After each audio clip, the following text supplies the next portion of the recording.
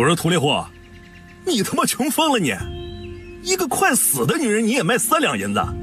阿柱，你别他妈不识好歹！要不是看你20好几了还没个婆娘，我才懒得给你往家里面送女人呢。这女人是受伤不假，可你要是能请个郎中，兴许还能救活。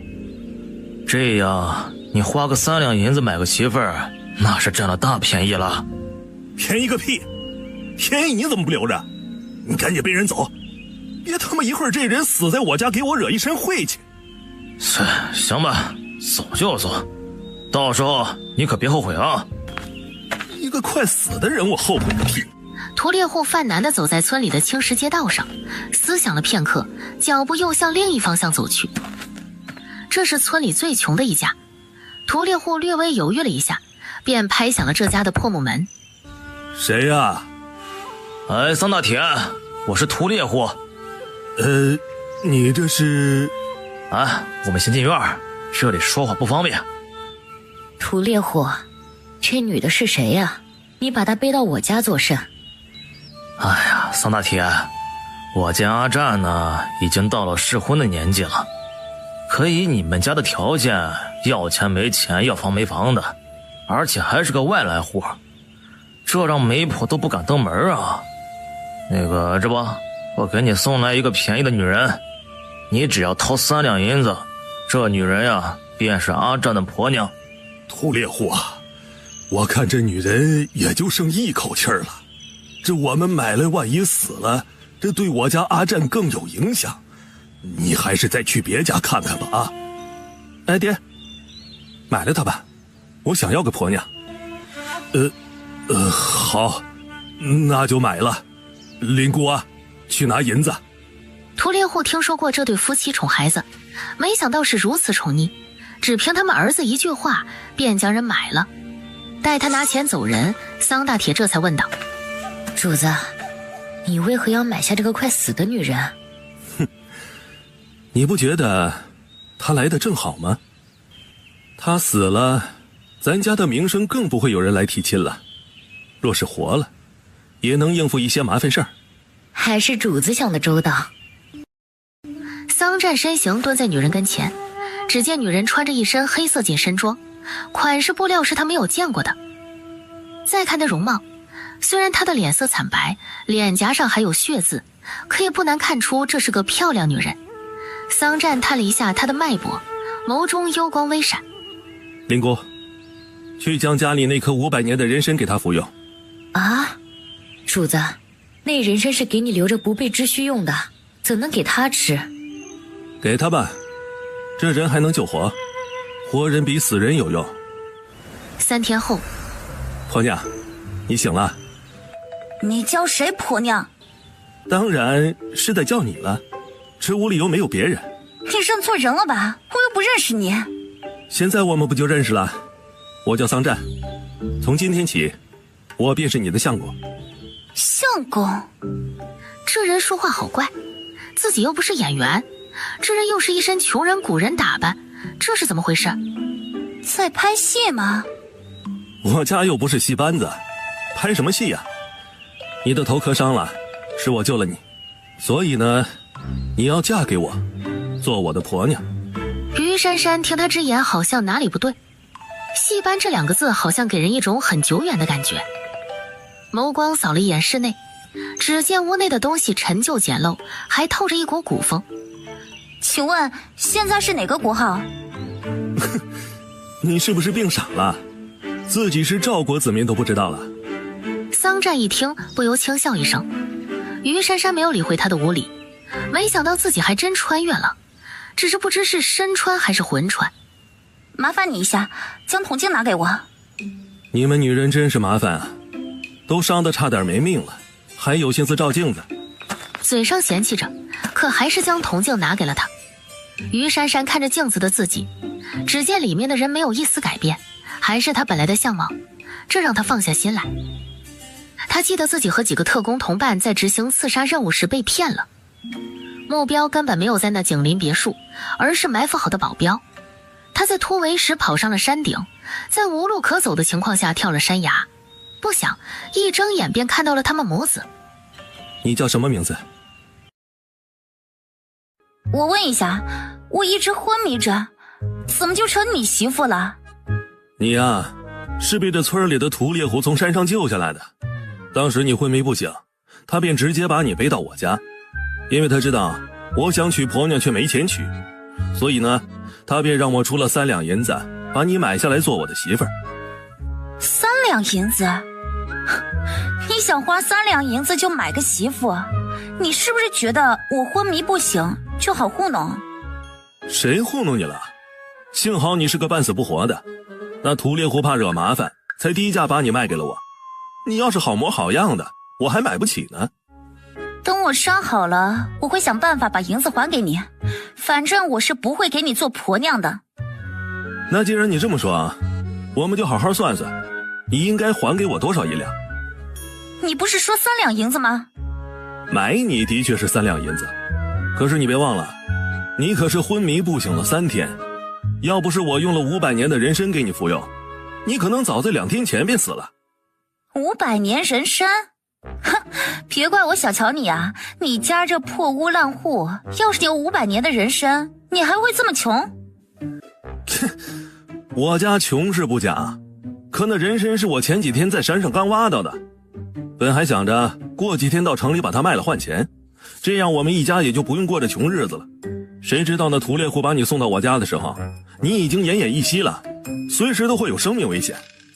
我母亲心善，看不得你就这么死了，便决定把那人参给你服用，你这才捡了一条命。你以为这样说我就信了？你们家这么困难，怎么会轻易用500年人参救个快死的陌生人？不信？姑娘，我是阿战的母亲，名叫灵姑。您刚来我家时的确是生命垂危，我儿子看你可怜，便咬牙将500年的人参给你用了。你现在能安全的醒来，全靠那颗人参。现在你没事了，你可别辜负了我儿子的一片好心啊。于珊珊闻言心头一跳，要是那桑战这样说，他还抱有怀疑，可这灵姑也这样说，倒让他有着一丝犹疑不定。虽然他们母子都互相推诿是他们一人做主救了自己，可在他看来，不管是谁做主，他们一家都是自己的救命恩人。大婶，谢谢你们一家救了我，他日我定会报答你们救命之恩的。珊珊啊，我儿子从小就心善懂事，只因家里太穷，导致没人上门说亲。本想着用人参换了银钱，便能买房娶媳妇儿了，不想你来到了我家。看在我儿子为你舍掉一颗500年人参，你还是答应留下来嫁给他吧。大婶，这是让我想想。那，这就是你吃剩下的少半根人参，这参根可不是几10年就能形成的。于珊珊接过人参看了看，她虽是特工，可也略懂医理，鉴别人参年限她也懂一些。这参根与深深的皮越老，颜色越暗，参的年龄越长。眼前的人参的确有些年景了，只是具体多少年她也看不出，因为这人参已经没了多一半，让她不能从头辨别。你这人参值多少银子啊？这500年的人参可是珍稀的药材啊，关键时刻它是真的能救人性命。我呢已经打听过了，此等的上品人参市值5万两银子。你要是不愿意做我婆娘，那你就还我5万两银子好了，买你那3两银子就不要了，这样我够意思了吧？5万两，这500年的人参还真值这个价钱，可他现在哪有古代银子给他？等我伤好了，我会出去挣银子还给你，总之我是不会嫁给你的。你以为那是3两银子呢还好还，那可是5万两，你就是挣一辈子钱也还不清。再说了，我救你就是为了有个婆娘，不然我干嘛浪费一颗500年的人参来救你？这事儿呢，全村的人也都知道了，他们还都说我傻呢。因为在他们看来，那人参卖了，到时候不只有钱，还会娶好几个婆娘，犯不着救一个半死不活的人。现在你要是不嫁给我，那我岂不成了村里的笑话？以后你让我在村子里怎么立足啊？这样好了，我们先以夫妻名义过着，等我挣到银子还给你，我再离开。也好，我倒是要看看你怎么挣钱。于珊珊没想到他这么痛快的便答应了，这让他不由松了一口气。于珊珊是吧？现在该我问你了，你是哪里人啊？为什么昏迷在山上了？我好像忘了一些事情，我只记得自己叫什么，其他的我一时想不起来。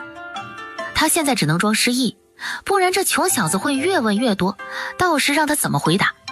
桑占闻言，却脸微沉了一下，想着他刚刚醒来时的异常，又是照镜子又是问国号的，倒是真像忘了东西一般。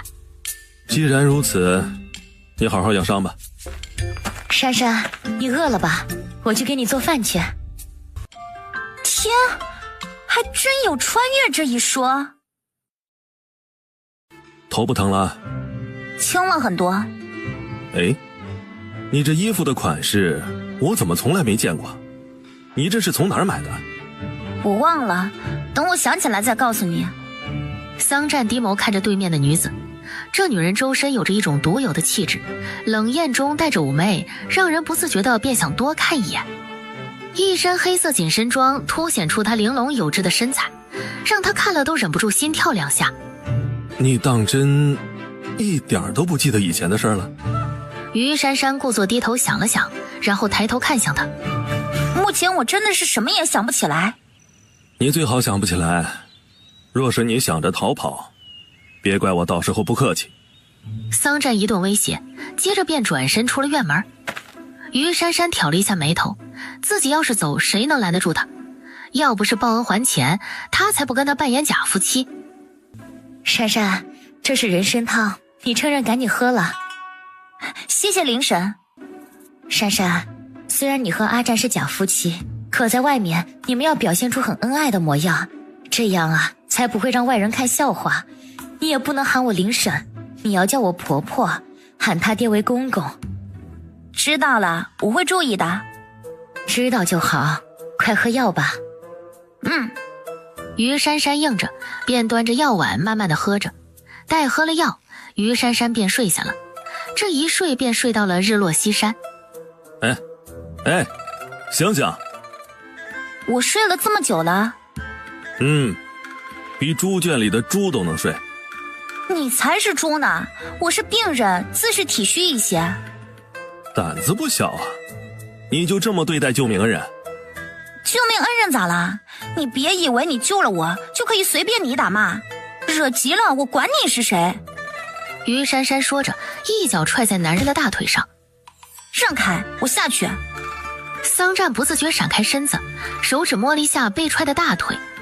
他没想到这女人刚醒来不感到拘谨害怕，反而表现得这么随意自然，这和他预想的有很大的出入。于珊珊下了炕，打理了一下头发，然后便又去了茅厕。嘿，有意思。珊珊，快去洗手，我们吃饭。好。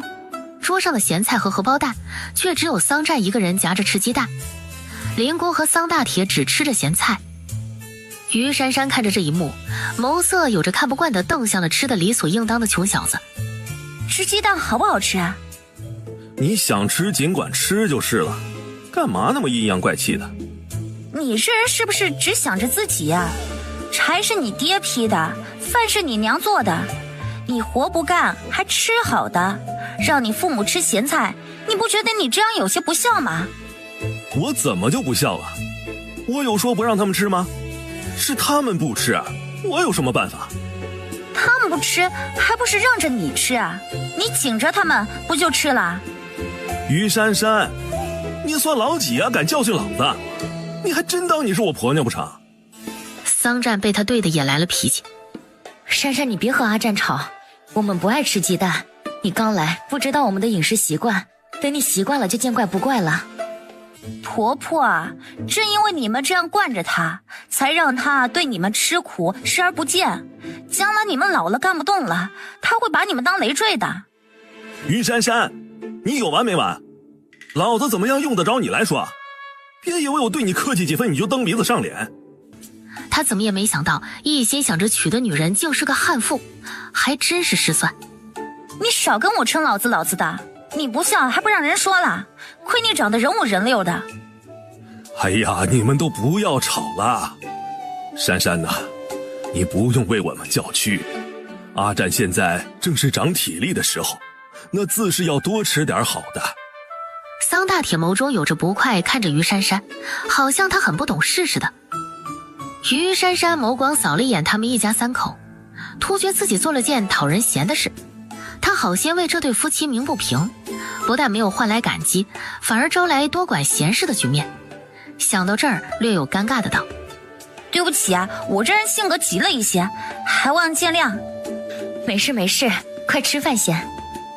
我吃好了，你们吃着。说着，于珊珊起身便回了屋。以后他再也不管他家的事，等他还了恩情就离开。他们一家对他来说便是三个过客。桌前三人看着他离开，连姑和桑大铁都小心翼翼地看向桑战。不要管他如何，我们照常便可。你进来干嘛？我一会儿要歇息了。这是我的房间，我不来这儿我去哪儿啊？桑战冷目瞥了他一眼，便去了墙角处的桌前，然后拿过上面摆放的洗漱用的东西，接着便又出了屋子。于珊珊看他出去了，也走到桌前，只见桌上放着看似牙粉的东西。你在那傻站着做甚啊？还有牙刷牙杯吗？没了。那我怎么洗漱啊？脏着。冷淡地说完，在衣柜里拿了套衣服便又走了出去。于珊珊瞪着他的背影也跟了出去，待来到院子，便见桑大铁从柴房里出来。阿战呐，洗澡水给你弄好了。桑战应了一声，便走进了柴房。于珊珊看着这一幕，有些无语。这做父亲的给儿子准备洗澡水，儿子还一副理当如此的模样接受着，这哪是父子，分明就是主子奴才，这家人怎能如此惯子？看不惯又如何？他只是个外人，没有话语权。婆婆，你有多余的衣服吗？我想洗个澡。珊珊啊，你身子刚好点儿，过2天再洗吧。我没事儿，我简单的洗洗就可以了。好吧，你等一下。我也没有好衣裳，就这套没有打补丁，你别嫌弃就好。不会的，谢谢婆婆。这姑娘还真有脾气。于珊珊抱着衣服回了屋，静静地坐等着。她在等那个穷小子洗完了，自己再去洗。等了片刻，桑战一身神清气爽地走了进来。只见他的头发湿漉漉的，还滴着水，衣服半敞，露出他些许赤裸的胸膛。虽然衣服破旧，可谁叫他长得好看？这让他周身带着一丝魅惑人心的气质。你的洗澡水到了吗？明天我爹就到了，不用我操心。你沐浴过的洗澡水自己就不能倒吗？你真好意思让你爹伺候？那有什么不好意思的？他又不是外人。我要沐浴，你去把你的洗澡水倒了去。自己倒去，我可没伺候过人。于珊珊看着他大爷似的坐在炕上翘着二郎腿，努力压了压火气。要不是看在他家救过自己的份上，他定要教训他一番。想着，拿着衣服便出去了。不知道哪来的野丫头，也敢使唤我，不知所谓。于珊珊来到柴房，便见浴桶的水果然没倒。王八蛋，没有大爷的命，去摆着大爷的谱。气归气，这水只能他自己倒。来回折腾3、4次才把水腾完。随后他又去提水刷干净浴桶，然后才将浴桶灌了个多半桶。待弄好，累得他头又疼了起来，这让他休息了片刻。等头疼轻了一些，这才脱衣服。当他刚脱了黑色特工服，房门便敲响了，这让他不由紧张了一下。谁在外面？珊珊，你晚点洗，我给你烧点热水，你再洗。不用了，我已经在洗了。他忙了那么久都不说给他烧水，现在才说，这让他觉得这个林姑有些虚情假意。那好吧，你别洗太久了，你身子刚好些，莫要着了凉。我知道了，你回屋吧。待灵姑一走，于珊珊便脱了衣服进了浴桶。还别说，这初夏的季节水还真有点凉。不过她完全不在意，冬泳她都游过，这点凉意对她来说不算什么。她这特工的体质不是一般人能比得了的。你多大了？忘了。年龄也能忘？桑占看他面庞虽然娇嫩，可周身的气质略显成熟，他猜测要比自己大一点。我也想自己多大了，等我想起来就告诉你。于珊珊侧身躺好看向他，桑占看着他毫无矫揉造作，也不扭捏，一副既来之则安之的模样。这哪像是一个女人来到陌生地方该有的反应，好像他跟自己很熟识似的。你多大了？18。原来你已经成人了，我还以为你还是个孩子呢。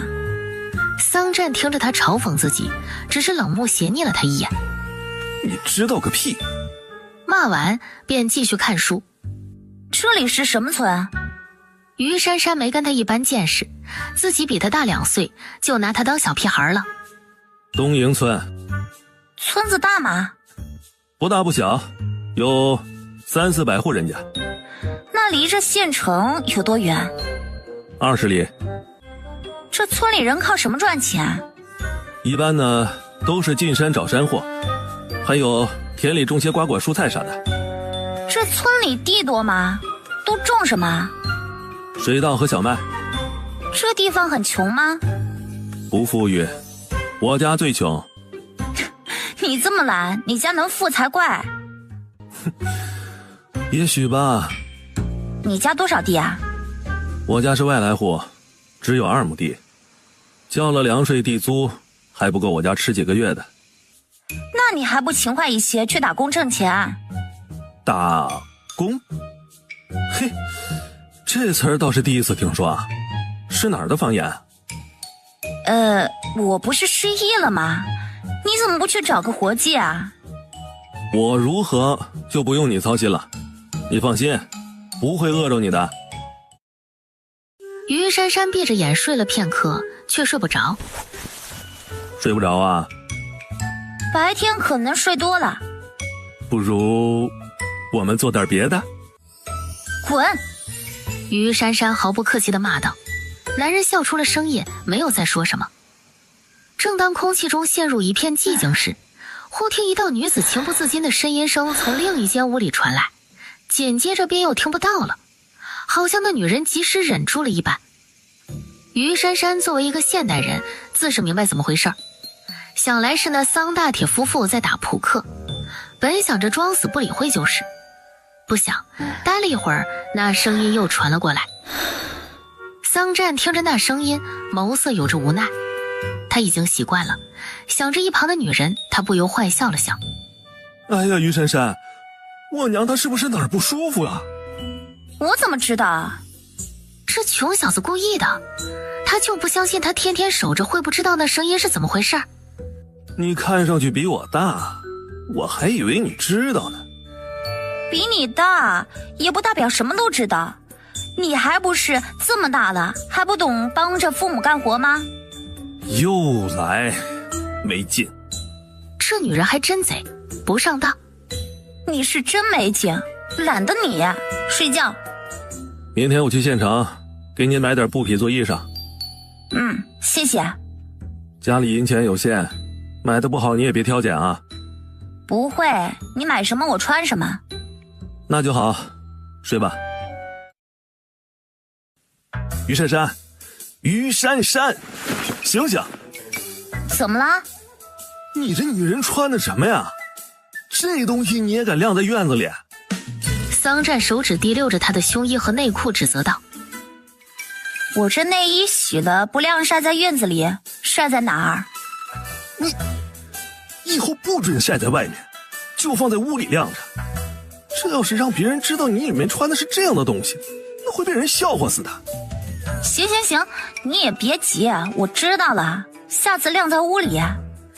起来，跟我去县城。你不是说一个人去吗？我怎么知道你都需要什么啊？你看看都缺什么，我给你买。于珊珊闻言，觉得他说的在理，他要买一些自己用的东西。我跟你去。桑占坐在炕沿上，看着他梳洗打扮。我看看你的伤。于珊珊听了，便站着没有动。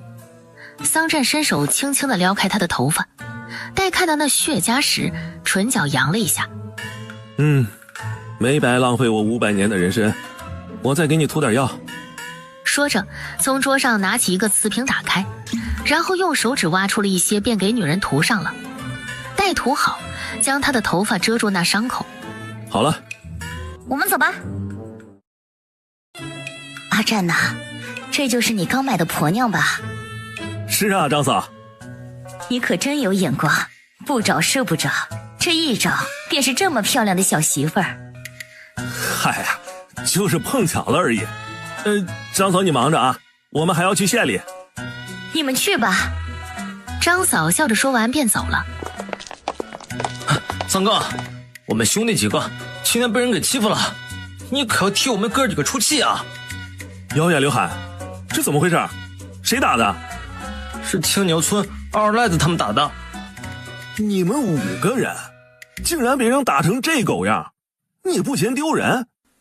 哎呀，哪儿啊，他们今天人多，10几个人打我们5个，我们自然不是对手了。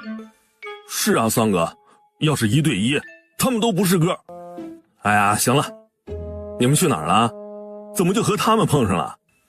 这不是地主家里的甜瓜快熟了吗？那于老财怕人偷，于是便花钱请我们过去给他们家看着刮地。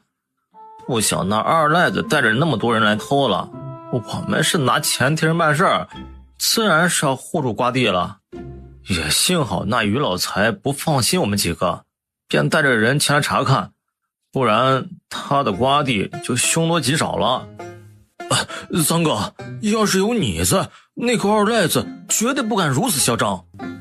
我才没你们那么没出息，为了10几个铜板给人卖命。我们这不也是没办法吗？谁叫我们没本事呢？三哥，那于老财刚刚让我们给你传个话，只要你替他守几天瓜园，他一定给你100文钱。这个雇佣价已经是最高的了。三哥，这么多钱，我看你还是去吧。不去，你们回去吧，我要去县里了。桑占想也不想的便拒绝了，遥远看向他一旁的于珊珊。三哥，这个就是你婆娘？以后你们几个喊她嫂子便可。嫂子好。5人讨好的弯腰喊人，于珊珊不知道说什么，于是便礼貌的笑了笑。哎，三哥，啥时候请我们几个喝喜酒啊？等我选个日子，便请你们大喝一顿。那行，我们兄弟等着。行了，你们快回去治伤吧，我们还要赶着坐牛车呢。那是你朋友？经常一起玩闹的。桑占侧头看了他一眼，然后继续看向前方。微风吹过他微乱的头发，让他有着少年不羁的既视感。待2人来到村口，便见一辆牛车等在那里，车上已经坐了5、6个人。他们2个一上车，车夫便赶着老牛向县里驶去。这时，车上一个中年胖妇人看向于珊珊，话却对着桑占问：阿占，这就是你买来的婆娘吧？语气有着一丝轻视。于珊珊听了，小脸有着不爽，这1个2个的太没礼貌了，好像买来的媳妇不配尊重似的。你叫什么名字啊？叫我珊珊就可以了。哟，这名字真好听。珊珊呐，你怎么一个人晕在了山上？田大娘看似关心道。于珊珊刚要说失忆，一旁的桑占抢先替她说了。我婆娘去山上采蘑菇，碰上了野猪，她这一害怕，掉下了山坡，磕了脑袋了。于珊珊看了看他，桑占只是瞥了他一眼，便又看向前方。原来是这样，珊珊，你是哪个村的？怎么在我山头采蘑菇？他家是西山那边里村的，他们那片山上采蘑菇的人太多，他这才翻过山来到了我们这边的。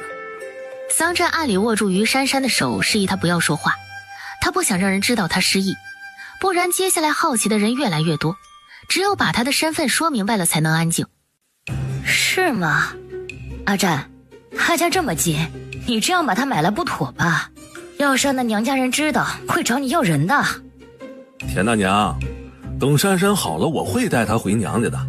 我们现在已经是夫妻了，我想她父母也会答应我和她的亲事的。他们当然会答应了，你小子把人家姑娘都糟蹋了，还能怎么办？田大娘嘴角鄙夷的一撇，这时一旁的妇人也轻嘲笑道：阿占呐，还真便宜你这穷小子了。你瞧人家姑娘多倔，跟着你呀，真是委屈了。桑占没有说话，只是看似不好意思地挠了挠后脑勺。接下来没人再打听他们的事。我们进城。桑占说着便径自往前走，于珊珊跟在他后面，正饶有兴致地看着古代街市，忽见前面的穷小子停下了脚步，随即转身看向他。这里是你们女子喜欢的脂粉铺子，你要不要进去看看？闲来无事进去看一下也行的。这铺子里面不止卖胭脂水粉，还有其他的必需品。看了片刻，他也只挑了一盒牙粉，一个普通杯子和一块棉接和几样必需品。我挑好了。就买这些？桑占有些意外，他以为他会买一些胭脂水粉和簪花什么的，毕竟哪个姑娘不喜欢这些东西。结账去吧。带出了脂粉铺子，桑占又领着他去了布庄。挑选片刻，于珊珊没有买绸缎，也没有买粗麻，而是看中了布料舒服的棉布。她选了一款绛红色和浅紫色，两款各要了3米。等结账时要花90文。桑占一副心疼钱的模样结了账，带出了布庄，侧头看向跟着的女人。没想到养个婆娘这么费钱呢。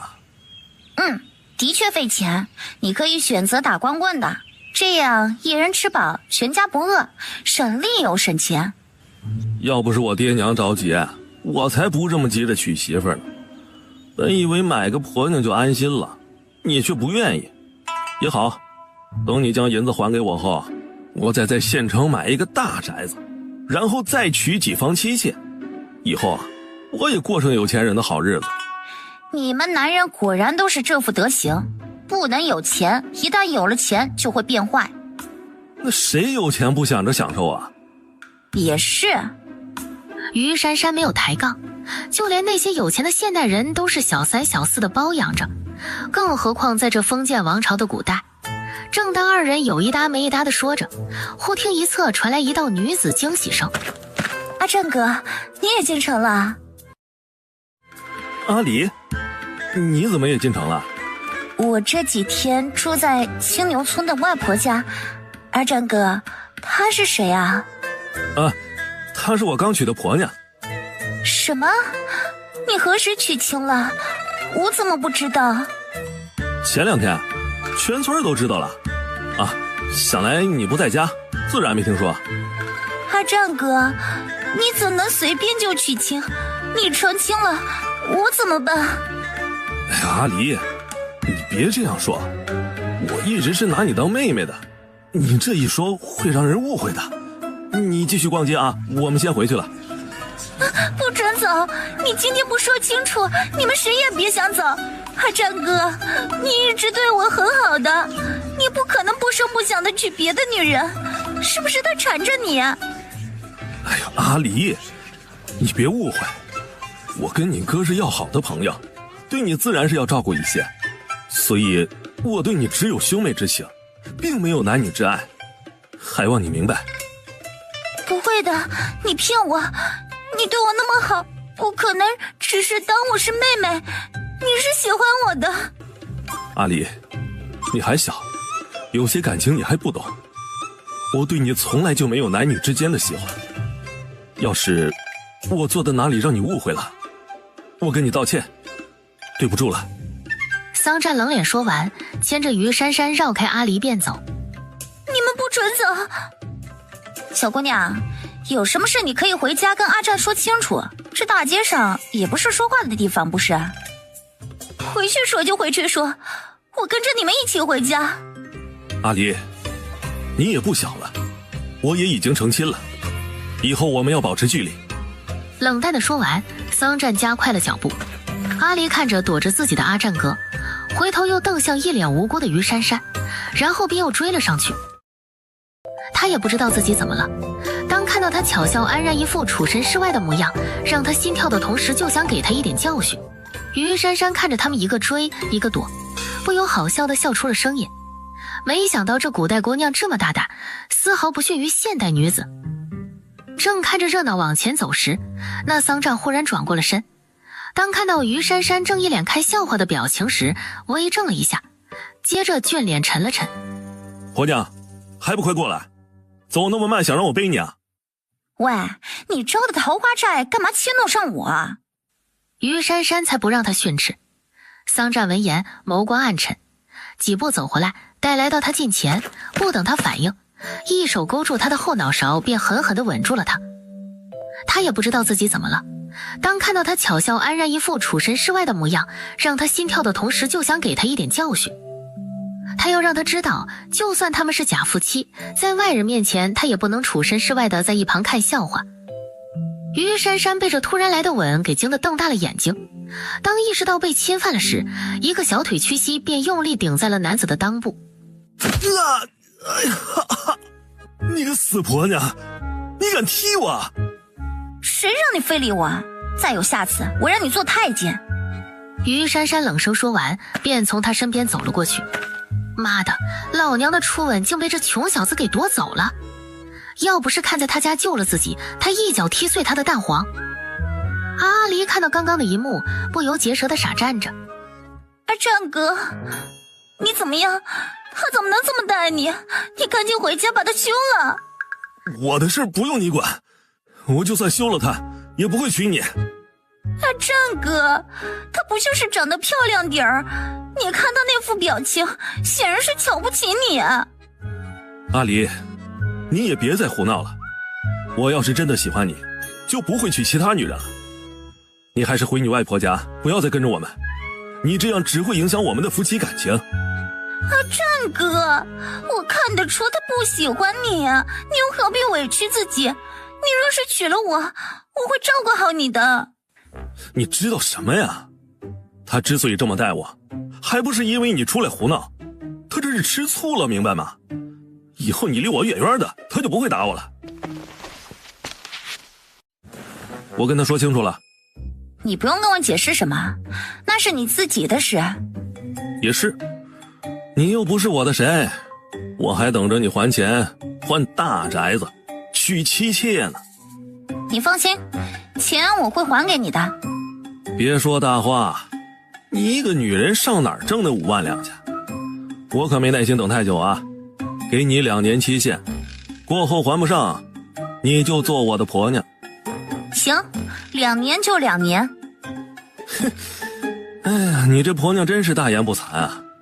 我见过男人吹牛吹上天的，还没见过哪个女人也这么吹嘘的毫无边际呢。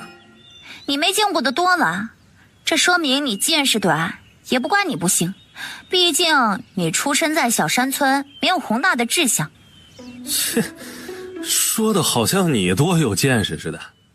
桑占切了一声，于珊珊没有跟他争辩，话题一转道：那个阿离那么喜欢你，你怎么没娶她？他喜欢我有什么用？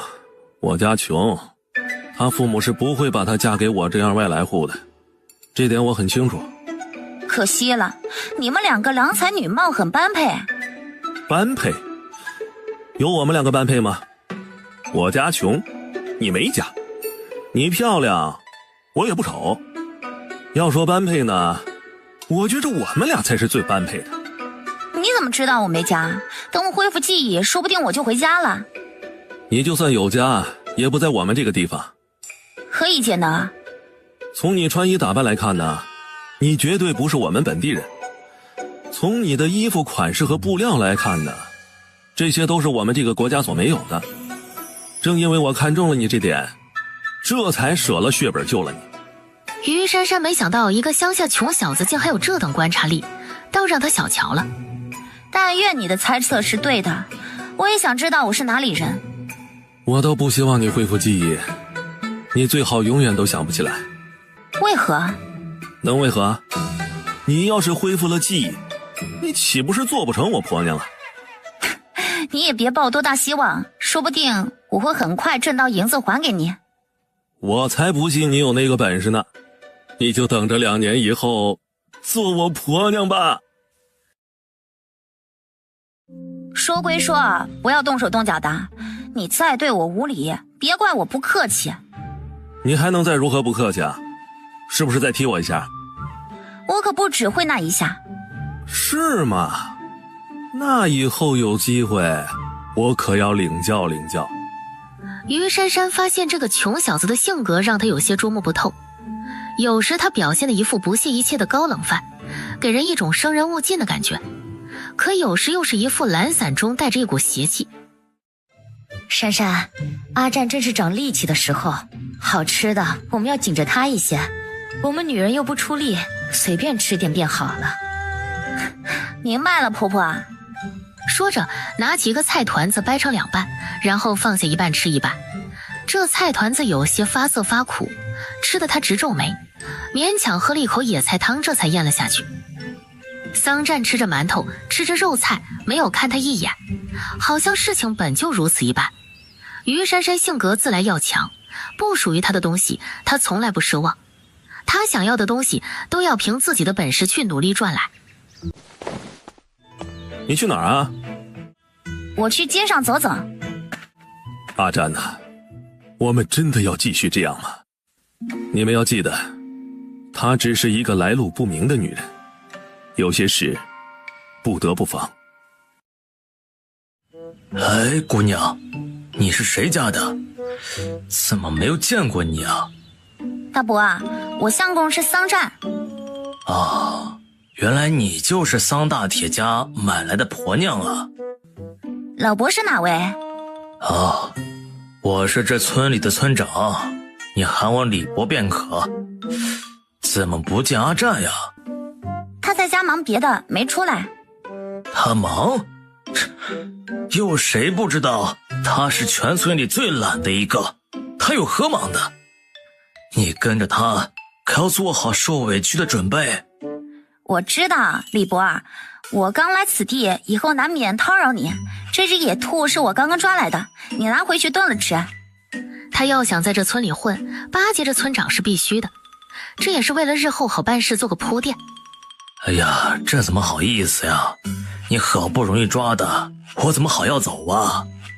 李伯嘴上说的客气，手却将兔子接了过去。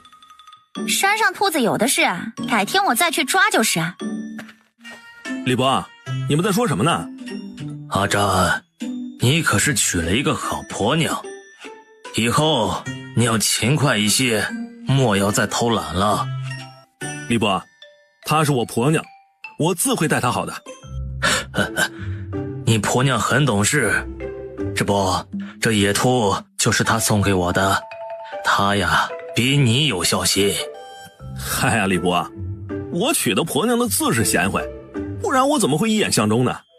阿占，你娶了个好媳妇儿，要好好珍惜，以后改掉你的懒惰，这样你们才能将日子过得和和美美。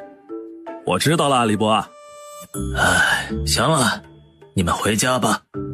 说完，李伯便提着野兔高高兴兴地往家走。兔子哪儿来的？自是抓的了。兔子跑那么快，你能抓住？我干嘛要追兔子啊？你抓过兔子吗？你别管我会不会抓兔子，我只想知道你是怎么抓的。这有何好奇的？这个陷阱不就做到了？嘿，你不是失忆了吗？我是失忆不假，可我又没傻，有些生存本能还是有的。跟我回山上，我倒要看看你是怎么逮兔子的。你放手，我自己会走。你这女人呐，不止大言不惭，还会溜须拍马。我初来乍到的，自是要打好人际关系。哎，你好端端的抓兔子干嘛？卖钱。一只兔子能卖几个铜子啊？1斤猪肉还20文，兔肉再不济也要30文吧。在牛车上时，他听2个妇人唠嗑，提到了猪肉的价格。这么急着赚钱还债啊？我看呐，你还是死了这条心吧。就算你抓完整座山上的野兔，也不够还那5万两的。我当然知道不够，不用你提醒，我自有我的想法。桑占不再多问，二人一路进了山。待找到兔洞，于珊珊像之前那样在洞口摆弄着陷阱。桑占看着他手法熟练的忙着，眸底有着一丝深谙不明。于珊珊弄好后，便扯着桑占隐身在树丛里。你以前经常抓野兔啊？于珊珊刚要回话，忽觉他的问话有着试探。可能抓过吧，不然我也不会这些。你这失忆还真少见，脑子不记得，手里会的倒是没忘。可能我摔坏了半个脑子。两个人静静地等了片刻，一只肥大的野兔不知死活地爬了出来，想当然地便入了于珊珊的陷阱。这陷阱很实用。还行吧，这只野兔好沉，一定有8、9斤重。要按1斤30文算的话，这只兔子能卖200多文，我逮它个10几只就是3两银子。你也别高兴得太早了，兔肉在这小县城是不值钱的，顶多值10文。差这么多吗？啊，那要是值钱的话，满村的人都逮兔子。再不值钱也比野菜值钱，我多抓点不就行了？接下来于珊珊又抓了2只，打算明天去县城卖掉。桑占替他提着2只野兔掂了掂。我说于珊珊，你怎么不向我借点银子，这样多省事儿。有人说过你这人很装吗？什么意思啊？就是说你穿着千疮百孔的破衣烂衫，还要装出一副有钱的大爷。明明你很穷很懒，却偏要自持高人一等。像你这种眼高手低的男人，一辈子都不会有出息。还问我为何没有向你借钱？你家能有多少银子借给我？就连口好吃的都给我分清楚。银钱方面就更不用提了，我还是自力更生，比较有尊严。也不是跟你分得清，谁叫我家里穷呢？我父母就我一个儿子，那好吃的自是让着我吃了。看出来了，所以他们将你养成了无所事事的穷人家的公子哥。你是不是很瞧不起我？你这样的人有谁会瞧得起啊？哦，也不完全对，这眼盲心瞎的人有的是，比如那个阿离就觉得你很好。于珊珊，你再这么冷嘲热讽的说我可生气了。不说就不说，懒得理你。珊珊，听阿占说你抓了3只野兔。婆婆，晚上你杀1只，我卖2只就可以了。他也想吃肉了，自己实在吃不惯菜窝窝，只要他挣了钱，绝不会再吃那难言的吃食。那感情好啊，一会儿我让你公公杀，这兔子这么肥硕，肉一定很多。好。于珊珊笑了笑，便回了屋。你这么费时费力抓来的兔子，就舍得杀了吃？这有什么舍不得的？吃了又不是没有了，等我挣了钱，天天吃肉。我娘只让你吃粗粮，你却让全家都吃肉，难道你不讨厌她的区别对待啊？我的命是你们救的，我感恩还来不及，又怎么会为一口吃食记恨你娘？就算记恨，我也只会记恨你，因为他们怎么待我是取决于你对我的态度。你都不向着我，他们自是更不会拿我当回事儿。所以你这样自私自利的男人，我是不会喜欢的。我自私自利？看来我那500年的人参是救了个白眼狼啊！别把自己说的多无辜啊！你救我还不是想让我做你的婆娘？不过我也该感谢你的大度，没有为难我，还给我时间还债，这一点你还是很仗义的，谢谢。一码归一码，他还是很感激他们一家没有勉强他。你这一会儿贬一会儿夸的，着实让人气恼。我只是在说事实啊。你后面说的很对，我家虽然穷，可还不至于强取他人的地步。只要你能还清了银子，你随便去哪儿。桑占嘴角微扬道。于珊珊斜睨了他一眼，拿过炕边上的包裹，从里面拿出上午买的布料。有木尺和剪刀吗？你会做衣服？会点儿。作为一个合格的特工，每样事物他都需要有所设计。真没看出来啊。桑占嘴上轻视地说着，便去了西屋。没一会儿便拿着针线盒子走了进来。你要的东西都在里面。桑占看着他小手流畅的画画剪，一块布便剪成衣服片。他这还是第一次看到女人做衣服，原来一件衣服做起来也如此复杂。你还要绣花啊？不绣。这绣活他可没学过，现代人有几个学这个的？是不绣还是不会绣啊？桑占好似猜到了他的短处，取笑道：你又会什么啊？我会的多了，我凭什么告诉你啊？于珊珊不再理会他的傲娇，继续裁剪着。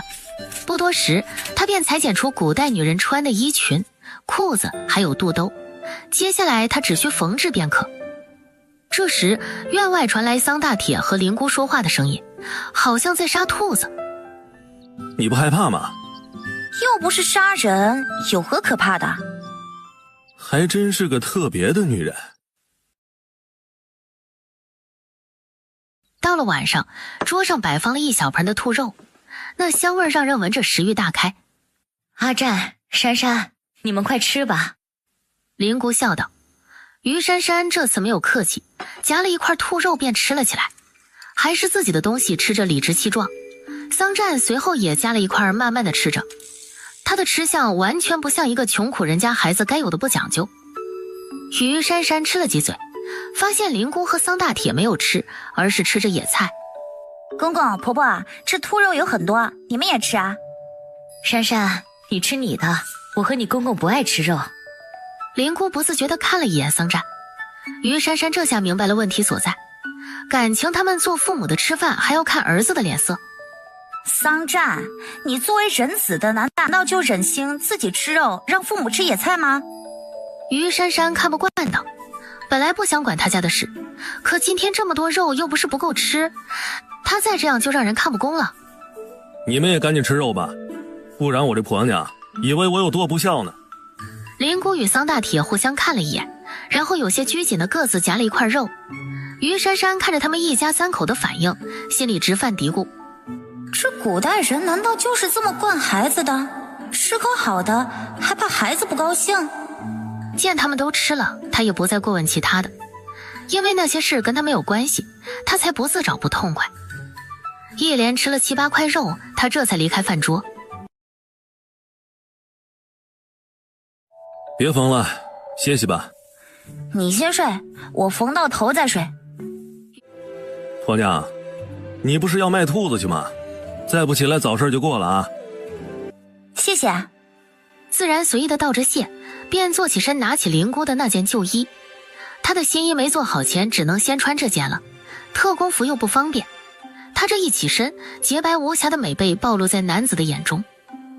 还不等桑占多看一眼，女人已经披好了衣衫，接着女人又露出白嫩的细腿，穿着裤子。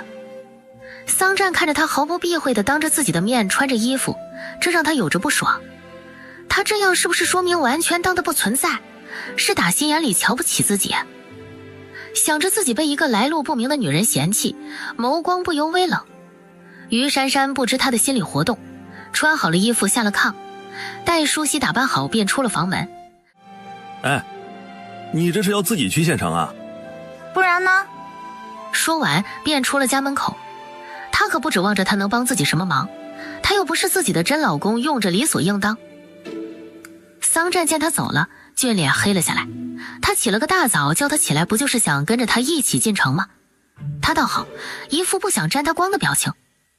要不是看在他一个姑娘家进城有危险，他才懒得早起。他睡大觉不香吗？于珊珊出了村子，发现牛车还没来，于是便站在路边等着。正等得无聊时，忽听身后传来脚步声，顺声望去，只见桑占神情淡淡的走了过来。于珊珊有些意外的看着他，你怎么来啦？别误会啊，我去县城是有事要办，你的事我才懒得管。我才不会自作多情，你这么懒的人才不会为他人着想。半个时辰后，一车人到了城门。于珊珊拿好自己的竹筐便进了城，也不去问桑占要到哪里。桑占看着他径自进了城门，连看自己一眼都没有，还真是看不起他。笑，不错呀，这野兔个头大肉多，可以采购回府。哎，我说姑娘，这兔子咋卖啊？一只120文。嘿嘿，姑娘，你卖的这个价格可够高的呀。你是不是欺负我不知道这个野兔的行情啊？这位大哥，我的东西是比别人贵一些，但你也要看东西的本质。常言道，一文价钱一文货，我这野兔不止肥大，还是活蹦乱跳的活物，杀来吃定会新鲜无比啊。嘿，那谁家的野兔不是活的？我看呐，你就是凭着自己长得漂亮想讹人。你们若是想买，价格我们还可以再商量。你们若是不想买，那就请你们再去看看其他人家的。嘿，我们当然是诚心要买的。一只兔子50文，这2只给你100文。不好意思啊，这个价格不卖。姑娘，你可知我们府上是何人呢？就凭我家主子在鲁野县城的地位，那白吃你的东西都是看得起你。我跟他又不认识，我管他看不看得起，你们去别家买吧。大胆，竟敢藐视我家主子！要是你把野兔交出来，我们就当什么也没听见，不然的话，你以后别想在县城里作。你家主子知道你们狐假虎威吗？我就不信一个在县城有着一些地位的人会是你们这样的德行。想吃白食可以，那就让你家主子亲自来拿。嘿，就凭你个乡下野丫头，还想让我家主子来？你脑子有病吧你！今天这野兔我们要定了，你不卖也得卖。说着，将100文铜钱扔给他，提着竹筐就要走。何时我谢府混到强买强卖的地步了？谢爷，小的只是想给府上省些银子，我们可是一心为谢府着想的。还请谢爷看在小的忠心的份上，饶了我们2个。够奴才！我看你们这是想从中克扣采买银两，故意打着谢府名号，想占百姓的便宜。你们这样的奴才，我谢府可不敢收。回去领了月银，给我滚出谢府！谢爷恕罪啊，小的以后再也不敢了。你们可以滚了，不然月银1分都不给你们。2个小厮一听，不敢再求饶，狼狈不堪的便跑了。姑娘，都怪在下御下不严，让姑娘受惊了。无碍，公子能严惩恶奴，想必也是一位仁义之人。哎，姑娘，为了不让人以为我谢府纵奴行恶，这野兔我买了。公子给多了，这2只野兔只需240文。多的就当我赔罪了，你尽管拿着便可。公子言重了，此事跟你无关，你无需道歉。这银钱该是多少便是多少，我是不会多要的。可我没有零钱怎么办呀？公子，于珊珊刚要说不让他买了，身后一人将他的竹筐提了起来。谢爷既然大方的要买下来，那我们就勉强卖给你了。你是？我是他相公。哦，原来你们是夫妻啊，果然是郎才女貌。小兄弟，好福气啊。谢爷拿好。谢商接过装有野兔的竹筐，然后将1两银子给了桑占。多谢。方娘，我们该回去了。放手！谁让你自作主张把兔子卖给他的？不是，那有钱不赚你傻呀？你这是赚钱吗？你这是贪他人的小便宜。那也要有便宜可占呢，这送上门的便宜，不占白不占。你还真是小市民，活该你穷。我的确穷，看到银子就想要。那以后你可得多多努力赚钱了啊！我以后可就指着你养我了。你说这话臊不臊？一个身强力壮的小伙子让女人来养，亏你说得出口。谁让你把我的好日子搅和了？我不找你找谁啊？我欠你的银钱早晚会还给你的，你也不用现在急着让我还债，拿来。拿什么？少装傻，银子。嗨，原来是要钱呢，跟我来。掌柜的，麻烦你将这银子换成1贯钱。掌柜倒是实在人，没有多问，便从抽屉里拿出2串半贯钱给了他。桑占从中数出240文钱，递给于珊珊。那，这是你的野兔钱。你有没有搞错啊？我的兔子可是卖了1两银子。你是不是忘了？这1两银子是我卖的，这240文才是你卖的价钱。今天他才知道这个穷小子不止馋懒，竟还是个无耻的小人。他想理论，发现自己竟找不到借口。2个人一前一後的走着，于珊珊故意跟他拉开距离，不想和他一起走。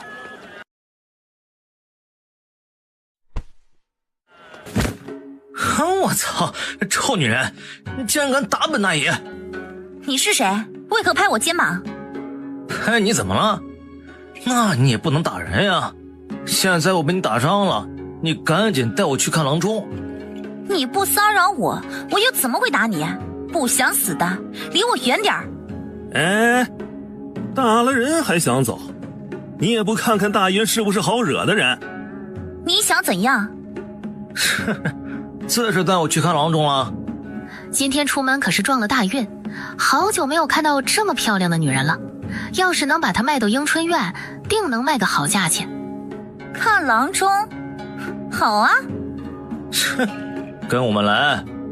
于珊珊脸下眼底那抹幽光，便想着先跟他走，到时他再引他们去个无人的小胡同杀了他们。别怪他心狠手辣，从这2个人统一着装来看，他们定是某个堂会的人。若是这次他放了他们，那他再想进城办事就有潜在的危险。为了自己以后的安全，他只能先下手为强了。可当他想好了打算要跟他们走时，身后传来一道爽朗的声音：婆娘，你这是要去哪儿啊？阿占，刚刚我撞伤了这位大哥，我先领着他去看一下郎中。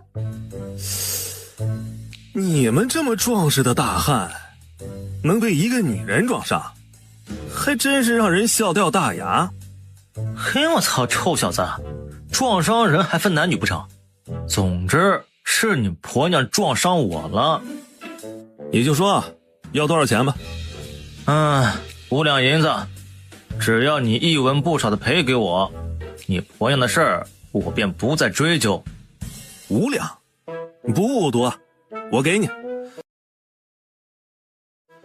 可是我这身上没那么多啊。这样好了，你们呢，跟我去钱庄取银子去。哼，你个穷小子，不会是糊弄我们吧？你这样的能有5两？我这样怎么了？区5两银子我还不放在眼里呢。你们到底要不要？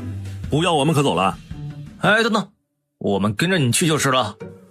那好，婆娘，你先出城等着我，一会儿过去找你。于珊珊有些怀疑地看着他，他可不相信他有银子在钱庄。可他既然这么说了，他也不好过问，兴许他真的有呢。想着点了点头，便自己向城外走去。哎呀，小子，快领着我们去。好，随我来。猥琐男见他不似说谎的模样，心下一喜，看来今天又白来几两银子。至于那女子，等他们拿到钱，再逼着这穷小子将他婆娘交出来，到时人财他们便都得到了。哎，客官，你是兑换银子还是存银子呀？掌柜的，我欠这2人5两银子，麻烦你给我兑换几两。桑占手指看似不经意地在柜台上划了一道痕迹，掌柜的一见，眸色微闪了一下。客官，这取银子好说，不过我有点事想请你们帮忙。什么事儿？这后院我们刚刚进来一批木头，今天长工有事没有来，你们能不能帮我挪一下呀？你们放心，工钱我加倍给你们。二位大哥，要不要一起挣点零花钱？切，大爷才不干长工的活呢。你先把那5两银子给我们，你想去干苦力随你。哎呀，不急，我先去看看那活计好不好干。麻烦掌柜的带我先去看一下。好，随我来。桑占跟着掌柜去了后院，猥琐男怕他这个穷小子跑了，也跟了过去。掌柜的，木头呢？你们不就是吗？我操，臭小子，你可知我们是什么人？快让开，不然让你死得很惨。你们不就是青虎堂的狗腿子吗？桑占嘴角微勾起一抹杀意。既然知道，还不快让开，让我们离开？离开？难道你们忘了你们青虎堂一贯的行事作风了吗？那个小兄弟啊，优惠，只要你放我们走，我们青虎堂的人便不会跟你计较。整个芦野城，有谁不知道你们青虎堂做事向来都是阴险毒辣？但凡让你们盯上的人和事，你们便会不择手段也要得到。你说，你们这样的人，我怎么能放了你们？你们是什么人？没想到这芦野城还有你们这样的势力。你没想到的多了。来人，送他们上路。桑占没了耐心，简单的一句命令便灭了2个人。于珊珊等在城门，眉间有着焦急。那穷小子怎么到现在还不回来？不会是被那2个人发现他没钱，便狠揍他一顿吧？阿占家的，你相公怎么还没回来？我们可是等半天了，眼看着都快晌午了。相嫂，再等等，一会儿他就回来了。在他犹豫着要不要进城去找人时，那桑占却嘴里叼着一根稻草，悠哉悠哉地从城门口走了过来。于珊珊本能地迎了上去，眸光也下意识地上下扫亮了他一眼。见他浑身没有受伤的痕迹，有些担忧的心便放下了。怎么去那么久？嗨呀，钱庄远了点，怎么担心我了？自然，谁让你是我的恩人？嘿，你还真诚实。走了，回家。你家既然有银子，干嘛过得这么紧巴巴的？本来娶了你，我家就可以轻松点了。不想呢，那家里仅存的5两银子，也让你给造没了。真的假的？你家就那5两银子？当然是真的了。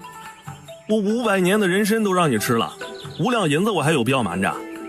当时谁让你那么快答应给他们的？就凭你这穿着打扮，要是哭穷，兴许会省下2两。你知道个屁！我一个8尺男儿，岂会那么软弱无能的哭求他人？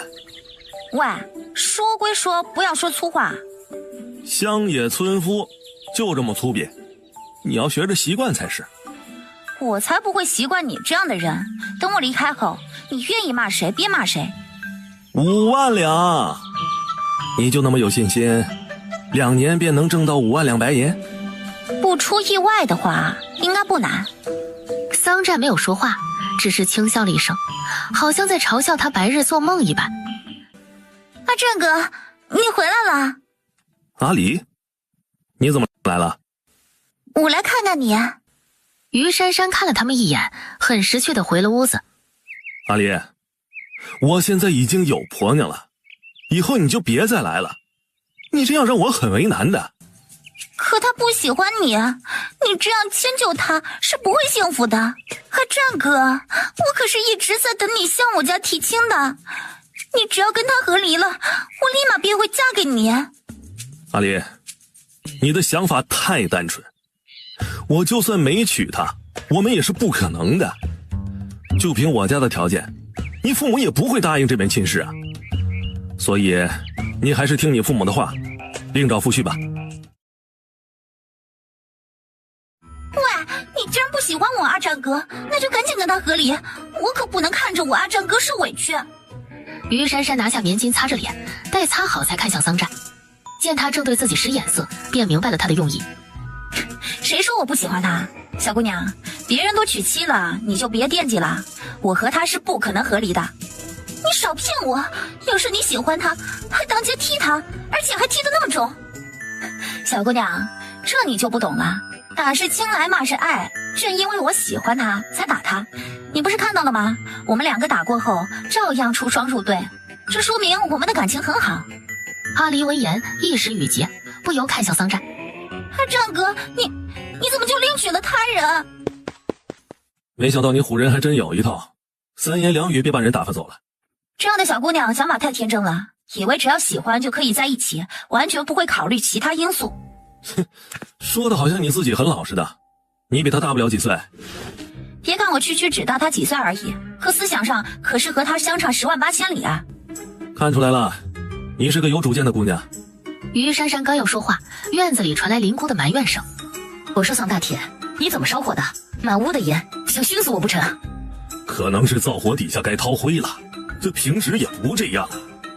会不会做饭？不会。会他也不做，那些粗粮野菜的他做着没兴趣。哎，我说于珊珊，我娶你进家门是过日子的，虽然你我不是真的夫妻，你也不能光等着吃现成的吧？我可以干别的。比如呢？刷碗、扫地、收拾家务。地里的活会干吗？会点儿。正好，过段时间小麦该收割了，到时候你帮着干活吧。你呢？我自然是看着你干了，家里的活我可从来没干过。你不干我也不干。你怎么能跟我比呢？你就算是个外人，在人家家里借宿也要干活吧？去就去，2亩地能有多少活？不多，所以你放心，不会累着你的。到了傍晚时分，于珊珊把衣裙和裤子还有礼衣便做好了。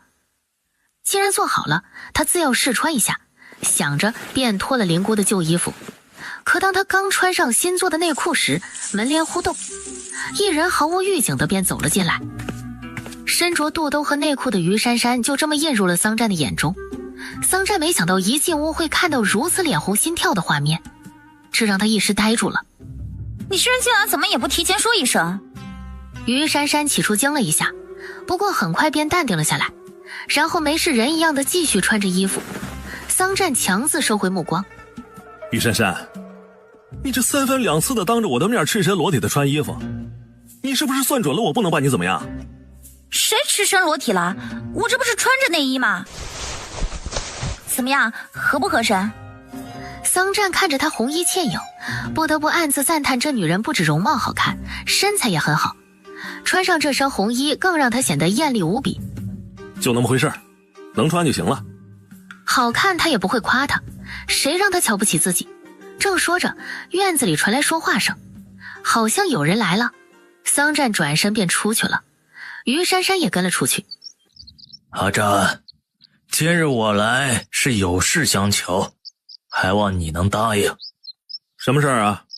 阿占，想来遥远都跟你说了，我那片瓜地眼看着就要收成了，可那二赖子整天虎视眈眈的想偷我的瓜，在这个村子里还就你能治住他，所以我想雇你帮我看几天瓜地。抱歉了，于老爷，我一个穷小子哪有那个本事啊？您呐，还去找别人吧啊！阿占，我知道你的能力，这东营村属你能打，那二赖子都不是你的对手。我愿意出150文钱一天请你，别人可都是10几文。哎呀，于老爷啊，我这人一向是好吃懒做，让我出力干活，你这不是难为我吗？哎呀，阿占，你家的日子过得这么紧巴巴的，更要挣些银钱补贴家用，你就给我看7天，到时候挣的1两银子够你吃花几天的了。你说的也有点道理。这样吧，你要是非让我去看瓜地呢，7天你给我1两半银子，你要是答应了呢，我便勉为其难的给你看瓜地，不答应就算我没说。阿占，我这瓜地才卖几个钱呀，你一张口就要1两半。于老爷，你家瓜地几10亩，可不值几个钱。既然你不应，我不要就是了，你去找别人吧。好，我答应，1两半就1两半。你今天便去瓜地，这7天你不能回家，吃喝都在地里，自己解决1顿3餐。行，晚一点我便去地里。瓜地那边只有10几个人看守着，你再叫上你几个朋友去，他们每天15文钱。行，知道了。那好，事情既然谈妥了，那我便回去了。婆娘，这几天就辛苦你给我送饭了。看来你也不是一无是处啊，竟然还有跟人砍价的资本。别太小看人，一个人再没用也有他的长处。桑占微勾了一下嘴角，便回了屋。于珊珊随后跟进屋子，见他收拾了2套旧衣服和梳洗用品，待包好，这才回头对他道：我去找几个朋友，你记着晚晚去村西四屋里给我送饭啊。知道了。桑占看着眼前的女子，她这换上红色新衣，这让她美丽的小脸更妩媚了几分，也让她临时改了主意。还是算了，让我爹送吧。你长这么漂亮，走好几里地我不放心。随便。于珊珊说的淡淡无情，心里却发现这穷小子还是会关心人的。我走了以后啊，你还是别去抓兔子了。深山处有野兽出没，你一个女人独行很危险。你先等几天，等我回来以后，我陪你上山。行，我等你回来。那我走了啊。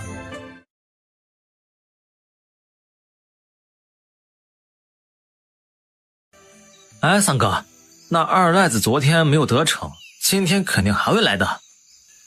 那个赖皮比老子还不务正业，他要是再来，看我不好好揍他一顿。他也就敢惹咱村的于财主，他们村的刘财主他却不敢惹，他就是一个外教的狗。好狗护森林，他呀还是担不得起这个名号的。他那样的人，要是打不服他，日后他还会找你麻烦。他最好是别来，要是来了，我可不再轻易的饶了他。哎，三哥，等这里的活干完了，我们要去县里的营造司做长工去，你去不去啊？听说像我们这个年纪的，到了那里1个月就给200文钱。你们呢，刚15、16岁的年纪，又没手艺，能挣这么多已经不少了。不过呢，我是不会去的，太累。姚远，你傻了不成啊？三哥刚娶了那么好看的婆娘，他自是舍不得出门了。确实啊，那么好看的婆娘，我怎么好让她守空房呢？哎，三哥，你还是留在家里吧。那么好看的婆娘，要是嫌贫爱富的跑了，就得不偿失了。你最好留个心眼儿，将她看紧了。我会的。三哥，不好了，那二赖子带着很多人来偷瓜了，你快把人都叫过去。姚远、李爷、刘海，一会儿下手给我狠狠的打。啊，桑葚，没想到那于老财将你也请来了。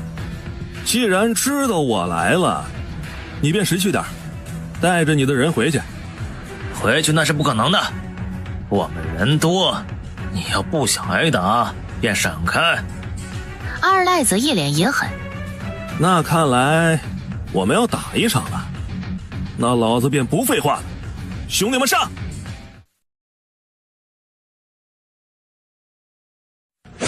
桑占一见自己的人不敌，周身的冷意散发周围，双手执棍便向那些贪婪的一群人攻了过去。在他所攻之地，无一不是接连倒地，惨叫不断。不多时，地上躺着哀声遍地的一片人。二赖子，今天老子手下留情，若再敢来此，我废了你们！滚！二赖子忍痛起身，擦了一下嘴角流出的血，眼中有着惧意。他竟然今天才知道这穷小子竟还有大杀四方的实力，看来以前的小打小闹是给他们彼此留着情面。看什么看，还不滚？不，三哥，以后你就是我哥，今天小弟彻底服了你了，日后我绝对不会再跟你作对了，也不再来你们村找麻烦了。从今往后我们便是兄弟，若是你有什么事尽管找我，我定会相帮的。你能这么说，我自是乐意之至，毕竟谁不想多个朋友少个仇家呢？那个三哥说的极是啊，为表小弟的诚意，今晚我请你去镇上喝酒，还望三哥赏光。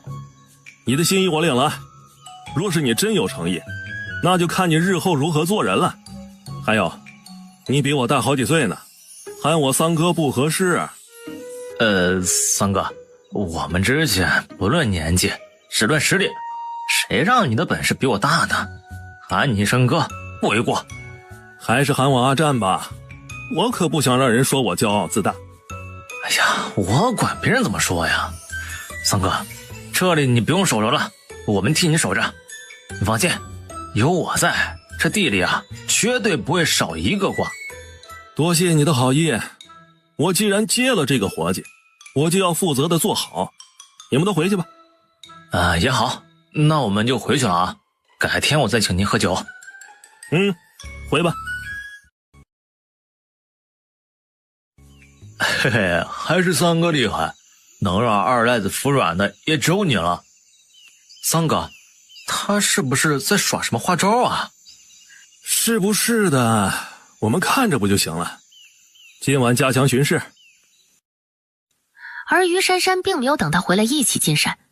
第二天一早，他便孤身一人进山去抓野兔，顺便还抓了2只山鸡。珊珊，婆婆有事儿？珊珊，你公公今天去山里挖草药的时候不小心崴了脚，这样只能辛苦你2天给阿占去送饭了。行，你告诉我瓜地在哪儿，一会儿我给他送去。饭菜我已经包好了，你现在就去吧，他就在村西头，你一直走，看到一片瓜地就是。大嫂，你怎么来了？你三哥呢？我来给他送饭。哦，他在那个茅草棚子里面休息呢，我去叫他。不用，我过去就行了，你忙着。于珊珊说着，便向那个茅草棚走去。姚哥，三哥那婆娘真漂亮。以前我以为村长家的姑娘很漂亮，没想到三哥的女人才是真正的漂亮。这2者一比啊，那村长家的姑娘就是一般。嘿嘿，的确啊，这女人一出现，让村里的那些好看的女人失色了不少啊。三哥，这有了婆娘以后是啥感觉啊？这感觉嘛，还是挺好的。渴了他给我倒水，饿了给我做好吃的，晚上还给我洗脚。我说东，他绝不说西，很贤惠的一个女人。哎，三哥，你好福气啊，随便买个婆娘就捞到宝了，小弟佩服啊。这改天也让我娘给我买一个漂亮的婆娘。你以为这样的婆娘天天有啊？切！阿占，我给你送饭来了。他这一出声，棚子里的人立马住了嘴，这让于珊珊不由好笑地扬起了嘴角。待看到桑占从茅草棚里毫无形象地爬出来时，这让他的笑意加深了一些。你怎么来了？我爹呢？他上山采药崴了脚，所以只能我来送了。你吃了没？没有，我回去吃。好了，饭送到了，我回家啦。哎，急什么呀？等会儿我吃完了这碗筷你还要拿回去呢。桑占牵着他走向一棵大树下坐了下来。天气太热，我吃不了这么多，这个馒头给你。我不饿，你吃吧。不是给他做的他才不吃，他什么山珍海味没吃过，他才不在乎一个馒头。你这是气我没早些让着你吃吗？没有，我这人从不吃施舍的食物，不是给我的，我是不屑吃的。没想到啊，你还是个自尊心很强的女人。说完，不再执意谦让，自行吃了起来。这片甜瓜地长得不咋地啊。于珊珊看向瓜地，只见甜瓜有大有小，最大的相当于现在最小的，一副营养不良的样子。看来肥料和品种真的很重要。我看着挺好的，长成这样已经算是丰收了。上午于老财让人挑着熟的，采摘了一批。那个二赖子来过吗？来过，被我们打跑了。你是不是打架很厉害？还行吧。看来你也不是一无是处啊，靠给人看场子挣些家用也不错。你这么说，我就当你是夸我了啊，不然啊，你会天天在门缝里看人。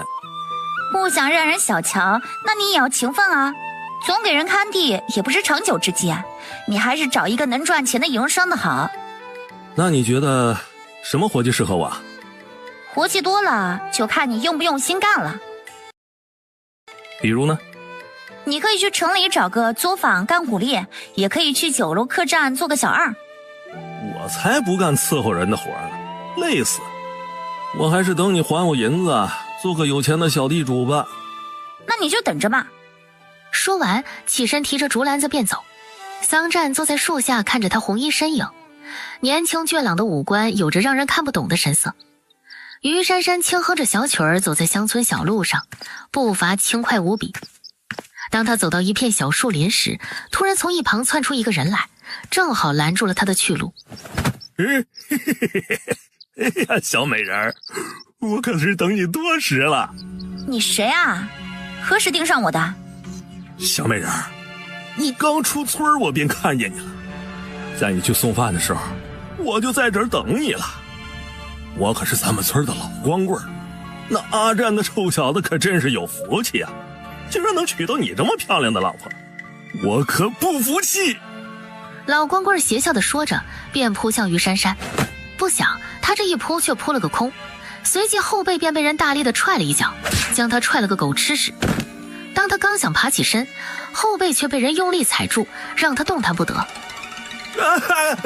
好汉饶命，好汉饶命，我再也不敢了。老光棍以为来外人了，不由胆怯地求饶。臭流氓，竟敢打主意打到姑奶奶的身上。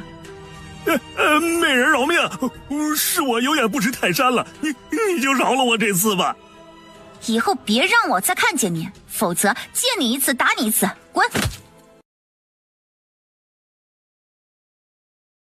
珊珊，你买这么多鸡干什么？婆婆啊，我打算卖乳鸡。卤鸡？那是什么？和烧鸡差不多，不过味道比那个好。婆婆，你帮我煮卤鸡吧，一天我给你20文钱，你看怎么样？我们娘俩还说什么钱不钱的，我帮你做就是。谢谢婆婆，下午你帮我烧一锅开水，我们把这些鸡都杀了，拔毛。行，珊珊，这眼看着就要晌午了，你去给阿占送饭吧。我这有只烧鸡，给他拿一个鸡腿，剩下的你和公公吃。我和你公公不吃，等你回来你吃便可。这么多我也吃不完，你们多吃点儿也行。李伯好。哎，阿占家的，你这是去哪儿啊？李伯啊，我去给阿占送饭。你还真是贤惠呀，那小子有福了。李伯你忙着，我先去了。爹，那女的就是阿占买来的婆娘。李彩儿看着离开的女人，眼眸有着一丝妒意。正是，没想到啊，那穷小子竟还有如此艳福啊！确实艳福不浅。彩儿，今天刘媒婆给你介绍的那个张福家的儿子，你可相中了？没相中，个子矮不说，还不好看。哪儿矮了？不比你爹我高啊！是比你高，可他比阿占矮呀。切，有几个能跟阿占相比的？那阿占馋懒不干活，他能长矮个就奇了怪了。喂，醒醒！来了。给，趁热吃。于珊珊将竹篮子递给他，桑占起身接过竹篮，接着脚下便把睡着的2个人给踢醒了。哎，起来了，起来了！哎，那个嫂子来了。不好意思啊，打扰你们了。哦，没事没事，你们聊。坐。田瓜少了很多啊。是啊，今天又采摘了几车。早上我娘来送饭的时候说啊，你又去抓野兔买了。我不是跟你说了吗？你不要一个人进山，太危险，你就不能多等几天？明天我就不去了。于珊珊呐，你要是靠着抓兔子想还债，你还是趁早歇了吧。桑占打开布包，只见表面上有一只鸡腿。哎，哪儿来的鸡腿啊？自然是买的啦。我还不知道是买的，你才卖几个铜子啊，就敢乱花钱？有吃的你就吃吧，你管我怎么花钱，又没花你的。这鸡腿我不吃。说着，桑占便将鸡腿递给他。为何啊？我怕吃了晚上睡不着觉，拿回去。你跟我不一样，我让你吃是为了报恩。我可不想要你这样的报恩，拿回去。不然我扔了啊！不吃拉倒。桑占拿起馒头咬了一口，于珊珊吃着鸡腿，味道太淡了。这也是他为何要自己做卤鸡了。这个朝代应该没有卤汤制肉，那他先试着做做看，要是好卖，那他暂时先卖卤制品。照你这样不节省，我想过地主的日子没指望喽。你放心好了，我能花钱也能挣钱。改天我让你一家天天吃大米饭。切，就凭你天天抓兔子？我会想别的办法。事情还没成功之前，他还是低调一点的好，万一不成功也不至于太丢人。阿占他娘，你家做什么好吃的呢？那香味可是传遍了一个村子。姚嫂子也没做啥，就是煮了几只鸡而已。煮只鸡咋这么香？你家是怎么做的？教教我们呗。各位大娘大婶，实不相瞒，我这煮鸡的方法是密不可传的。等我以后挣了银钱，到时我请大家吃鸡怎么样？我说阿占家的不就是煮只鸡的事儿吗？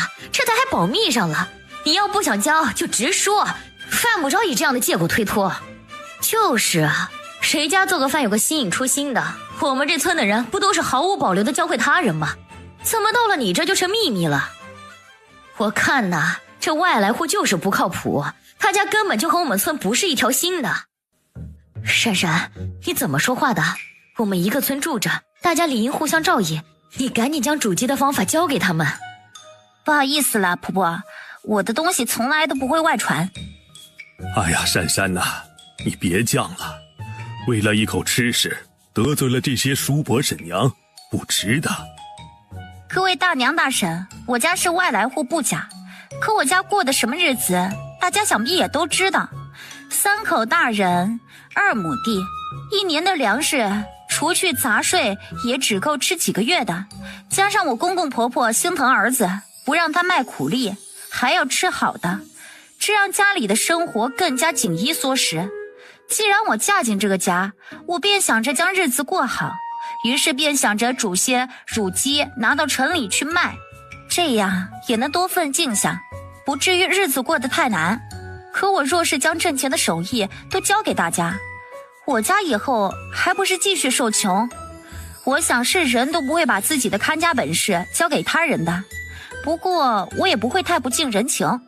若是我的卤鸡能卖了钱，到时村里人想吃，我只收成本价，不赚大家的。各位大娘大婶，还希望你们能理解我家的苦衷，在此我给你们赔礼了。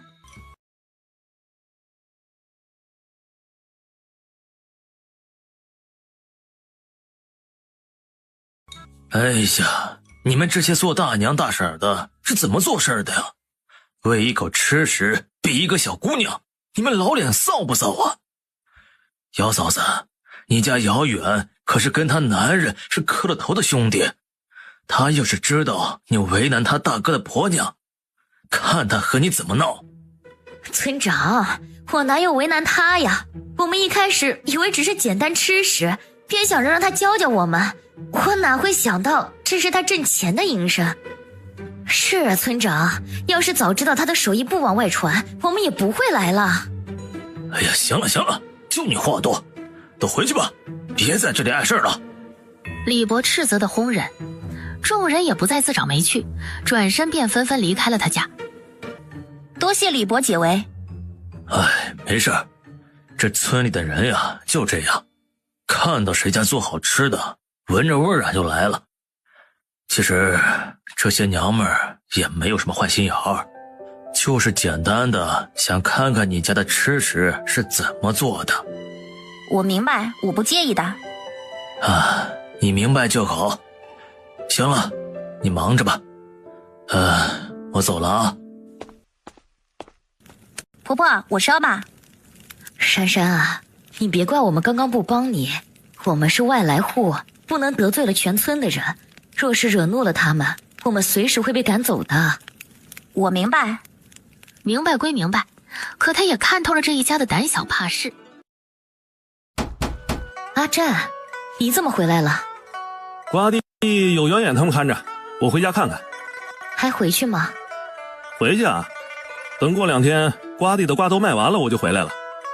于珊珊听着他们的话，也没起身。桑占先连进了屋，便看到那女人穿着新做的礼衣躺在一角。睡了？桑占走到炕沿前，低头看向假睡的女人。于珊珊睁开眼睛，对上了看向自己戏谑的眼眸。你回来做甚？想你了呗。哎，你想不想我？桑占嘴角微扬着一丝痞意。滚！我听我娘说你在做什么卤鸡？于珊珊轻应了一声，她就知道林姑去送饭时跟她说了，不然她也不会晚上回来。你家是做卤鸡的？不记得了，我只记得我脑子里就会这些。于珊珊，其实你不用隐瞒你的身份，我家这么穷，让你跟着我受苦，我很于心不忍。要是你想回家，过几天我送你回去。至于那5万两银子，你可以让你家先给我一部分。桑占眼中闪过一抹幽光，于珊珊闻言转过身看向他。桑占在他转过身之际，一张俊脸已换上诚意恳恳。我没有可隐瞒的，忘了就是忘了，没忘的就是没忘。不管你信不信，在我没还清你的银子，我是不会离开这里的。你要是怕我的身份会连累你什么，我可以离开你家，等我挣够了银子再回来还你。桑占嘴角微扬地看了他片刻。那既然你真的忘了，你还是留在我身边，我才能放心一些。谁知道你走了以后还会不会回来？到时候你不回来，我岂不是弄了个鸡飞蛋打？那你让我在这个村里还混不混了？你要是想让我还银子，那我做什么事你最好不要插手。我才懒得管你事儿呢。不管最好。行了，你该去刮地了。不急，地里有人看着。桑占说着话，抬手抚上女人的脸颊，因为这女人侧身躺着看向他时，这让她美丽的小脸在灯光的映照下妩媚动人极了。于珊珊打掉他的手掌。桑占，我看你年纪不大，是拿你当个弟弟看，你可不要对我有什么非分之想。你怎么知道你比我大？你不是不记得你的年龄了吗？这有何难的？我的脸蛋也不是稚嫩的小姑娘，你看看阿离15岁长得多高，我有多高？我可是比她高一大截，这说明我的年纪不小了。你这看上去呢，的确比我大，不过也大不了多少，我们还是有希望可以做夫妻的。我可没兴趣嫁给一个乳臭未干的毛头小子，你还是等2年有钱了娶小媳妇儿吧。于珊珊白了他一眼。这么看不上我啊？你太小了，不是姐的菜，你该走了。那你想找个什么菜？我想找啥样的干嘛跟你说？我要睡了，你赶紧去挖地，不要耽误我睡觉。于珊珊再次感人，桑占被他屡次哄人弄得很不爽，可也没有表现出来，站起身便离开了房间。早晚有一天他要让他不敢小瞧自己，到时他给自己提鞋都不配。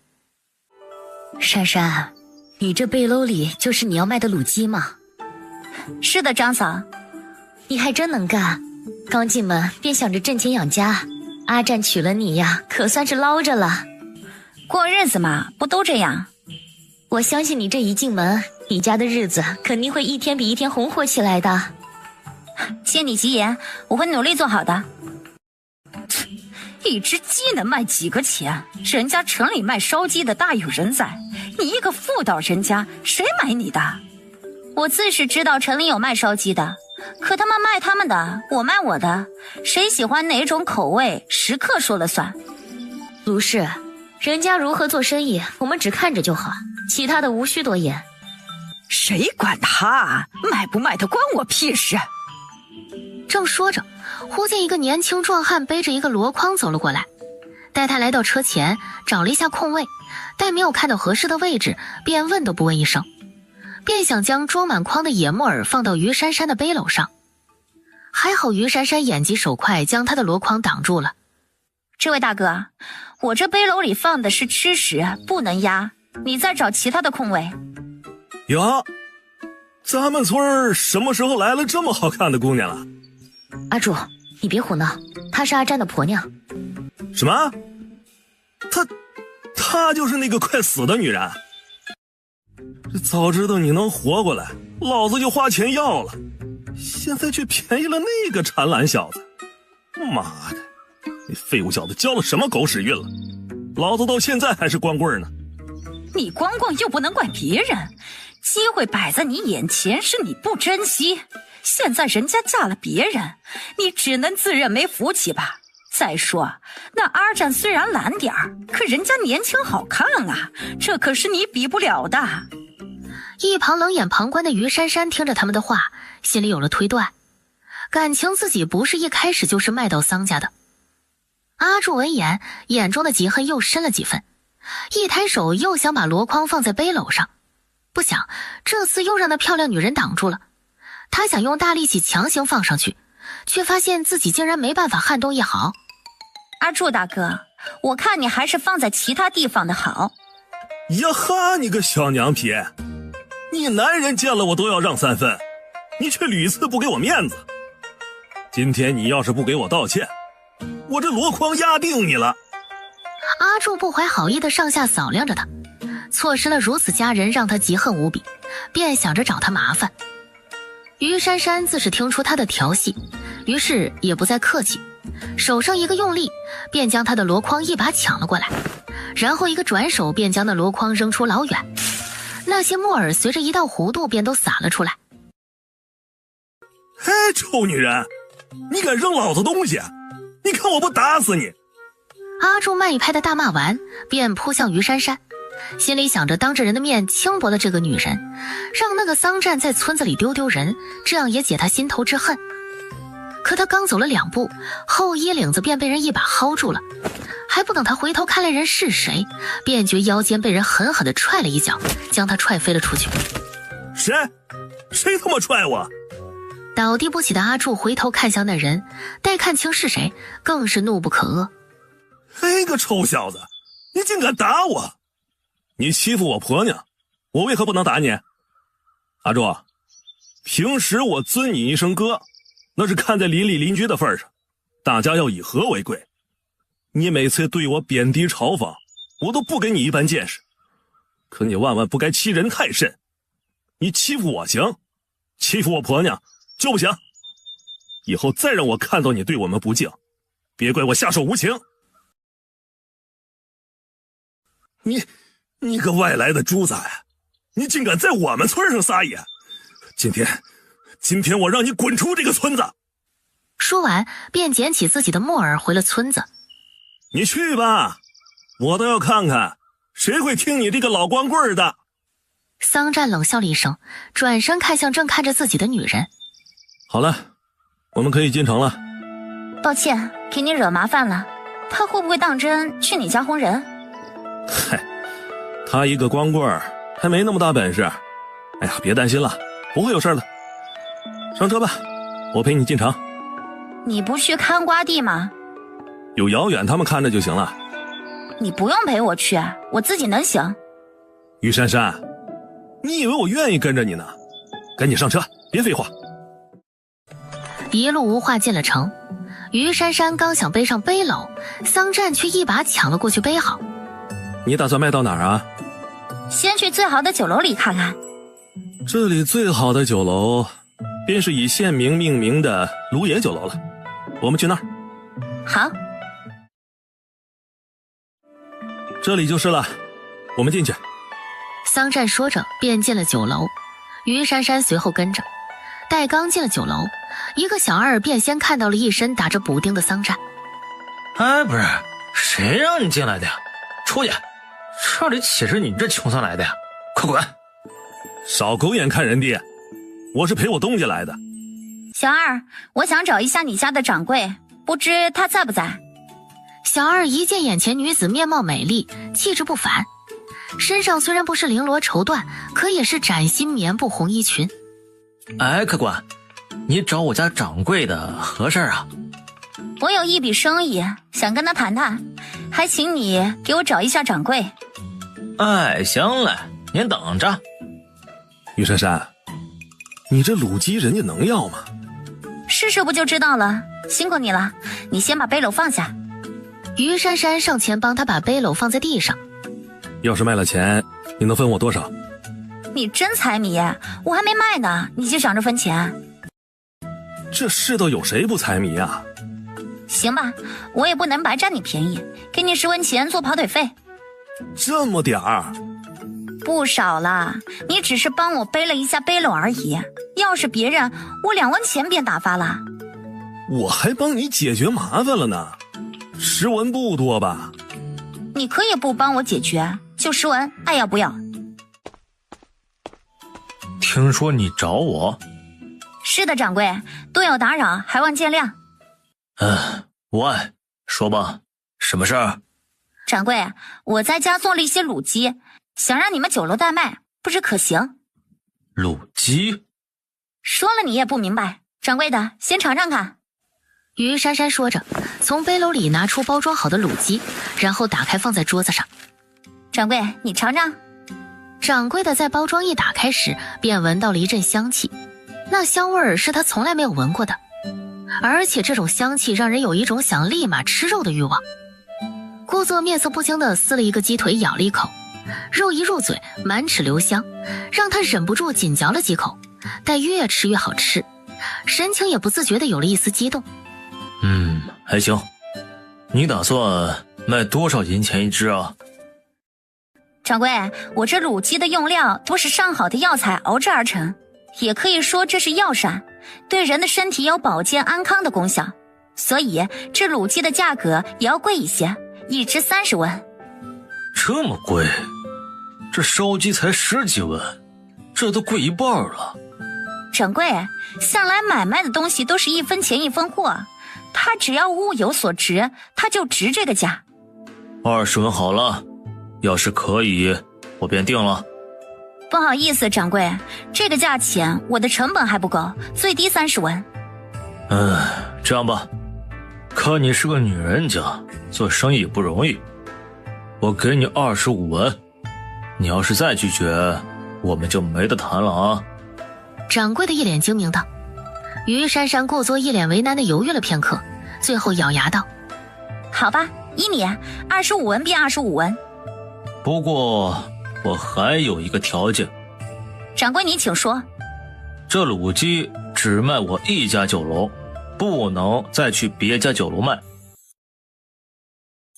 掌柜，我只能答应在你这东城区域不卖这卤鸡，其他3城我还是要卖的，因为你卖的再多也是有限的，我自是要多找几个销路。也好，只要你不在我东城，随你去哪里售卖。多谢掌柜理解，你先卖着，明天我再来看你卖的如何，若是卖得好，我们再谈订货流程。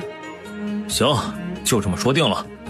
今天的卤鸡先欠着，万一卖不了，我也不至于赔银子。明白，一切等明天再说。敢问掌柜贵姓？免贵姓王，叫我王掌柜便可。好，王掌柜，事情既已谈妥，那我先回去了。那您慢走。哎，你觉着你那些卤鸡能卖完吗？说不准。我看你的神情啊，很有信心，想来你已经有把握了。你哪只眼看到我有信心了？刚才你和那个王掌柜谈生意的时候，那王掌柜一副很看好的表情，再加上你表现的张弛有度，拒绝他独家售卖的提议，这就说明你的卤鸡是很好卖的，这也就给了你这桩生意能成的信心。我就算有信心有什么用？具体的还是看结果，凡事都有万一。你做事一向这么沉稳吗？我做事不喜欢破裤子先伸腿，我只想将胜利的微笑展现在最后，这样不容易让人看笑话。果然长几岁，想法变成熟很多呀。说的好像你比我大似的，我看你思想才成熟，年纪不大，却善于观察人心。哎呀，于珊珊，我不小了好吗？18了，那村里比我小的都有孩子了，要不是我家穷，我这个年纪都当爹了。也是，我都忘了这茬。那你记不记得你可有心上人啊？不记得。那要是你恢复记忆发现你有心上人，或者已经成亲了，到时候怎么办？能怎么办？凉拌。我倒要看看，到了那个时候，你还笑不笑得出来？当他们一进家门，便看到早上招惹他们的光棍阿柱，还有村长李伯。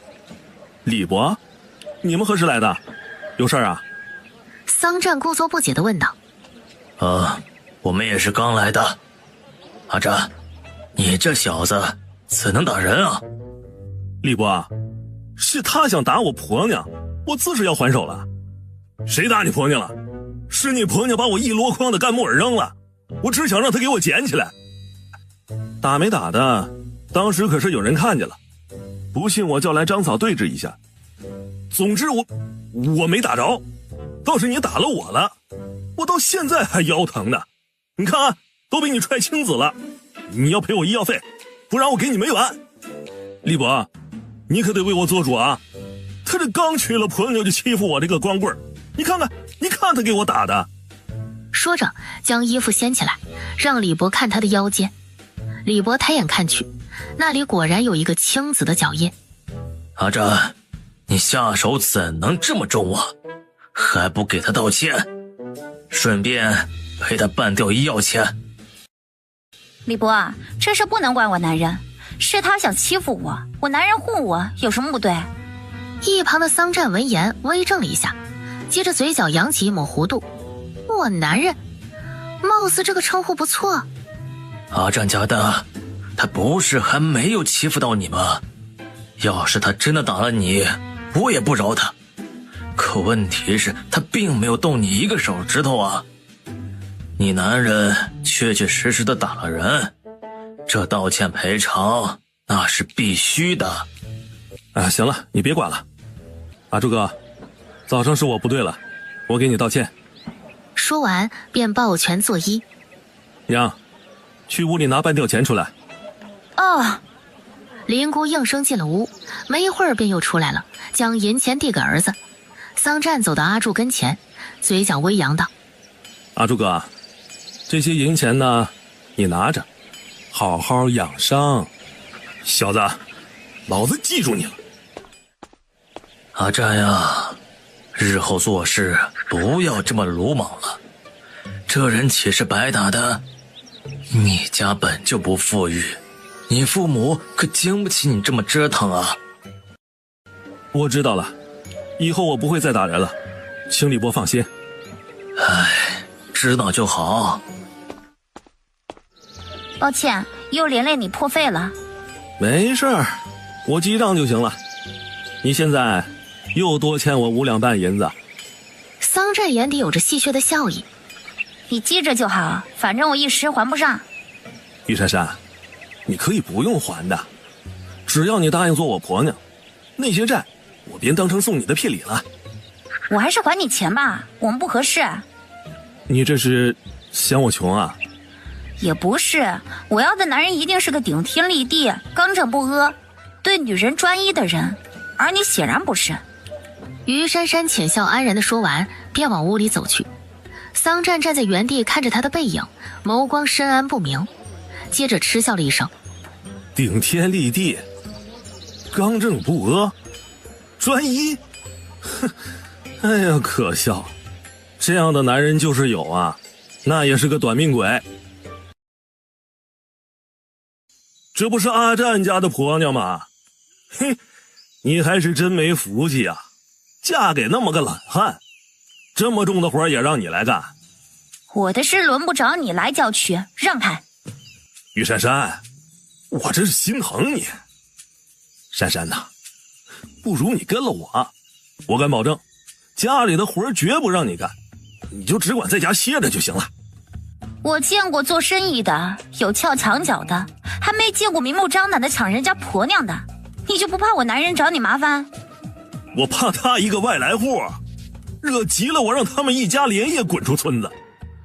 你要是跟了我，他们不会多说一句的。我可没你脸皮厚，像你这种人打光棍不是没有原因的。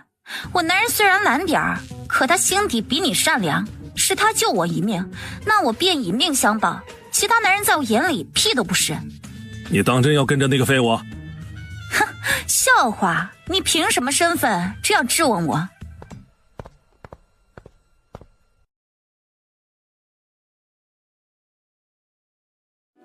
婆婆，那个屠猎户是不是第一时间并没有将我卖给你家？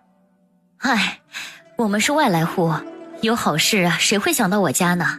他自是要先紧着本村的。一开始屠猎户是想将你卖给那个阿柱的，因为他年纪不小了，不想那阿柱见你气息奄奄的，不想白费力气，便推脱了。屠猎户这才找到我家。婆婆，我对你们而言就是一个陌生人，你们为何浪费一个500年的人参救我？于珊珊不解道：哎，不是说了吗？阿战不忍看你年纪轻轻就这么死了，加上他也到了成婚的年龄，浪费一个500年的人参娶一个婆娘也值得。只是这样吗？于珊珊有着怀疑，她怎么感觉事情并没有这么简单？当然，我家什么情况你不是也看到了，我们能有什么坏心思？林姑温和地笑道。于珊珊想了想，也没想到其他原因。王掌柜，早。嘿嘿嘿，姑娘，你来了，快坐。那个姑娘贵姓啊？昨天我忘了这茬了，还请勿怪啊。叫我于姑娘就好。好，于姑娘，昨天你带来的20只卤鸡卖完了，食客都说好吃，还有的想买回家让家里人尝尝。总之啊，反响都挺好的。我决定呢，每天订100只卤鸡，若是卖得好，我还会增加。这个没问题，你要多少我便做多少，不过要等3天，我要回去盖一个大锅灶，这要浪费些时间。哎，明白明白，你尽管忙你的事儿，3天我能等的。不过这卤鸡的价格还是有点贵，我要100只，你给我20文一只，可否？不好意思，王掌柜，25文是最低价，我回去后还要雇人帮忙，成本也就加大了。好吧，就这个价。他一只卤鸡可是卖到了50文，好东西谁还嫌贵？尤其是那些有钱人。王掌柜，这做生意的都会有风险，你订100只卤鸡需要交1两银子的定金，万一我做好了，你临时变卦，我也不至于赔得太多。呵呵，你说的在理，这定金啊是必须给的。我将昨天的卤鸡钱一起给你，一共是1两半银子。珊珊，你想干什么？应该跟阿战商量一下。你想卖卤鸡，小打小闹便可以了。你现在想将生意做大，会很辛苦的。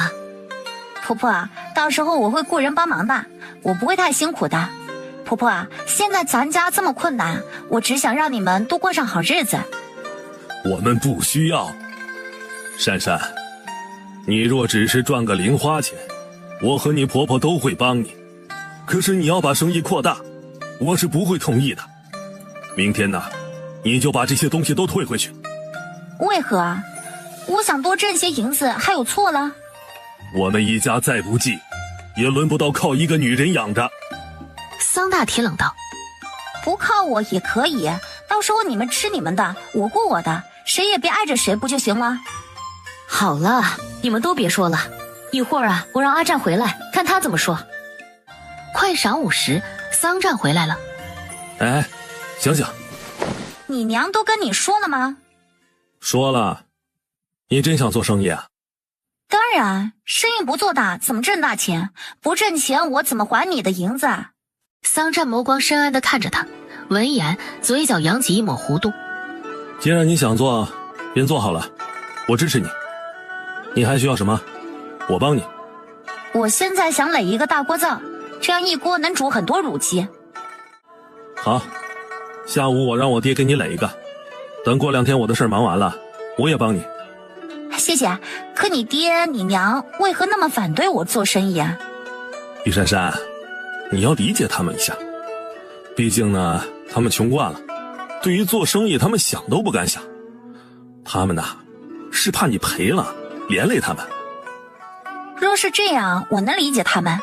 还好你和他们想的不一样。我和他们想的当然不一样，我可不想再受穷了。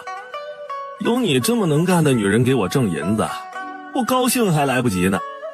你能遇上我是你的福分，要是其他人，你的5万两就打水漂了。切，你的福分我可是还没享受到呢。哎呀，还是家里躺着舒服啊。你躺着吧，我去做饭。说着便想下炕，可下一刻胳膊便让人攥住了，还不等他反应，人便被扯倒在少年郎的怀里。啊！他这一扯，牵动了他肩膀上的伤，疼得他不由喊出声。怎么了？桑占赶紧松开他。肩膀疼。于珊珊按着肩膀坐起身。受伤了？我看看。说着便要上前扒他的衣服，于珊珊连忙闪开。没事儿，只是第一次担水硌了一下。你打水，你担得动吗？当个水有何难的？我又不是小姐的身子，担水的力气还是有的。还真是辛苦你了。这算什么苦啊？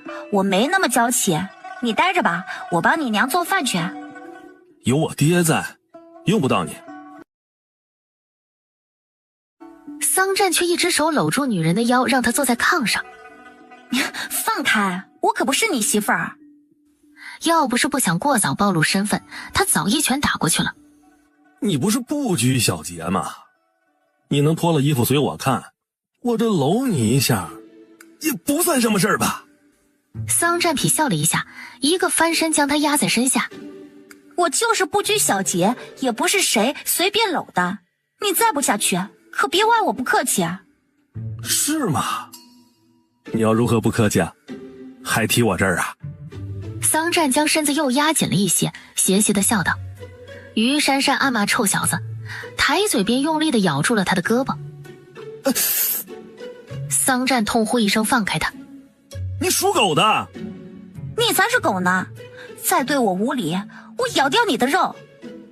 于珊珊发狠地说完，便出了屋子。饭后，桑占便嘱咐他爹给于珊珊垒锅灶，随后他便又去了瓜地。你刚刚去哪儿了？去张嫂家了，我让她给我找2个人帮着杀鸡。杀个鸡干嘛还要找人呢？我和你公公就干了。以后杀鸡的活变多了，杂活也不少。你们2个年龄大了，会很累的。雇人干，我们谁也轻松一些。有了之前他们夫妻的反对，他还怎好意思指使他们干活？他们又不是真的一家人，自己还是自觉点吧。明天要杀多少只鸡？150只。这么多，那可得用很多水才行啊。知道，我已经找了专挑水的人。珊珊，其实你不用找人挑水的，这活呀，你公公就做了，你这样就有形见外了。婆婆，你们救了我的命，我已经很感激不尽了。你们是我的恩人，我又怎能为了我的事累到你们？等我挣了钱，我一定好好回报你们的。珊珊，你要是想感谢，还是感谢阿占吧。要不是他的决定，我们夫妻是不会救你的。毕竟500年的人生不多见。婆婆，阿胜只要是你的儿子，你们便都是我的恩人。傍晚时分，土锅灶便垒好了，那口大锅放上去正好。于珊珊呐，以后有什么事儿，你最好与阿占商量一下。我可不想让外人知道，我儿子做不了一个女人的主。知道了。明天你别让外人挑水了，要是我全家都帮不上你，你独自干活，我想不出1天，我家苛待儿媳妇的事儿便会传遍一个村子。那就辛苦公公了。看来他还是欠考虑了，若是自己跟他们分得太清楚，势必让人以为他们一家不和。你怎么回来了？地里的瓜剩的不多了，我便跟于老财辞工了。你这提前回来赢钱怎么算？我要了他1两银子。桑占说着话便进了屋，没一会儿又走了出来，看着自己这个名义上的婆娘手法利落的杀鸡，唇角不自觉地微扬了一下。你家是不是杀鸡的？也许吧。我看是。阿占，你婆娘可是杀半天鸡了，你这回来也不说换换她。张嫂，我可没杀过鸡，还是让我婆娘杀吧。阿占，你现在也是成了亲的人，你要学着疼媳妇才是。谁说我不疼她了？珊珊，我不疼你吗？疼，张嫂，阿占很疼人的。于珊珊抬头瞪了他一眼，然后看向张嫂假笑道：珊珊，你别惯着他，他这样懒的人你就得多管管。刘嫂，以后我会管他的。桑占，家里有没有一块大一点的破布料？你觉着我家这条件有那个东西吗？可院子里没有阴凉，下午干活太热了，你有什么办法吗？算了，跟你说也白搭，我自己去想办法。于珊珊忽然发现她找错了人，就她懒人一个，她就是有办法也会懒得动。她刚转身走到门口，便听身后那懒人出声了：爹，你进来一下。阿占，有事吗？爹，珊珊说院子里没有阴凉，下午干活太热了，你现在去想办法给她搭一个凉棚。行，我现在就去。公公，不急，明天再弄也不晚。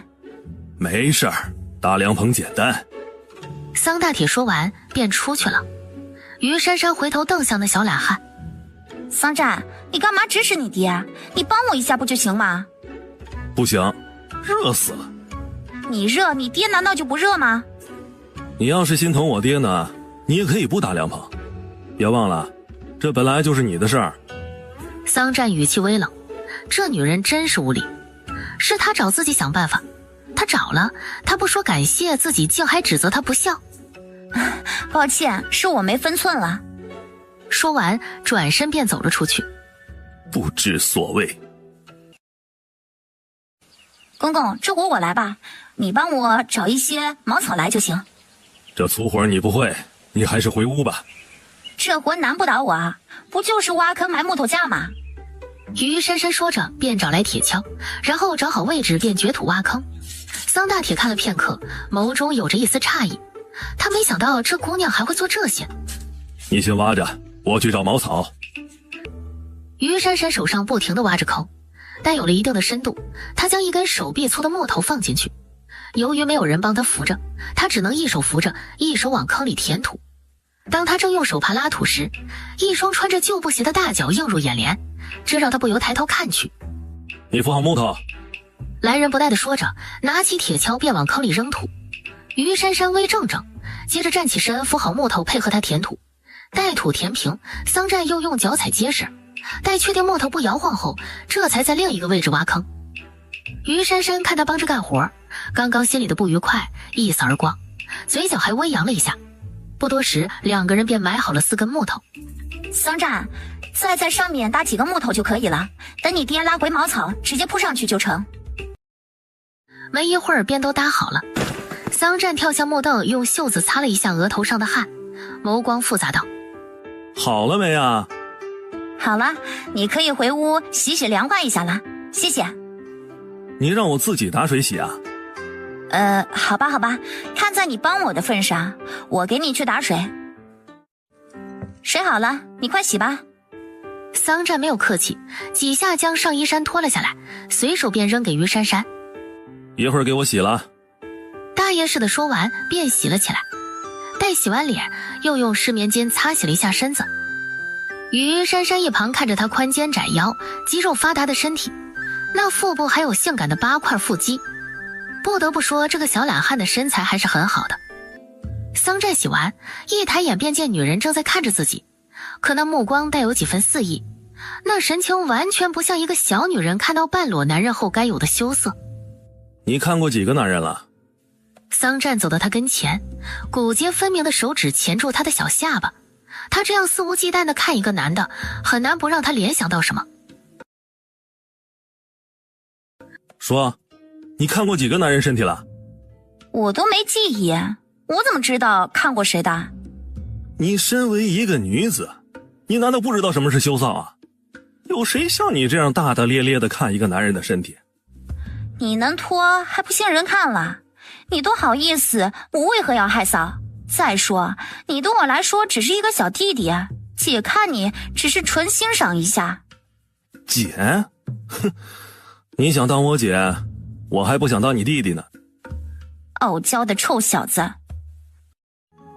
你看的什么书啊？说了你也不懂。桑占见他有模有样地扫量着书面，随口问道：可看懂了？这有何难的？不就是兵种吗？你认字儿？这倒让桑占意外了，因为这村里的女孩子都没上过学堂，更别说认字了。我认字有何稀奇的？倒是你家这么穷，你竟然上过学堂？谁说家里穷就不能上学堂了？那你有没有科考过？我才不稀罕考功名呢。那你稀罕什么？你管我稀罕什么？先别看了，尝尝我煮的鸡胗鸡肝。哎呀，这鸡内脏太恶心人了，我不吃。这都洗干净了，不恶心的。这鸡胗很好吃，吃着口感可好了。于珊珊随手夹了一个放进嘴里，真劲道，好吃，要不要吃一个？你煮肉的手艺不错呀。好吃吧？自己吃着，我给村长送点去。主子，难道就这么让他胡闹下去？哼，无碍，我倒要看看他有几分本事。放心吧，我自有分寸，你有分寸就行。这个女人到底是何来路啊？她的言行举止可不像一个乡村丫头，她的身份的确可疑啊。主子，会不会是那边派来的奸细？你见过哪个奸细这么张扬的？相较于奸细，我倒怀疑他是某个国家的人。可其他3国的百姓也没有他那样的装束。不管他是谁，我们总要防备他一些。我知道，看来我们以后不再吃那些粗茶淡饭了。这几天啊，我们吃的菜窝窝我都想吐。辛苦你们夫妻了，要不是那边的人来这个县城暗查于我，我又怎么会浪费一颗500年的人参，救个半死不活的人，让他掩人耳目做我的婆娘呢？那边的人怎么会来此地？难道是察觉到了什么？谁知道呢？前2天我进城，梵文说那些人还在城里，这于珊珊暂时不能离开我家。明白？哎，珊珊，你怎么来了？李伯啊，我家里煮了一些鸡胗鸡肝，想着快吃晚饭了，便给你送过来一些。等明天卤鸡入味了，我再给你送只卤鸡过来。哎呀，你可别给我送了，那么贵的东西，你还是留着卖吧。少卖一只卤鸡没什么的，这鸡胗鸡肝你先收着。哎，行，你看看，你还惦记着我，快进屋。哎，彩儿，拿个盘子出来。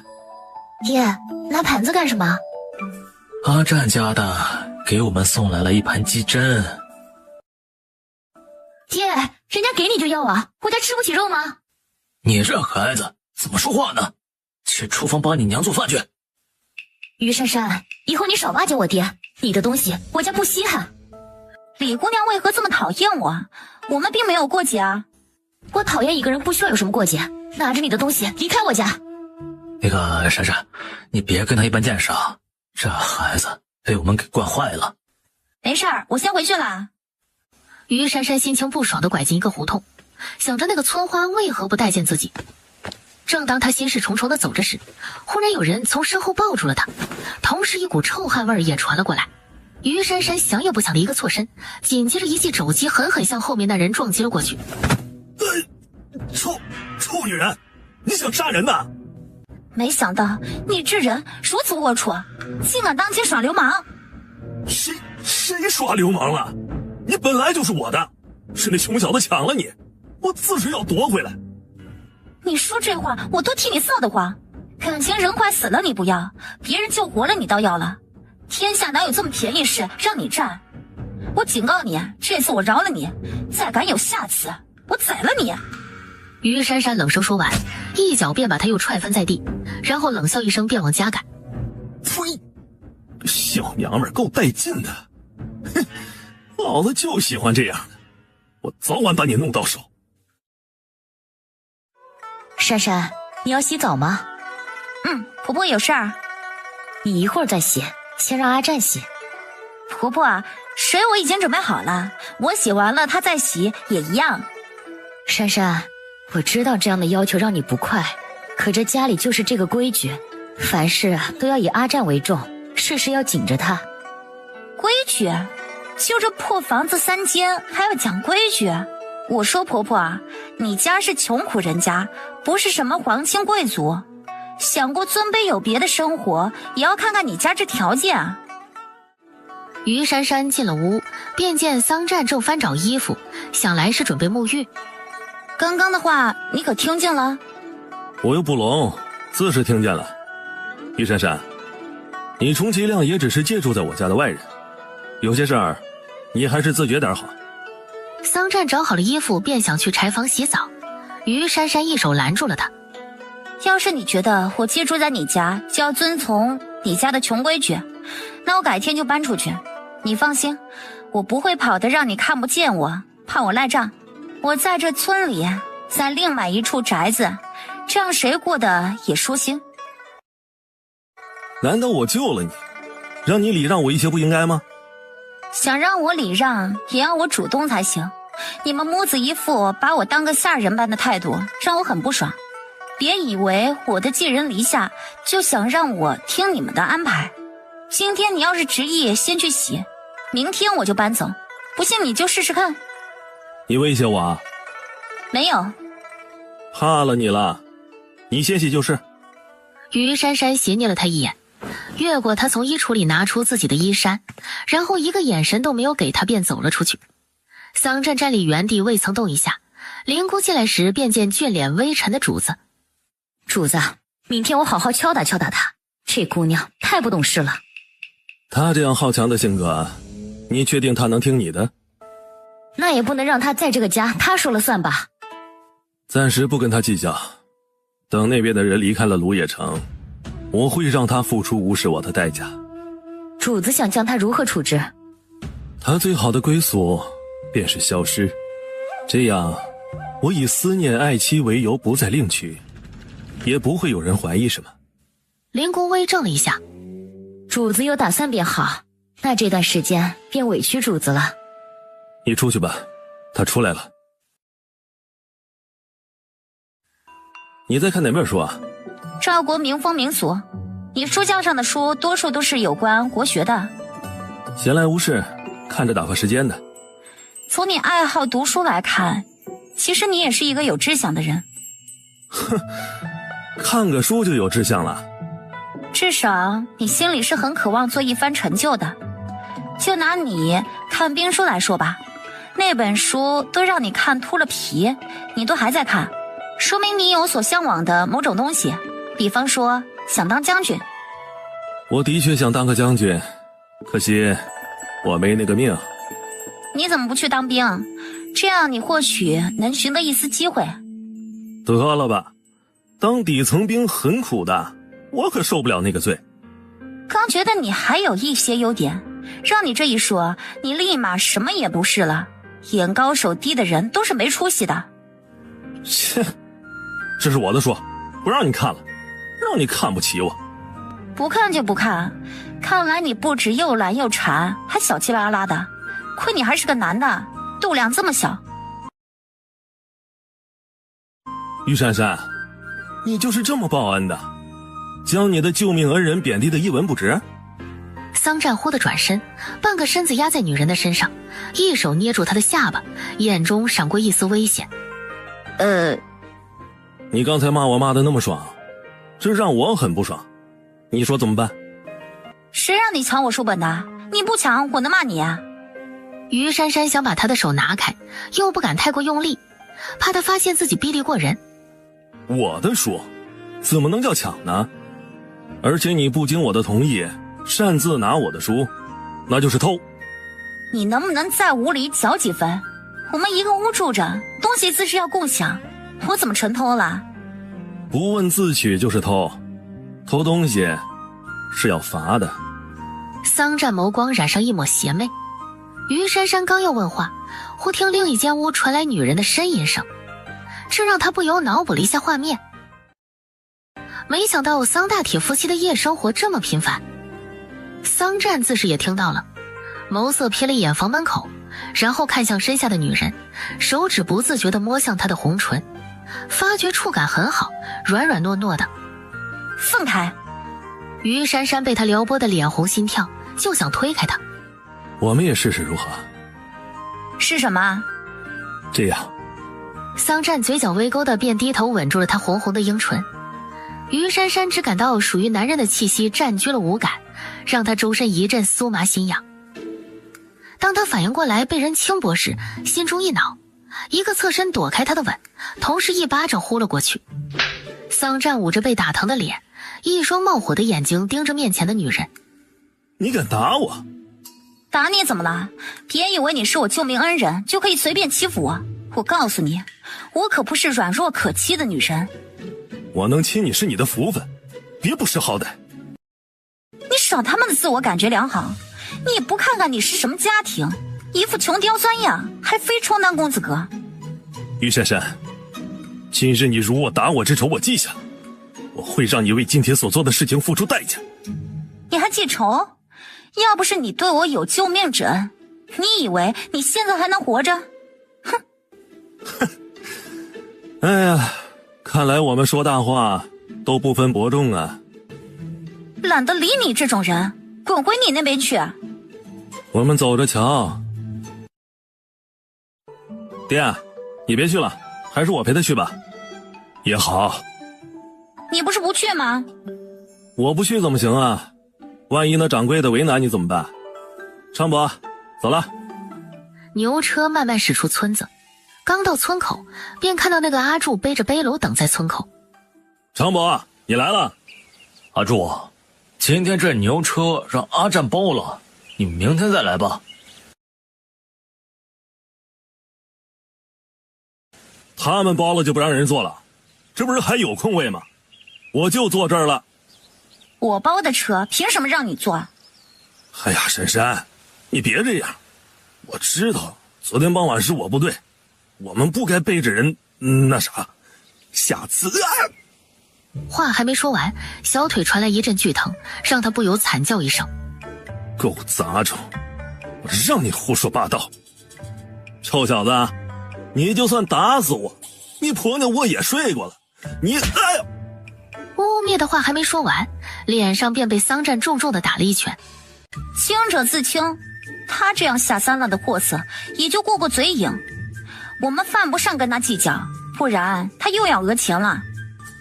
他这么败坏你清白，你难道不生气？生气能解决问题吗？你今天打了他，改天他更会变本加厉的胡说八道，所以对于这样的人只能暂且不理呀。你可当真能忍呐？以我对你的了解，你可不是一个吃亏的女人。这说明你还是不了解我。好了，我们走了，不要耽误了送货。不想死就闭嘴，若是让我听到村里有什么风言风语，别怪我不念邻里之情。臭小子，你一个外来户，我还怕你不成？有本事你现在就杀了我！这做人呐，还是低调一点比较好。昌伯，赶路吧。臭小子，你别得意，你的婆娘我早晚抢回来。王掌柜，这卤鸡要是一天卖不完，你要用冰块冷藏好，这样不易放坏，明天热热还能继续买。明白，我店里啊有地下冰房，里面都是用来保存食物的。那就好，您忙着，我们先走了。这剩下的要送到哪个酒楼啊？去南城，我要在整个县城打开卤鸡的销路。你这野心真不小啊！那我预祝你生意成功。桑占，这块布料怎么样？给我的。你这么帮我，我也要尽份心意才行。我给你买2块布料，回家我给你做新衣服。还算你有良心，就这块布料吧。于珊珊，等回去以后，你可要先给我做衣服，我可是等不及要穿新衣裳了。行，回去就给你做，谁让你长得好看呢？欠打的女人，敢取笑我？谁取笑你的？你本来长得就好看啊，不然你问问昌伯。我才没那么无聊呢。你家既然是外来的，那你们来这里几年了？ 3年多了。3年前那时你15岁。嗯，你老家哪里的？我哥来这里安家。我家在最北方，那里天寒地冻的，日子过得很是艰难，因此才来了南方。我看你们来了南方，日子也没好到哪里去。你懂什么？至少我们一家不挨冻了，吃野菜也能活下去。要是在极寒之地，我们早就没法活了。那个谢爷是谁？他在这县城很有威望吗？也就是有一些名气而已，威望谈不上。他们谢家世代行医，经常广施善缘，免费赠药，这让他们谢家在当地的人缘极好。原来是医者，他叫什么名字啊？这么关心那人，怎么看上他了？你胡说什么啊？我只是想了解一下这县城的人与事而已。你最好是这么想的，要是让我知道你敢背叛我，明天的太阳你就别见了。正生着闷气，忽见城门口戒严了，守城士兵一个个的在盘查着每一个人。我没证明身份的东西，会不会有麻烦啊？给，这是你的。桑占从怀里掏出一个竹牌，于珊珊接过来一看，只见上面刻写着他的名字和住址。你什么时候给我弄的这个？我让我爹去村长那弄的。弄个身份证明这么简单吗？你只是嫁进东岩村的姑娘，谁在意你是哪儿的？只要多花点钱，什么问题都不是问题。桑占不在意的笑了一下，他才不会告诉他，这身份牌是他让桑大铁找自己的人办的。当盘查到桑占时，3人中的一人走上前，然后接过桑占本想递给守城兵的竹牌，待看了片刻。你多大了？哎呀，官爷，这上面不是写着吗？我18，零3个月了。你家是本地人吗？是的。你家几口人？4口，我父母还有婆娘。你们既然是夫妻，为何你婆娘穿得这么好？回官爷，我这婆娘刚进门不久，我家自是要紧着她穿好的。官爷，我婆家都有很好的，这不，婚后我们夫妻便做起了小生意，以后的日子我们过得会更好。做的什么生意？卤鸡生意，后面那辆牛车上的东西都是我们装东西的。哦，没事了，你们可以走了。待他们一走，这位官爷走到那2人跟前。李大人，有眉目吗？暂时没有，刚刚那人年龄要大1岁，又成了亲了，想来不是他。算着日子，我们找的人刚17岁，他那样的身份应该不会这么早便在民间成亲啊。李大人，我们都来了10几天了，这县城该查询的都询了一遍，只找到2个嫌疑人，最后还不是。这次盘查再没有，我们接下来要如何做？按往常巡查，一个村一个村的查找。既然那被抓之人说过他在南方，那他肯定在这南方某一处。李大人，会不会那个人骗我们，让我们乱找一气啊？你觉得将他一家全部都以凌迟执行要挟，他会说谎吗？一般人再硬气，最终家人是他们的软肋，所以他的话还是可信的。只要我们耐心的找。是，下官定会积极配合。哎呀，累死了。不好意思啊，累到你了。你去哪儿啊？我去一趟瑜伽鸡舍，让他们给我送200只鸡过来。哎呀，你回屋歇会儿，让我爹去就行了。这天这么热。不用，我去就回。我跟你一起去。你不是攘累吗？跟你在一起，就是再累我也能忍。你要是以前天天这么积极，你家也不至于这么穷。以前我那不是没动力吗？现在找了你这么个漂亮婆娘，我现在干什么都有劲儿了。我发现你今天很会说话，你是不是有什么阴谋啊？的确有阴谋。我的阴谋就是让你成为我真正的婆娘。你能不能可怜可怜我，让我的奸计得逞啊？我们不合适啊。有什么不合适的？你年纪比我小，思想也不成熟，你现在想要的不是你将来要的。我可不想天天哄孩子啊。于珊珊，你再说一遍，谁是孩子？我现在已经成人了，好不好？虽然他隐瞒了1岁，可他的思想很成熟稳重了，他哪里孩子气了？你看看你现在，还说你不孩子气。总之，我不喜欢年龄比我小的男孩子。那些童养媳年龄差的更多，他们不照样是夫妻？谁介意年龄啊？你这就是找借口。随你怎么想，反正我不想嫁一个小丈夫。桑占没有再说话，径自走着。他早晚让他抛却掉这可笑的想法。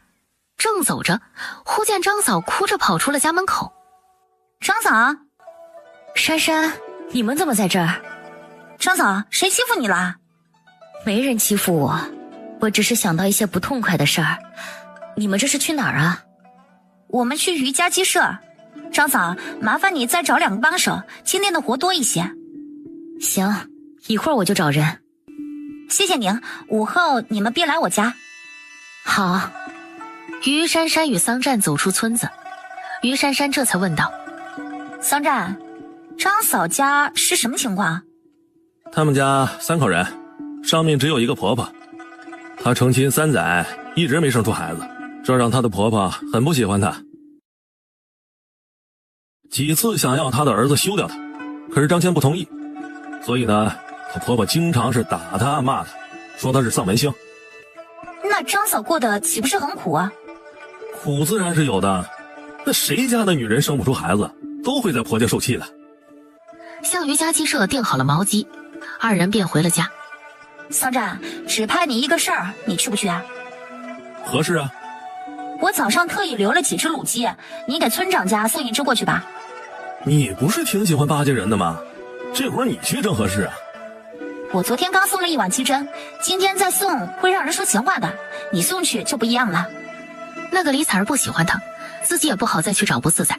桑占想了一下，行，我去送。于珊珊见他去了，又拿出1只卤鸡向张嫂家走去。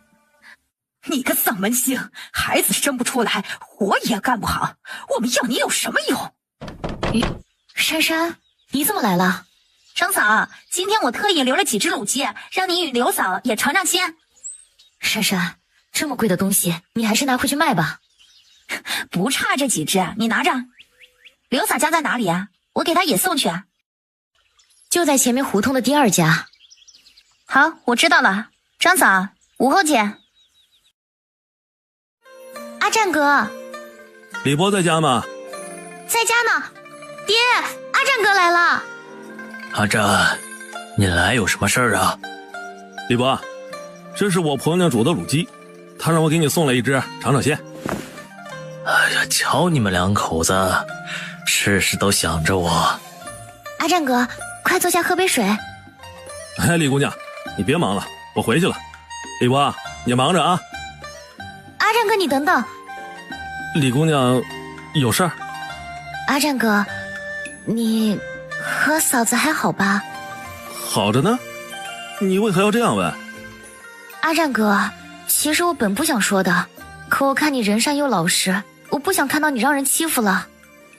到底什么事儿啊？我说了，你可别生嫂子的气，也许她是被迫的。哎呀，你说就是了。桑占嘴上问着，心里却有了某种猜测。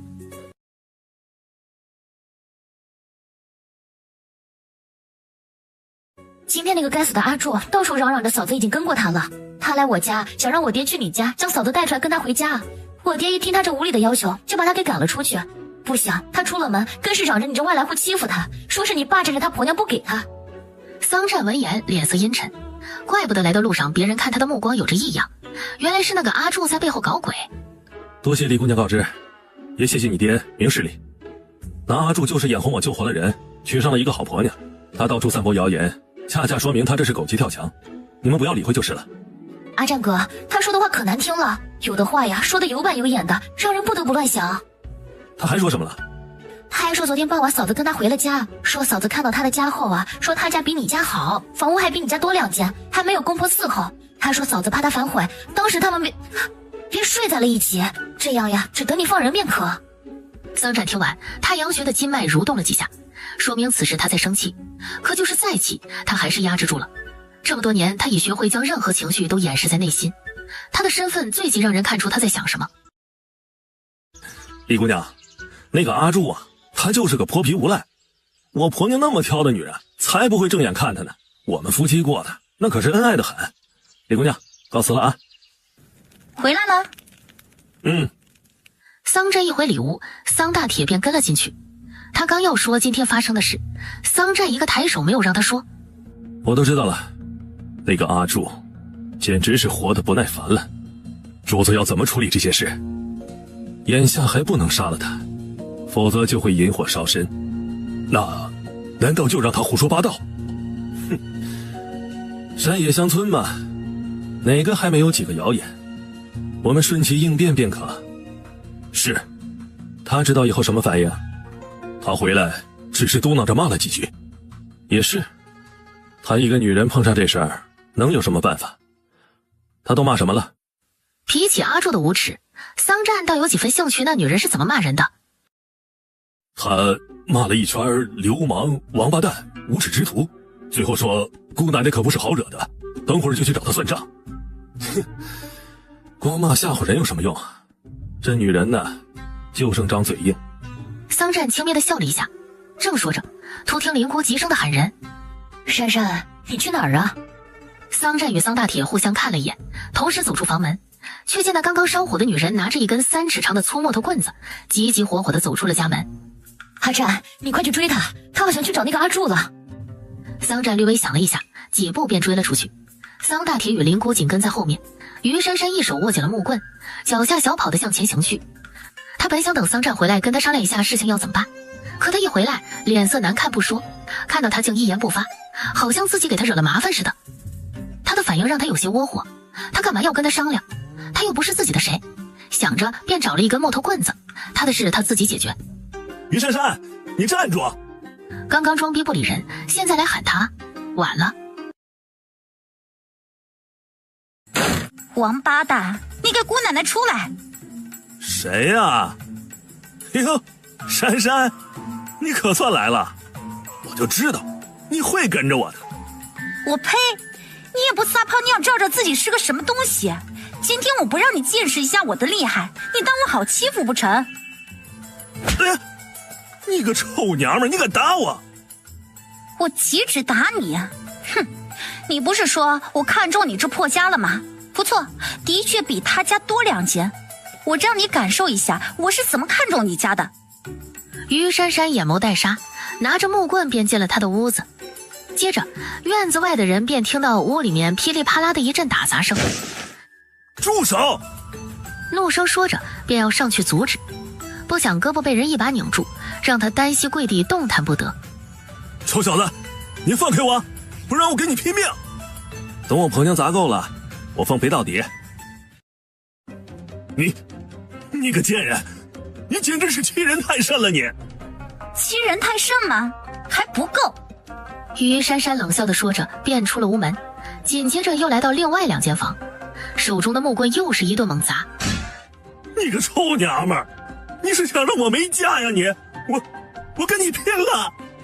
骂着便一头向于珊珊冲来。于珊珊待他冲到近前，一个闪身躲了过去。你回我清誉，我回你家很公平，再敢惹我，我可不保证下次会做什么过激的事。各位叔伯婶娘，今日大家都看到了，是他先诽谤我闺玉的。我之所以砸了他家，我只是为自己讨回清白而已，是非曲直，我想大家也有个评判。阿占家的砸得好，对待这样的人就该有勇气回击。对，阿柱这小子太不地道了，这要是换了别的女人被这么污蔑，不跳河才怪。桑占看着站在人群中的女人，神色微沉。他没想到这个女人用最简单的以暴制暴将不利于他的事情给解决了。刚刚他威风八面的模样还真是飒爽，让他看了都心情激动了几下。他这样解决比他出手要方便得多。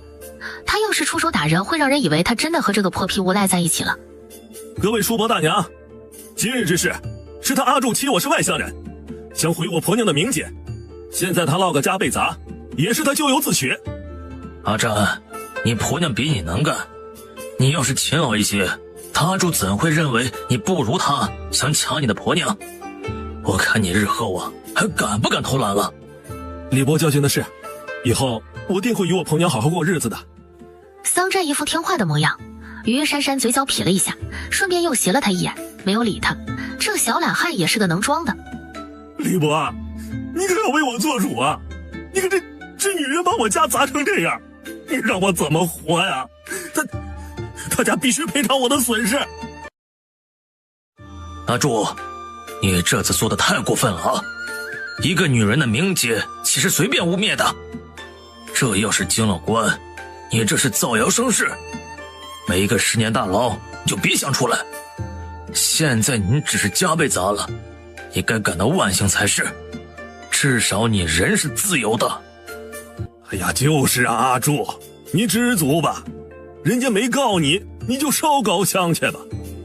行了，大家都散了吧。谢谢李伯主持公道。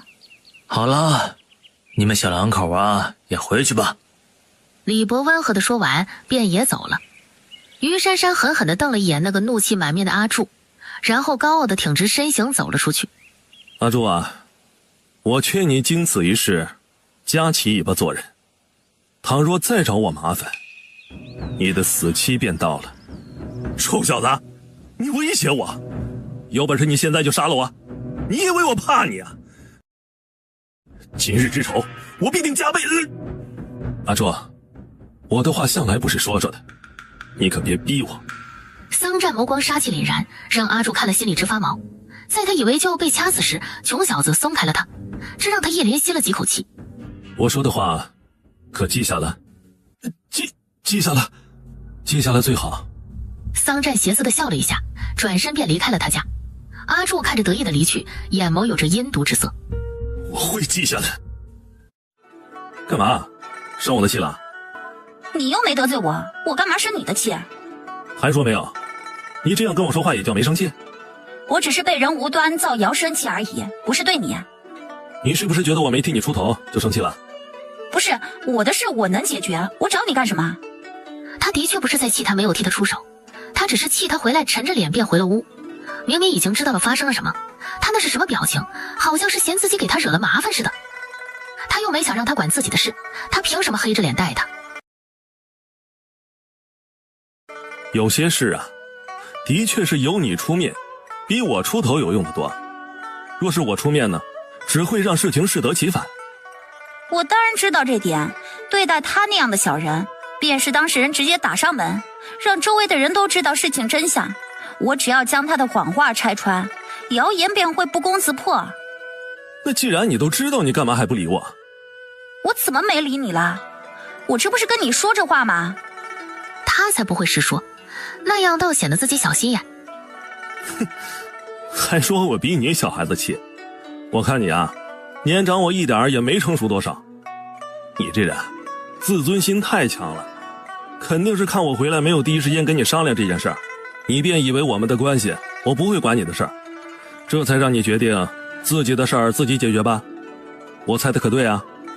于珊珊心里嘀咕了一句，猜对了一半，最重要你黑脸了。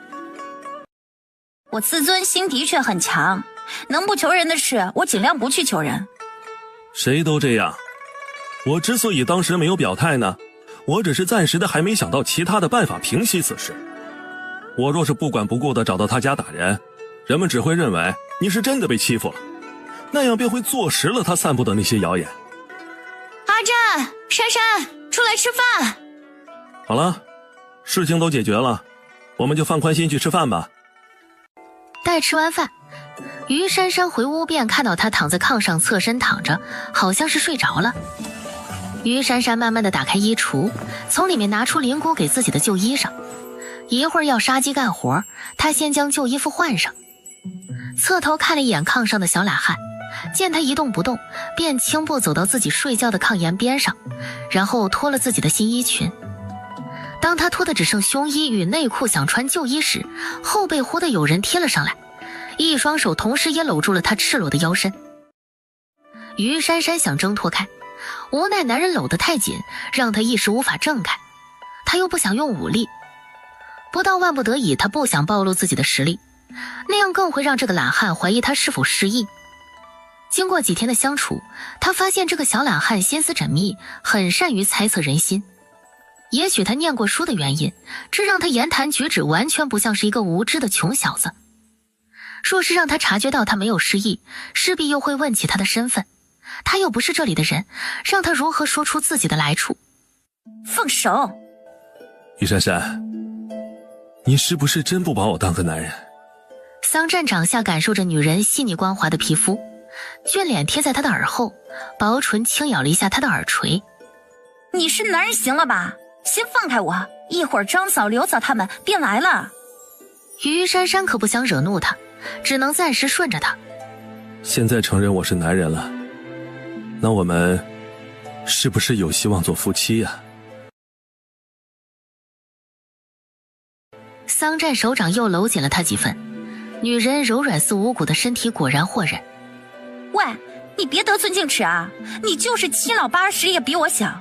只要小，我们就没得谈。快放开我，不然我可生气了。迂腐的女人。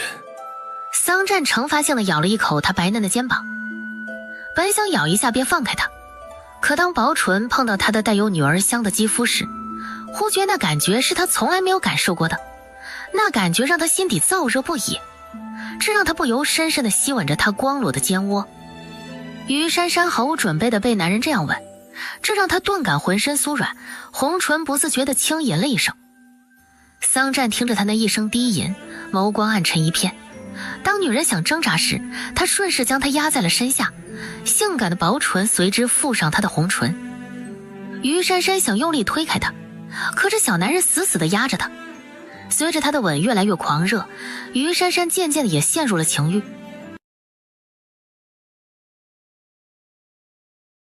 正当他快迷失自我时，忽觉男人的手正往下游走，这让他一下清醒了过来。趁身上的小男人放松，一把将他推开，同时想也不想的一巴掌呼了过去。桑占被这一耳光打回了现实，脸上传来的疼痛让他沉了脸。于珊珊，你找死是不是？你又打我！于珊珊手上穿着衣服，侧头气恼地瞪向他。打你都便宜你了，要不是你对我有救命之恩，我早将你杀了，岂还会让你屡次冒犯？这么说，我还要感谢你的不杀之恩了。你再敢对我无礼，别怪我赖账走人。桑占闻言，眸色闪了一下，接着嗤笑了声：“哎，别，我们一家可还都指着你过好日子呢。只要你不勾引我，鬼才稀罕动你。”谁勾引你了？我见你睡着了才换衣服的。说到底，你还是拿我不当回事儿。下次再无视我的存在，我让你好看。不过话说回来，你的身材的确很美，皮肤白皙似雪，跟书上描写的一样美。你也别怪我把持不住啊。桑占痞痞的目光扫亮着他，好像能看穿他一般。流氓，真不知道你都看了一些什么下作的书啊！于珊珊鄙夷地瞪了他一眼，便出了屋门。桑占却笑了笑：“下作吗？我怎么不觉得？”说完，从被子下面拿出一本书，随手翻了一页，里面出现了一对男女痴缠的画面。桑占看了2页，眸底有着火焰，语气却嫌弃：“好你一个梵文呢，竟然给我送这种书！”这是前2天桑大铁进城回来后交给他的，说是梵文特意给自己找的。他正是血气方刚的时候，怎抵得住这等诱惑？尤其还守着这么个漂亮女人，他不动凡心，岂不是成了和尚？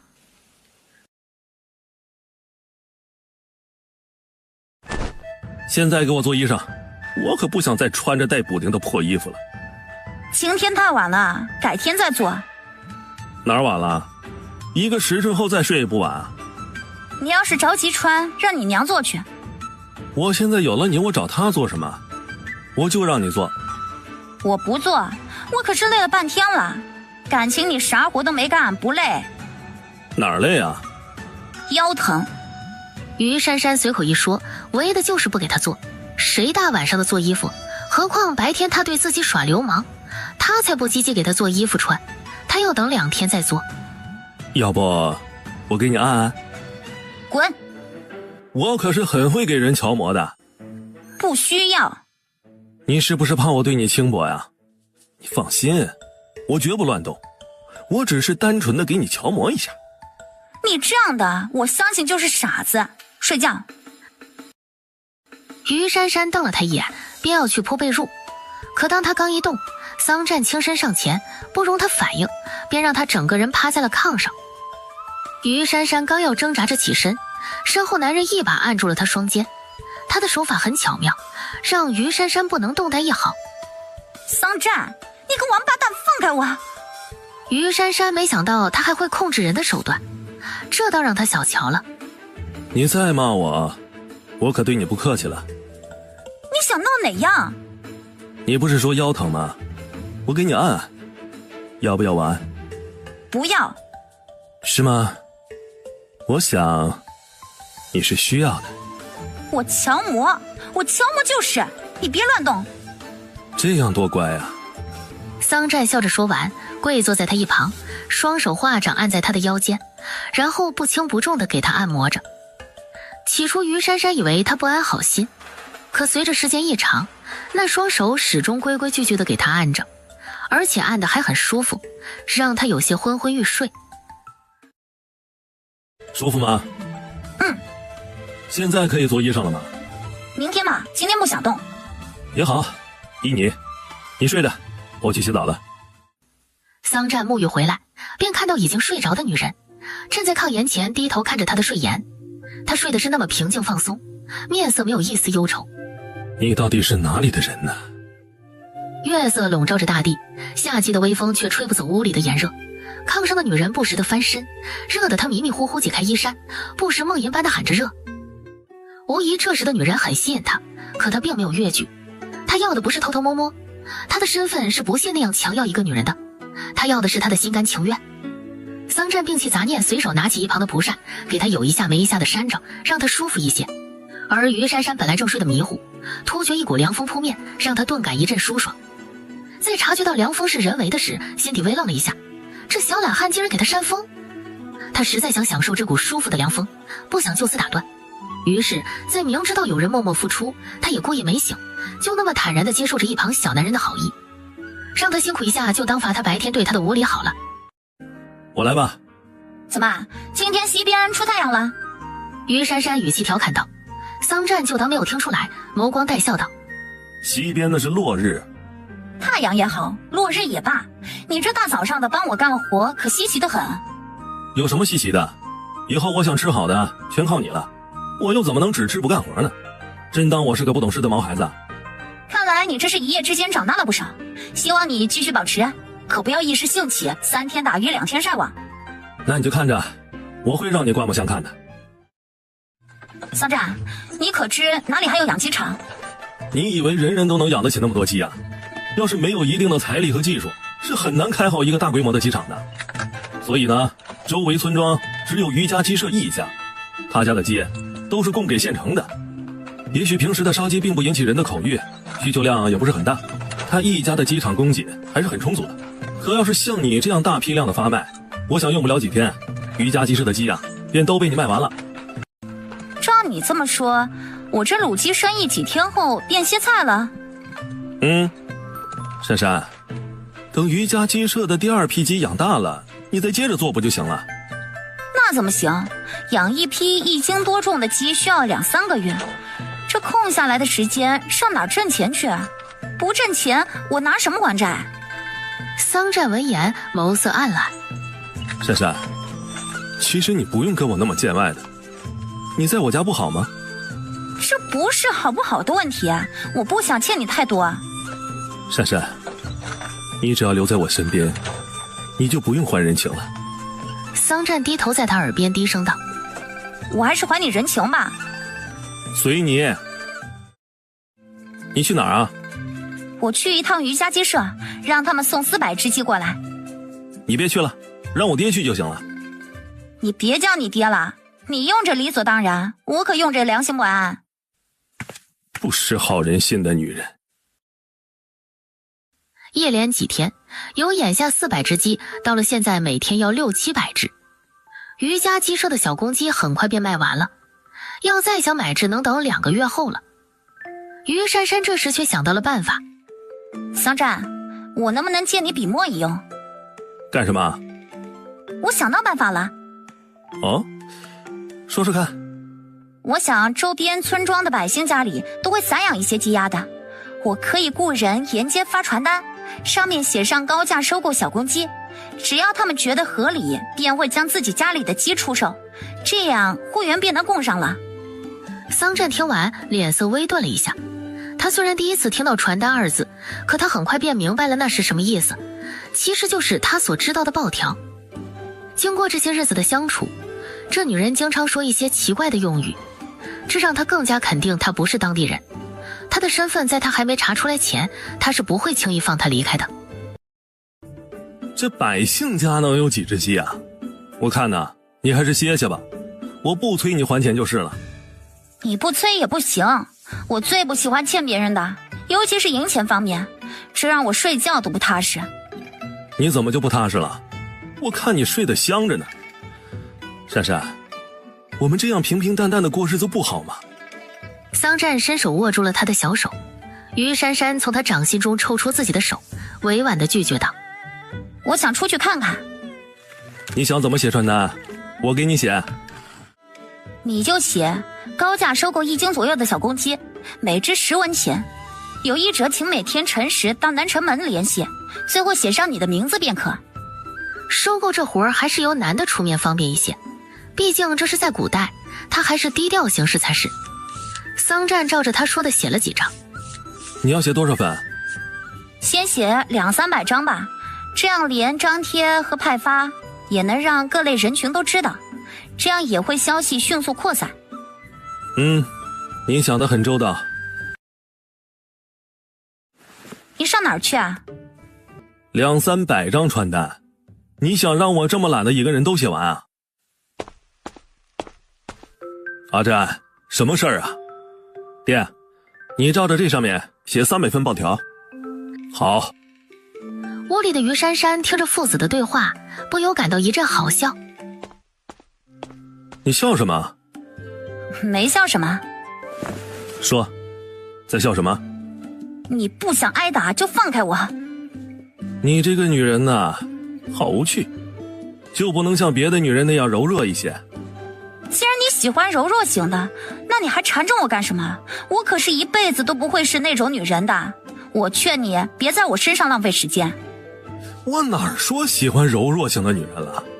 我只是让你别动不动的便打人，你这手劲也太大了，打起人来是真疼。知道疼还不放手？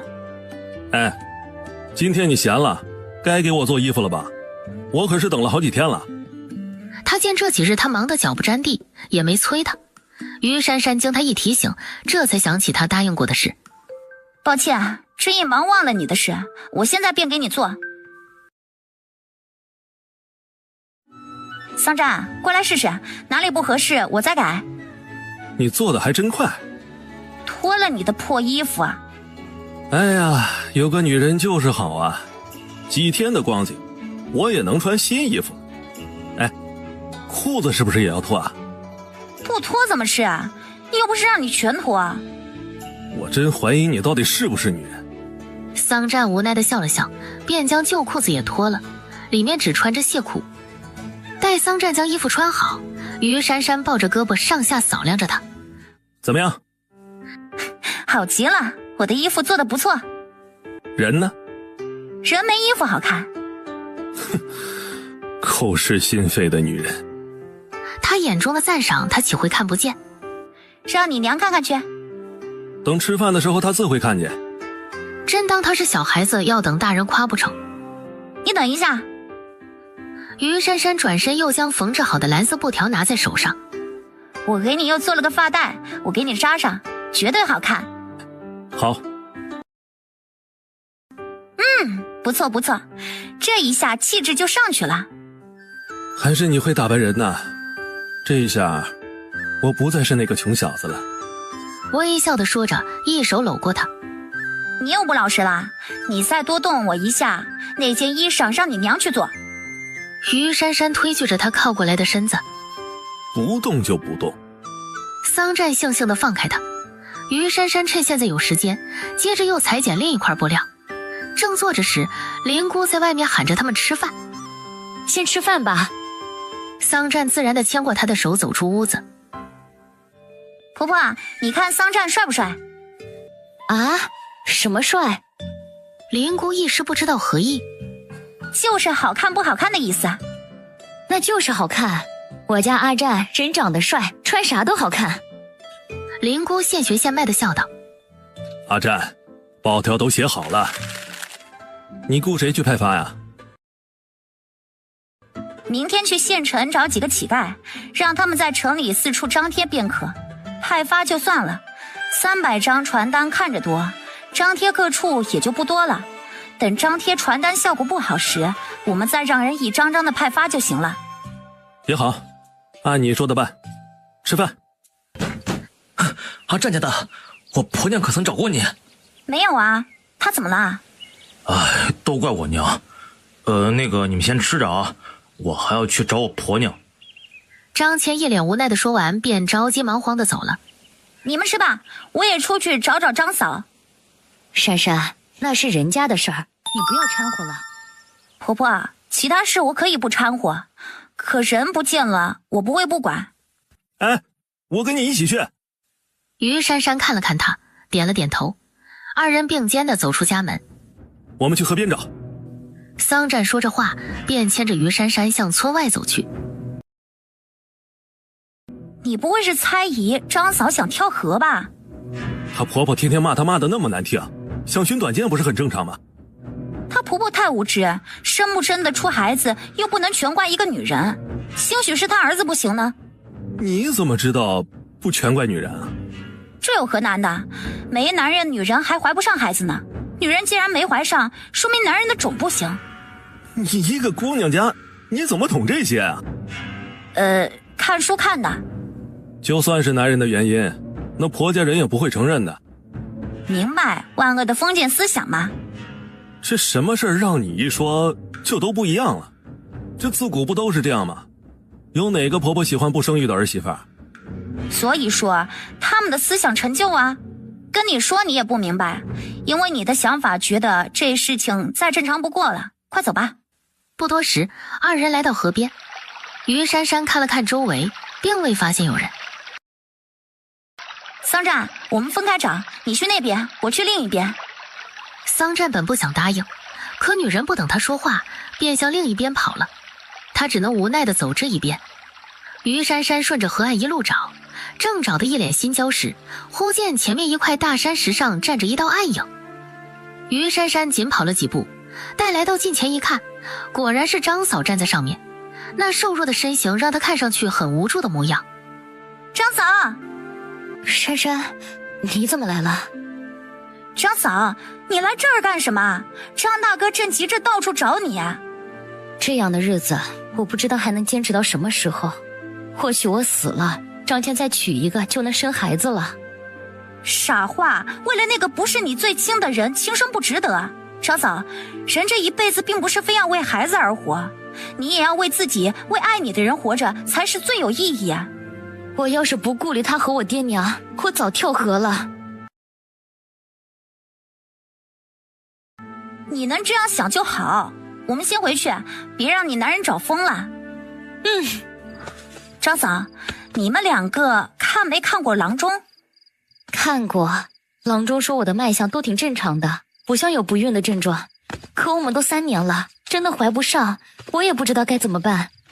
你和我大哥多久同一次房？珊珊，这么羞人的问题怎么能随便问？张嫂，这样的问题很重要，这可是关乎着能不能怀孩子的事啊。我们一般都是睡在一起的。你月事正常吗？正常。月事过后同房次数多吗？有月事时我们也一起睡。啊？你不怕得病啊？女人月经期免疫力会下降，宫颈口会开放，要是此时同房，病原微生物和男性的病原微生物都会通过宫颈口进入宫腔，有可能引起子宫内膜炎。你们这是在玩命，知不知道？于珊珊被惊到了，张嫂听得一脸懵。珊珊，你说这是什么意思？就是月事时你们在一起，他的分身进入你的那里，会交叉感染的。于珊珊有所隐晦道。张嫂这次还是不明白，他那里怎么会到我这里？这次轮到于珊珊发懵了。他不去你那儿怎么同房？张嫂这次好像明白了点，可还是有些不懂得问。你是说我们那里在一起才叫同房？难道你们没有那样在一起吗？于珊珊惊恐地瞪大眼睛看着他，好像他是个怪物似的。那里不是方便的地方吗？能在一起，那不是很脏？老天，天下竟然还有你们如此纯情的夫妻！于珊珊不由大笑起来。你笑什么？张嫂啊，张嫂，难道你出嫁时你娘没教你夫妻房事吗？没有，我娘是哑巴。你男人难道也不懂？他懂的，他说亲几下就能怀孕。看来他也不懂。张嫂，其实你们3年一直没有怀孕，是因为你们2个一直没有同房。这同房不是指的你们睡一个屋，亲亲就了事了，你们还要更深一层的交流。于珊珊说到这儿，忽地附在他耳边嘀咕了几句，把同房真正的意义告诉了他。张嫂听完，小脸既羞红又难堪，还臊得不敢看他。这次懂了吧？你回去后照着我说的做就成了，不过你要忍忍疼，女人第一次会很疼的。知道了。张嫂低着头往前快走，此时她真想死了算了。原来这3年他们夫妻竟然还没真正的在一起过，这要是让周围邻居知道了，岂不是被笑掉大牙？珊珊，你可要给我保密啊，莫要将此事说给别人听。我又不傻，这事我能随便说吗？你放心好了，我不会对外说的。哎呀，你这婆娘，你想急死我不成？阿谦，我只是出来走走。婆娘，等我银钱挣够了，我们就搬出去住，这样你就不挨骂了。张谦心疼地替他擦着眼泪。于珊珊看着他们恩爱的模样，眼中有着羡慕。张嫂，你们聊着，我先回去了。那个阿战家的，谢谢你帮我找人啊。不用谢，我和张嫂情同姐妹，她的事我自是要上心的。于珊珊回了家，林姑迎上前。珊珊，阿战呢？他还没回来吗？没有，你们不是一起出去的吗？林姑言语中有着责怪。我们是分头找人的，等一会儿吧，他找不到人就回来了。珊珊，你以前不拿他当回事就算了，可这些日子阿战为了讨好你，可是什么脏活累活都干。今天你要帮着外人找人，阿战二话不说便跟着你出去一起找。可现在天色这么晚了，他都还没有回来，你不说去找他，还一副满不在乎的表情，你这样是不是有些过分了？婆婆，我怎么过分了？他帮我干活，我当然很感激他，我不可能天天把感激的话挂在嘴边上。再说找人，他是去找人，不是他走丢。要是我去找他，他回头再找我，这一晚上就别睡了。于珊珊反驳道：你说这些没用，总之是要阿战先回来才行。你现在就去找他，他要是出了什么事，我跟你没完。行，他是你的宝贝儿子，我给你去找。对于这样父母，他也无语了，懒得跟他争执，转身便向院外走去。待他一走，桑战从林姑屋里走了出来，眸光闪着一丝谋算。主子，他出去找你了。这女人太无视我的存在，我倒要看看她到底无视我到什么程度。主子，接下来要如何做？此时那女人肯定是不会出去找我的，说不定就在门外等着我，那我们就看谁等得过谁。桑战说完便出了屋子，然后轻步走到院门后面，在门缝里看向门外。只见月色下一道倩影在门口来回踱着步，那步伐走的也是一副漫不经心。于珊珊果然没有出村找，只是在门外等着，可左等不来，右等不来。于珊珊眼中有了急色，想了片刻，最终还是往村外跑去。桑占见他走了，唇角不自觉地扬起一抹弧度。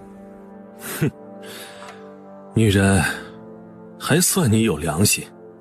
低语了一句，人也走出门外，接着便向于珊珊的方向奔去。桑占，于珊珊，我在这儿。你怎么了？我脚扭了，不好意思，没帮你找到人。没事儿，人我已经找到了，你还能动吗？桑占装作动了动腿。哪只脚扭了？左脚，你回去叫我爹来，让他扶我回家。这河岸都是高低不平的石头路，我怕是走不了路了。喊你爹做甚？你又不是小孩，我来扶你。你这么瘦小，能扶住我吗？别到时候把我摔了。你以为我是那千金小姐吗？放心，我虽不是大力神，可扶个人的力气还是有的。平时看你干活倒是有几分力气，你确定能行吗？行不行的试试不就行了？别磨叽了，快起来吧，你配合着点儿就行。好吧，那就辛苦你了。桑占忍着笑意，配合着他站起身，然后一手搂住了他的肩膀，二人脚步有些踉跄的往家赶。张嫂可找到了？找到了。找到就好，希望她婆婆有所收敛。如果张嫂这次能成功怀孕，她婆婆肯定就闭嘴了。你这话什么意思啊？我的意思，他们不可能总怀不上，说不定这次就能怀上了呢。我看啊，难，这都3年了，其实说怀上就能怀上的。人家怎样我们就别管了。我懒得管。你这脚伤的真不是个时候，明天我还打算让你跟着去县城找人派发传单呢。其实啊，你在民间收购也不是长久之计，等收购的差不多了，还是会断货的。民间收购的鸡只要能坚持2个月就没有问题，倒是余家鸡舍的鸡也出栏了。那余家长工说了，这次他们分不同批次多养一些小公鸡，争取这样随时卖给我，这样周期就长了，就算到时断货了也是几天的事，到时我再向民间收购，这样交替着，不怕没货卖。看来你已经打算好了。到时候其他城镇也要拓宽销路，只有卖多了，我才能多赚钱。很好，希望你生意成功。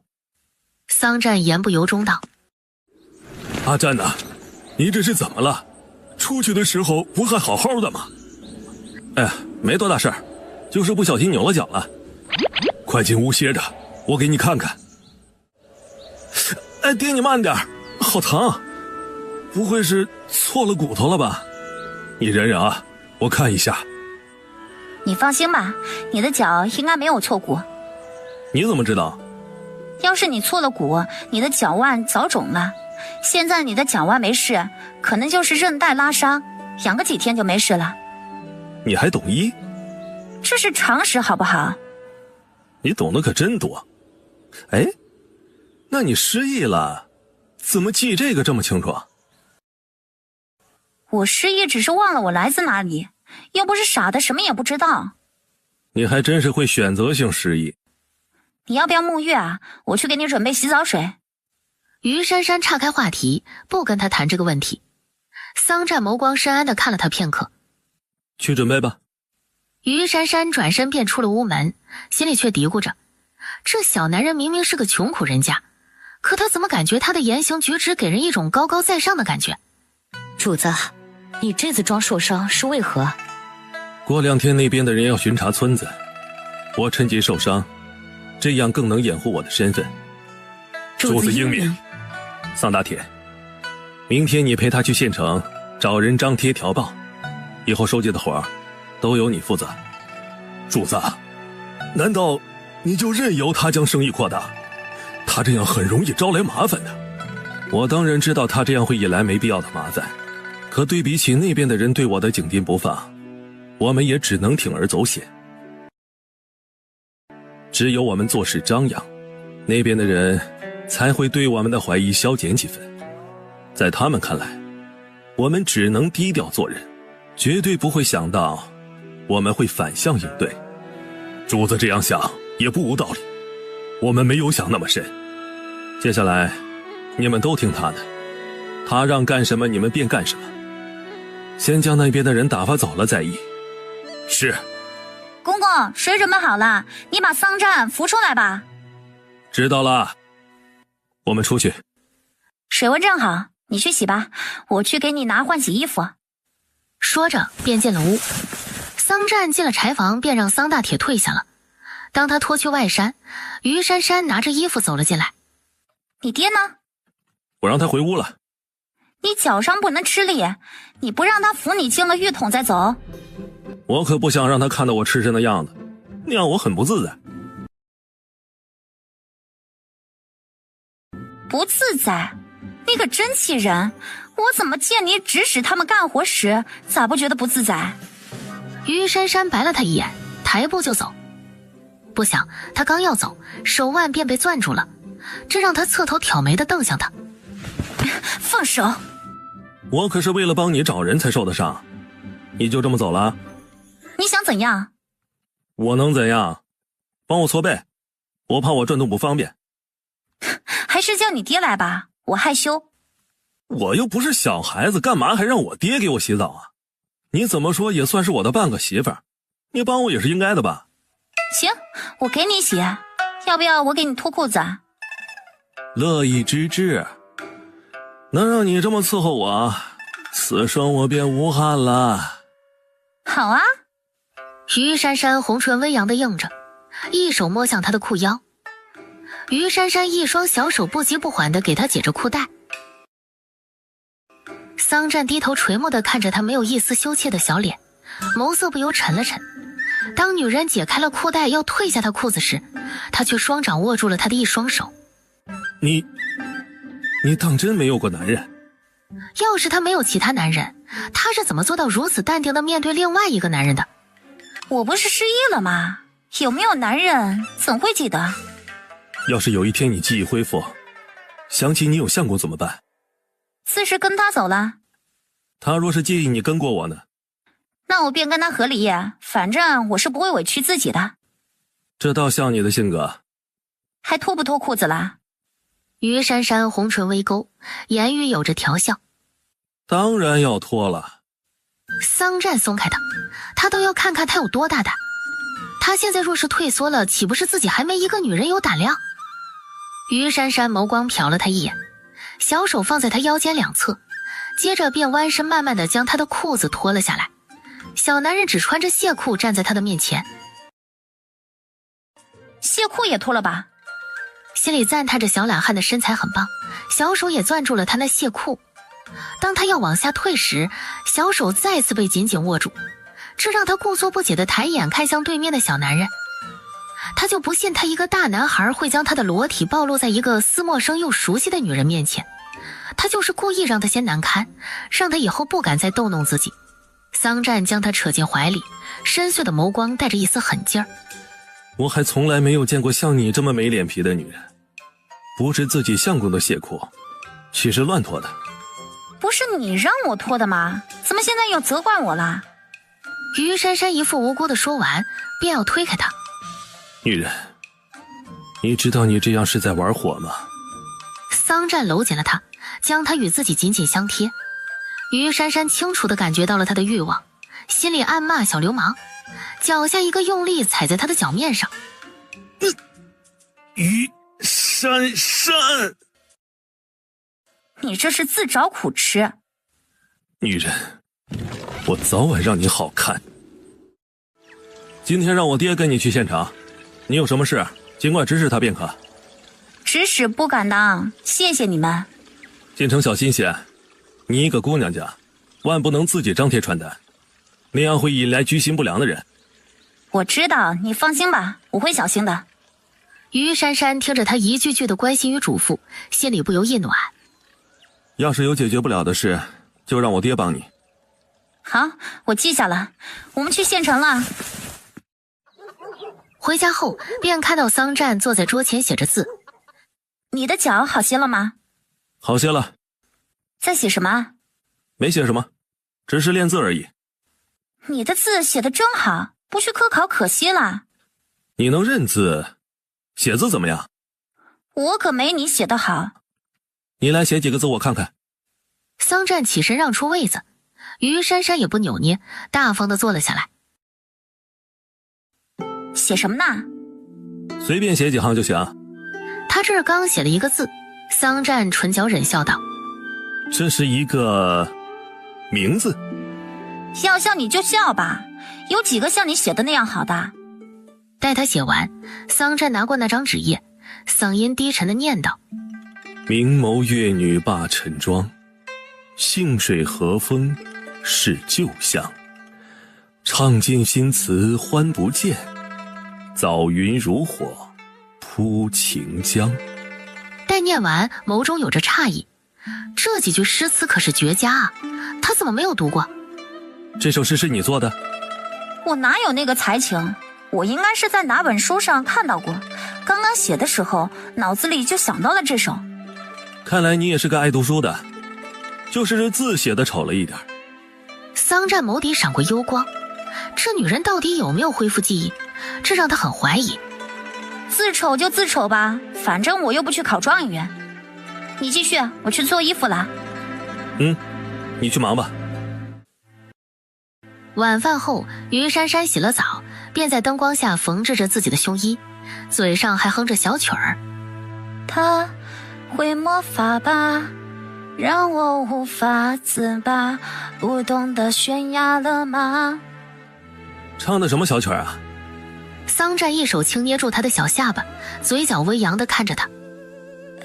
随口唱的，我也不记得是什么曲了。你这总是不经意地做出来的事儿，是不是你的记忆快恢复了？这和有没有记忆无关，人就是失去一些记忆，他的大脑还会有独立记忆思想的，就好比我即使失去记忆也会说话一样，失去的那只是一部分，剩下的还在大脑里运转。你怎么好像什么都懂一样？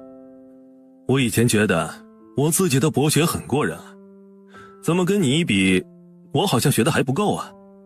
要不怎么说你年纪小呢？你一直生活在山村，对外交往的朋友也有局限，这让你想要知道的事也受到了限制。所以我建议你没事出去走走，长长见识，而不是天天看书里的内容。有句话不是说了吗？读万卷书不如行万里路。到时你会发现，你所看到的要比书里学到的要多得多。你一个女人怎么会有这么多的见解？你不会是哪个江湖人物吧？我倒想呢，要是我是个什么侠女就太好了，那样我就可以行侠仗义，闯江湖了。我看你啊，不像什么侠女，倒像个走南闯北的生意人。你看着像什么就像什么吧。你这缝的什么呀？内衣。你们女人都穿这个吗？他怎么看春宫图时那些画中女子都是穿肚兜的，还有他之前穿灵姑的也是肚兜，可他随身带来的那内衣显然和肚兜不同，这让他便想着打听一下，然后再让属下去查一下，看看哪里人穿这样的内衣。既然春宫图都没有这样的内衣，这就说明见多识广的那些画师也不曾见过这样的内衣，这也就是说，这内衣并不是赵国女人所属的。也不是，这内衣是我琢磨着做的，这个比戴肚兜舒服。原来你还是个心灵手巧的女人。反正不笨。热吗？热。桑占换了一只手拿蒲扇给他扇着凉风。还热吗？你要是总扇着，我就不热了。想着晚上他睡觉时，这个小男人总是给他默默地扇着凉风，这让他红唇不自觉地扬了扬。珊珊。珊珊。叫魂呐。我是怕你不理我，一会儿扎着你。于珊珊闻言一时没明白他的意思，刚想问他，后脑勺便被人按住了。同时小男人轻身压了过来，薄唇附在了他的红唇上，双唇一沾上，让二人同时心跳加快，还有一些紧张。于珊珊想推开他，可当他柔软的小手挨在桑占胸膛上时，桑占只感到周身一麻，一股燥热犹如火焰，腾的便被点燃了，伸手便将女人搂进了怀里。文也不由狂热了几分。于珊珊起初还挣扎，可不知为何这次没有极力推开他，随着身上小男人的热吻，他也不知不觉地回吻着他。桑占得到了回应，心下一喜，这让他的吻更热烈无比。可当他脱他衣服时，于珊珊一把按住他的手。可以了，我不想再玩下去。玩？不然呢？于珊珊翻身将他推翻在一旁坐好，然后整理着被他撩上去的睡衣。你觉得我们刚刚只是玩吗？桑占俊脸微沉地看着他。男女到了这个年纪，难免会对异性产生好奇，这也就有了生理上的欲望。我们只适当的玩到这里，再深一层就不是我们该做的了。虽然你一直想让我做你的婆娘，可我感觉得到你不爱我，我也不爱你，所以我们还是保持这样的关系比较好。于珊珊，为何你的想法总是那么与众不同呢？能不能不要那么清醒？糊涂一点不好吗？让我甘愿糊涂的人，那必定是我爱的人。你为何就不能试着接受我呢？我哪里不好了？你太自我了，有一个词很适合你。哪个词啊？妈宝男。妈宝男？什么意思啊？就是事事依靠父母，自己懒得做。你这样的人就是娶了婆娘，也会闹婆媳矛盾的。于珊珊，你别太过分，我不就是懒了一点吗？可是自从你进门，我还不是帮你干了那么多活啊。你是帮了我，可你干到一半时，还不是让你爹你娘又把活抢了过去，你也没有拒绝啊。行，妈宝男是吧？以后我就当妈宝男了，以后你自己的活自己干，我爹娘也不帮你干了。不帮就不帮，我自己也能干。无趣的女人。转眼到了第二天的黎明，于珊珊由于昨晚睡得晚了一些，这让她此时还在沉沉的睡着。桑占却睁开了眼眸，微怔了一下，侧头看向睡得如猫儿般的女人，唇角不自觉地扬了扬。也就是你碰上了我，不然你现在岂还会有清白在？喂，该起了。于珊珊被他拧醒，迷糊中伸手打掉他的手，滚！然后翻了个身继续睡。你再不起来，那些卖毛鸡的百姓就要走了。于珊珊刚刚还一副睡不醒，闻言立马坐起身，转头看了看窗外，只见外面天色微明。哎呀，别看了，赶紧换衣服。公公，你在家歇着吧，我一个人进城就行了。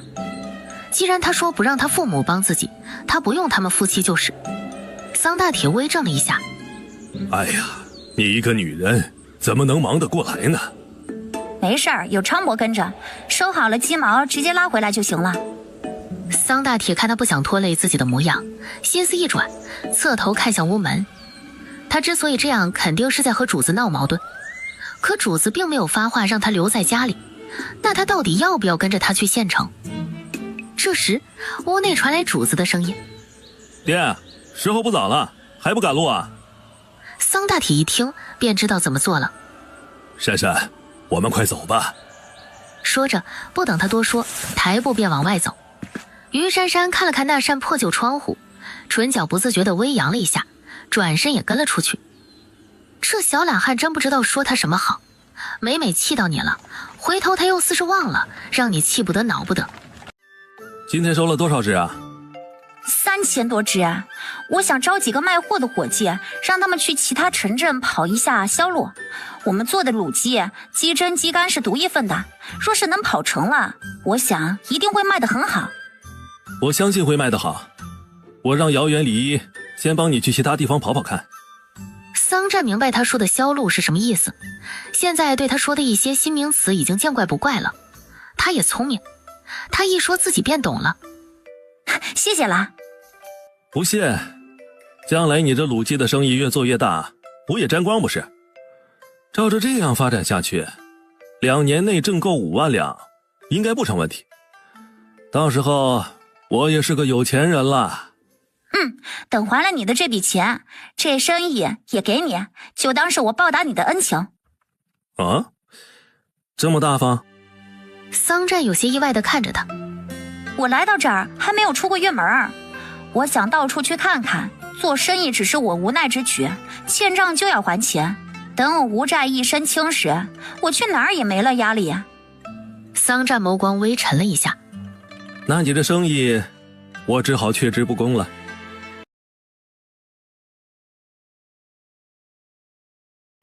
那你想去哪儿看看？天南地北的到处游历一番，首先要去京城，我要见见这个国家最繁华的都城。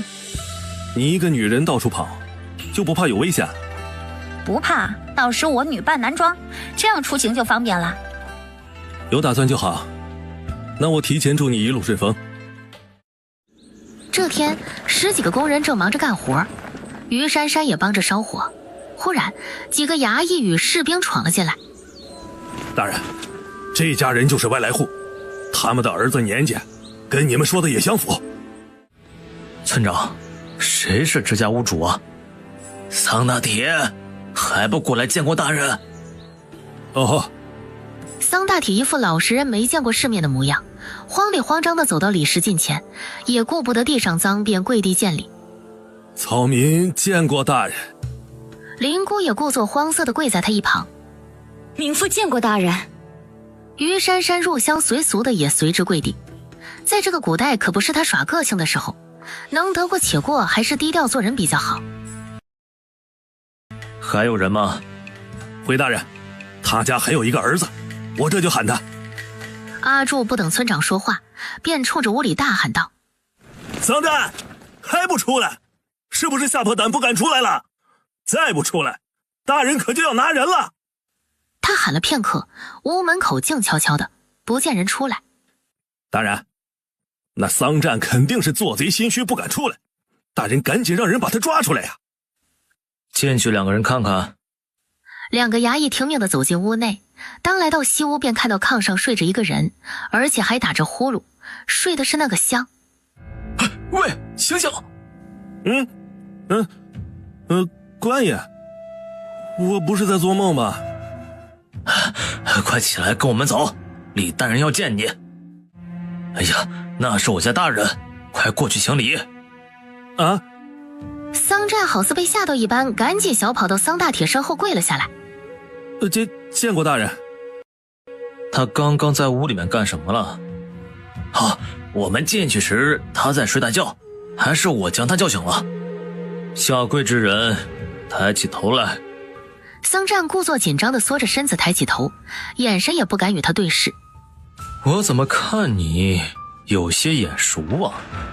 大人，那日在城门口盘查时你见过小的。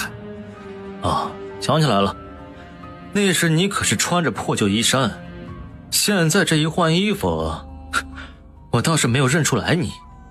回大人，这些日子我家做了卤鸡生意，挣了一些银钱，我婆娘便给我做了几身新衣裳。你也抬起头来。于珊珊大方地抬头看向他，然后又低下了头。也难怪李石没有一眼认出于珊珊。此时于珊珊穿的还是邻国老气又打着补丁的旧衣衫，猛地一瞅就是一个邋遢的妇人。你叫什么名字？回大人，草民名桑占。多大了？18岁。你胡说，你才17，我可是比谁都知道。你到底是17岁还是18岁？若是敢欺瞒本官，你们一家可都是要问罪的。大人，我们不敢欺瞒，我儿子的确是18了，他属马的。听说你们是外来户？是的，大人，我们老家在北周郡，因为我婆娘身子弱，多病，那里每逢冬天便天寒地冻的，我婆娘身子受不住，故此我们一家才搬来南方之地。到了这里，我婆娘的病便大有好转，所以我们便在这里落了户了。可有你们老家的凭证？有，我现在便去屋里给你拿。说着，桑大铁便急忙地回了屋。桑占，你们来此地几年了？回大人，我们来此已有3年多了。3年？可还在其他地方住过？没有，我跟着我父母走走停停，花了20多天才到了这里。这时，桑大铁跑了回来，然后将一张纸页交给了李石。李石打开凭证，只见上面写着家庭住址、姓名与生辰，上面还盖着北周郡的印章。李石脸色微沉地将凭证又给了桑大铁。听闻你们的生意做得不错，各大酒楼都有你们的卤鸡。大人见笑，我们也只是为了过上好日子罢了。你们哪里买来这么多鸡？大人，这些小公鸡我们都是收购其他村庄百姓家的，我们村的余家鸡舍一时供不上货价，我们便想到了这个办法。桑大铁丝毫不提于珊珊，好像这卤鸡生意不关他的事一般。大人，这卤鸡生意都是他家婆娘做的，他们一家只是帮着干活而已。好，大人，这阿柱说的不完全对，这卤鸡生意我只负责卤煮，对于售卖却一窍不通，是我男人帮我进城找了买家，就连收购毛鸡也是我男人想出来的，我一个小女子怎有这脑子啊？于珊珊可不想把自己标榜成女强人，她的身份只适合低调做事。桑占唇角微扬地扫了她一眼，这女人果然聪明，她算准了她的身份不会让她胡说的。大人，你可莫要相信他说的，这桑占既是外来户，年纪不管是17还是18，都只是1岁之差，他完全可以多说1岁嘛。大人，我儿多大就是多大，这凭证上都写着他的出生日期，这可是做不得假的。这阿柱与我家有过节，这才无端生事，还请大人明鉴呐。哦，你们两家有何过节？桑大铁，我就算跟你家有过节，你家要是身家干净，用得着我说吗？阿柱，我家怎么就不干净了？你在这里血口喷人，就是公报私仇，你个狗杂碎，我让你胡说！桑占怒声骂完，冲上去就将他踹翻在地，接连踢打着他，给人一种鲁莽易冲动的混小子。李石看了片刻，挥了一下手，两个衙役见状便上前将桑占拦住了。你们两家有何过节？本官想听听，是什么样的过节会让他冤枉你？大人，我婆娘上山采蘑菇的时候摔进了山沟，是本村的土猎户救了她。当时她伤势严重，看上去随时都会有生命危险。土猎户不想出钱给她诊治，便想着把我婆娘卖给阿柱。可这阿柱见人快死了，并没有买下，土猎户这才将她背到我家。我娘见这姑娘可怜，不想让她死了没个去处，便忍痛掏了3两银子将她买了下来。不想在我娘的精心照顾下，我婆娘竟然醒了过来。就这样，我们便结成了夫妻。可这阿柱一见我娶了这么漂亮的媳妇儿，他心生妒忌，在村里造谣说我婆娘是他的。我们两家为此还打了一架。这件事儿满村都知道，大人可以明察。大人，没有这回事儿，这都是误会。李石冷眸看了他们两个一眼，眸底有着深思，然后又看向桑大铁，接着在他与桑占的脸上看了片刻。只见他们父子身形都高大挺拔，只是桑大铁年纪大，这让他的身体更健壮更魁梧。还有桑大铁的容貌虽没有桑占长得好看，可也是相貌堂堂。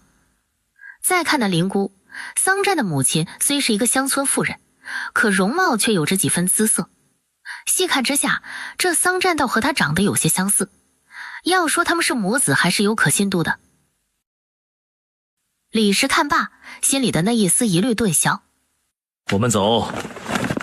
哎，大人，你不能就这么走了，这桑占肯定有问题。滚！大人，这户人家也不是吗？应该不是，那个人要是隐姓埋名，隐居过活，不可能这么张扬。而且那小子的面相随他母亲，个头随他爹，却跟那2个人一点也不像，故此我推断他不是我们要找的人。而且他们来此才3年，我们要找的那个人已经消失5年了，这时间也对不上。大人观察入微，属下倒是没注意这些。村长，带我们去下一家。婆娘，你这天天臭着，会让我反感的。现在嫌臭了，吃的时候咋不嫌？嘿，谁让你煮的香呢？你猜刚刚那个大人要找什么人？懒得猜，我只管好我自己便可了。那个阿柱太坏了，不，应该是恶毒。好歹都是一个村的乡亲，他竟然如此歹毒心肠，想害你。哼，那种小人啊，是什么事都能做得出来的。你也别气，像他那种人会遭天谴的。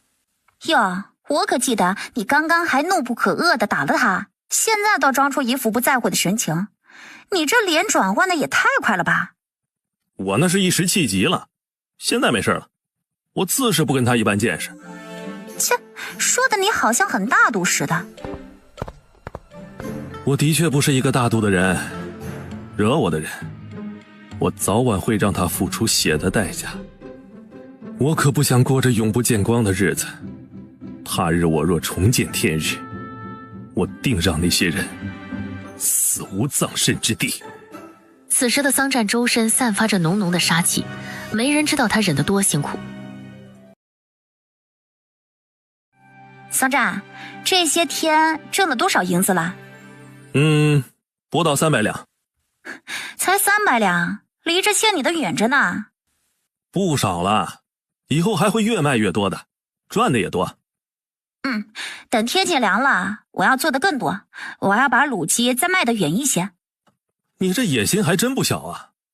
我真怕你走了，把这生意给我，我再给你做黄了。不会的，改天我将秘方交给你，这卤鸡生意是不会黄的。你舍得？这有什么舍不得的？我们谁跟谁？嘿，那我可要好好学着点。很好学的，只要知道调料的比例就成了。你这么聪明，会学会的。让你这么一夸，我都有些紧张了。要是我学不会，岂不是辜负了你的期望？紧张个鸟毛啊！你这样没脸皮的人，知道紧张2字吗？于珊珊斜睨了他一眼，桑占不怒反笑地靠近了他一些。我哪里没脸皮了？滚！婆娘，我们再玩一次好不好？说着话，手掌放在了他的腰间摩擦着。你该去洗澡了，记得洗个冷水澡。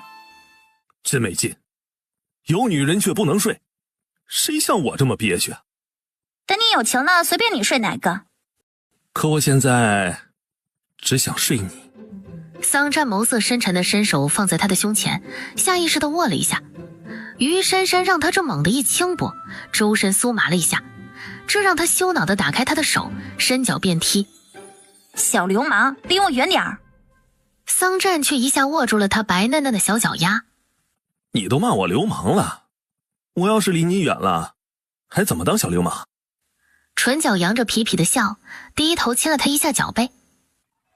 放开我！你答应陪我玩，我就放开你，不然我一直攥着你的小脚。不放是吧？不放。于珊珊眸光微闪，猛地坐起身扑向他。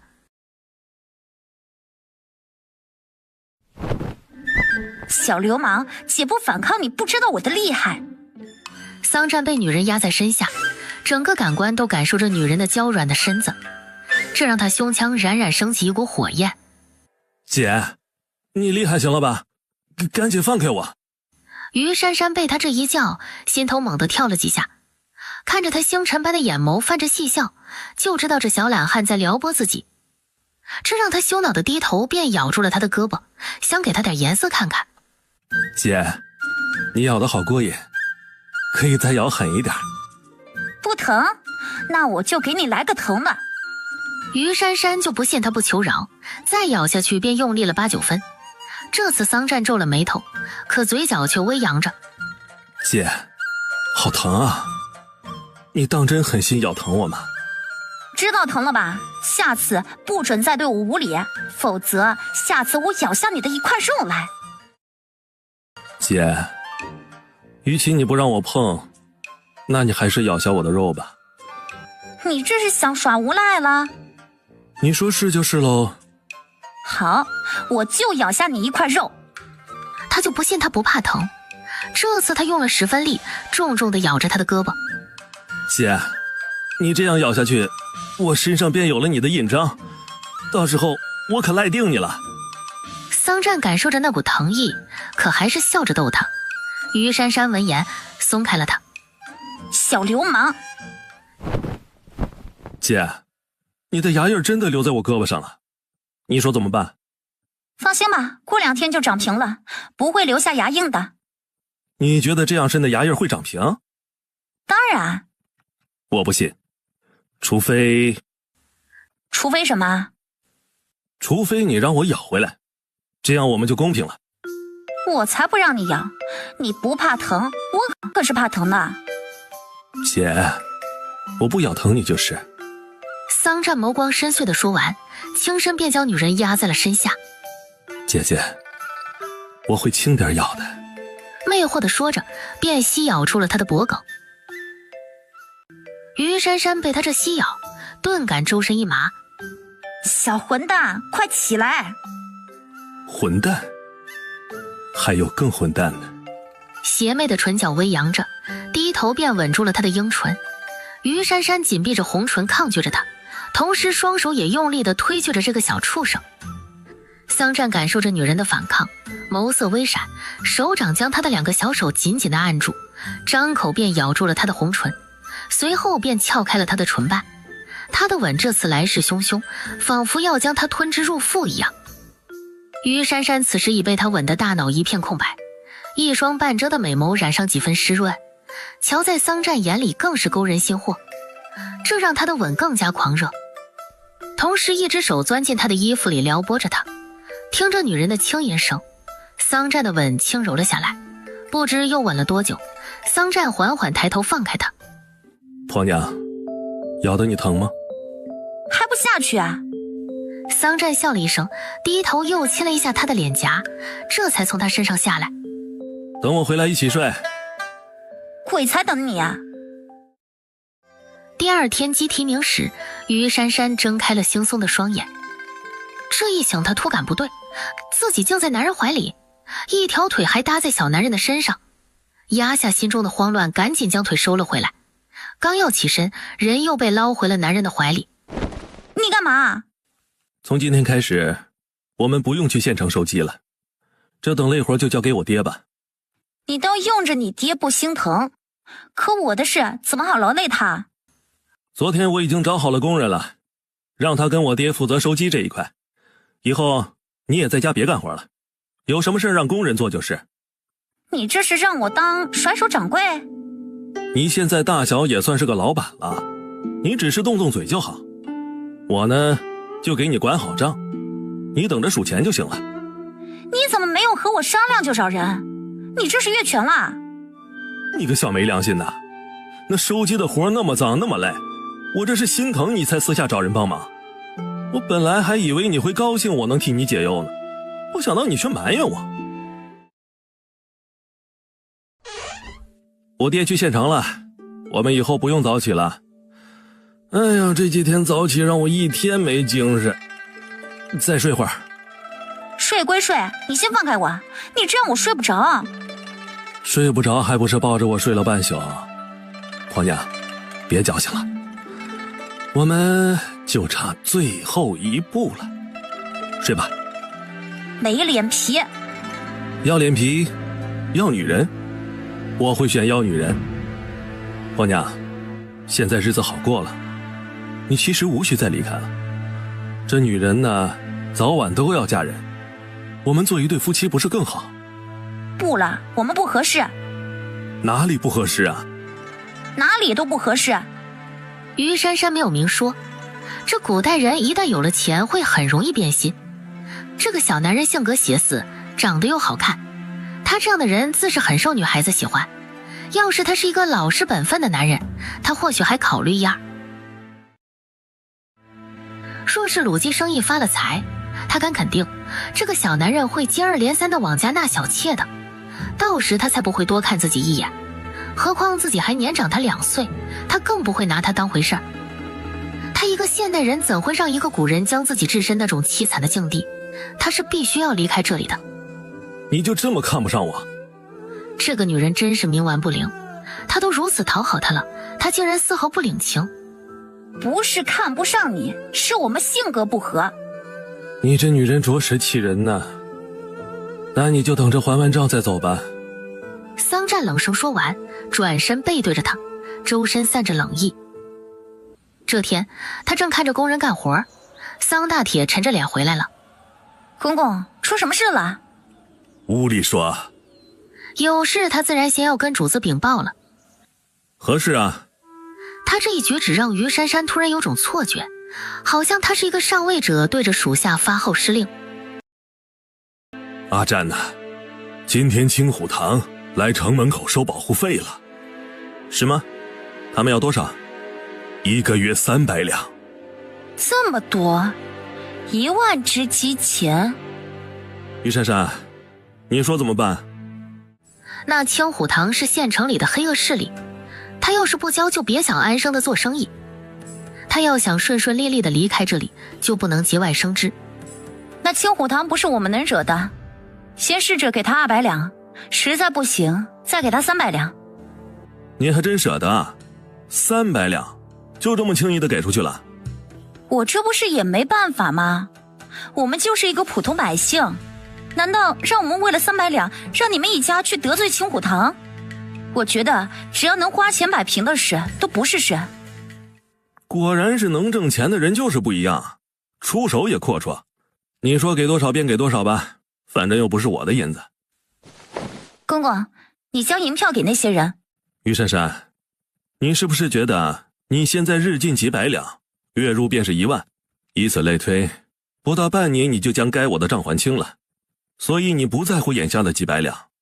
你这样做只想尽快的离开这里。当然不是，那青虎堂势力那么大，我们就是反抗也白搭。与其惹恼了他们，让他们继续加码，还不如一开始便顺从他们。于珊珊被他说中心思，不由沈笑了一下。胆小怕事的女人，你以为我怕他们不成？有人说过你本事不大，却很自大吗？你可以出去了，现在我看见你就烦。切，你以为我稀罕看你啊？于珊珊，你想离开那是不可能的，只要我1天不回去，你也别想离开我半步。你一个人去啊？这女人可真会气他，他就不能主动让自己跟着他去，这样也好有个照应。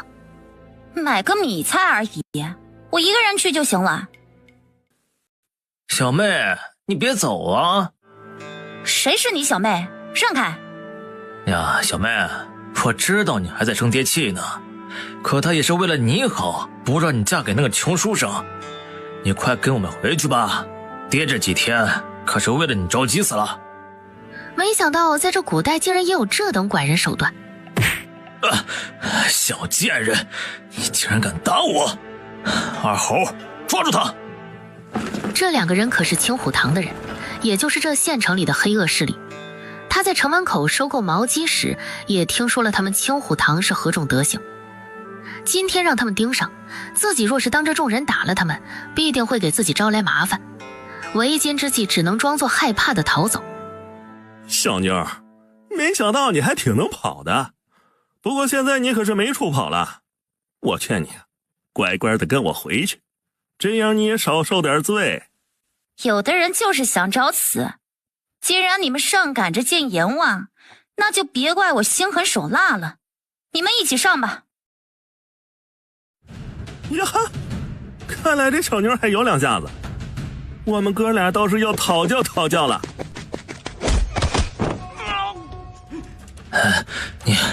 你好大的胆子呀！竟敢杀我青虎堂的人，我看你是不想活了。你有本事在这里等着。于珊珊面带煞气地走到他跟前，小手一个用力，便将他脖子上的木钗拔了出来。待起身，于珊珊冷眸看向胡同口，阁下可以出来了。过了片刻，一男子从暗处走了出来。是你？小娘子，我不是有意看的啊，你快走吧，晚了就来不及了。你觉得我会放过你这个人证吗？于珊珊冷冷地说完，便向他攻了过去。被人发现了他杀人，自己又怎会放过这人？万一他放了这人，他再去报官，那他不是麻烦了？他自己生死事小，要是连累了桑镇一家3口，那他就罪过了。所以这个人必须死。眼见女人攻了过来，谢商随即一个闪身，躲开了他那记要命的一击。二人你来我往的打了片刻，没有分出胜负。谢商也没想到这个瘦弱的女人武功如此之高，就连自认武功上乘的他都一时拿他没办法。而且这个女人的武功路数很怪异，力量也很大，每次被他打到，他身上便是一阵疼。小娘子，我没有恶意，青虎堂的人死了，我高兴还来不及呢，我是不会告发你的。谁信？哎呀，小娘子，我是行医救人的医者，自是看不惯他们青虎堂欺压百姓。你放心，我只会替你保密，不会出卖你的。再者，你想杀我也不是件容易的事啊。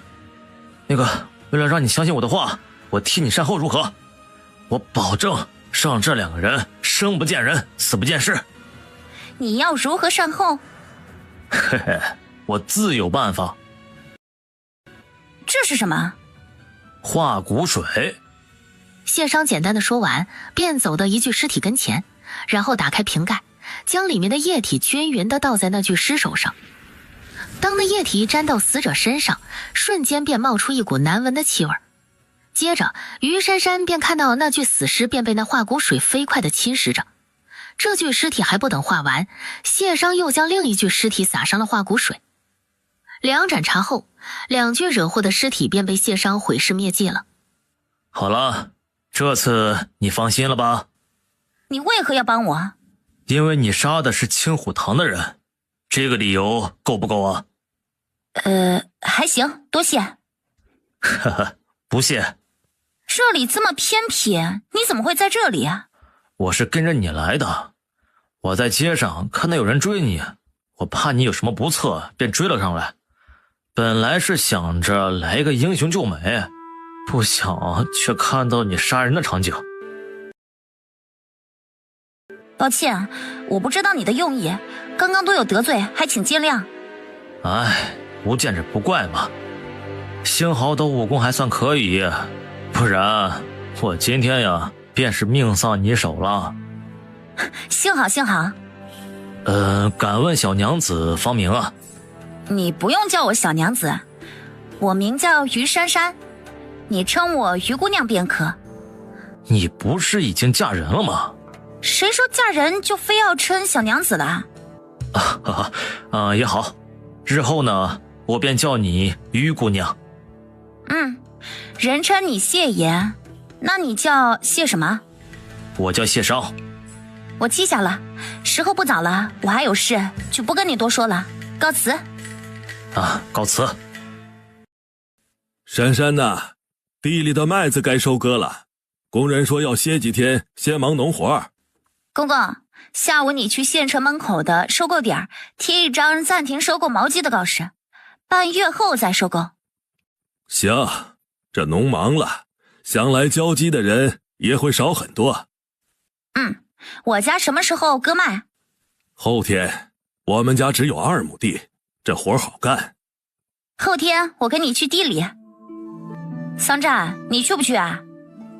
不去，热死了。珊珊，你别说他了，地里就那么点活，不用阿占，我们也能忙得过来。婆婆，你们也太惯着他了。算了，随你们。珊珊呐，你在家照顾好你婆婆，她的病刚好，你先让她好好歇歇。我去地里先去腾出一块麦场。公公，你麦场很费事的，婆婆有阿战照看着就行了，我跟你去地里帮忙吧。不用了，你在家待着便可。桑大铁不容拒绝的说完，便推着小破车出了家门。你娘那你照顾着，我去地里干活了。说着，不等他回话，便离开了屋子。主子，刚才城里来信了。青虎堂失踪了2个人，此时他们正大力四处搜查。是吗？只是没了2个人，至于这么大费周章吗？1个月的时间，失踪了4个青虎堂的人，你说他们急不急？人没了事小，他们是怕暗中有什么人在对付他们。上次是主子下的手，可这次会是谁呢？可能是他们得罪了哪个江湖人物，这才招来了杀身之祸。我们这样想，青虎堂不一定这样想。他们接连失踪了4个属下，肯定会认为有暗中势力在跟他们作对。你让樊文他们也暗中查一下，看看县城最近有什么可疑的人。是，主子，于珊珊这生意何时给他断了？再过些日子吧，先让他多高兴几天。哎，你怎么来了？公公，我闲着没事儿，就想着来干点活，你教教我吧。好吧，你看着啊。于珊珊一旁看了片刻，便学了个大概，然后她也试着收割麦子。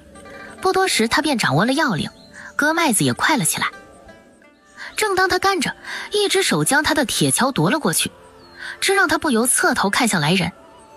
你怎么来了？我闲的。桑占痞笑了一下，然后便学着桑大铁干活的模样翻起土来。你干吧，我回家做饭。回来，谁让你走的？这活你接过去了，我还在这里干嘛？去阴凉等着我，活干不完不准你走。为何你干活还不准我回家了？你走了，我哪有动力干活啊？懂了没，姐姐？小混蛋，我才不在这里挨热。哎，婆娘，你要是走了，这地里的活我可不管了，让我爹自己干吧。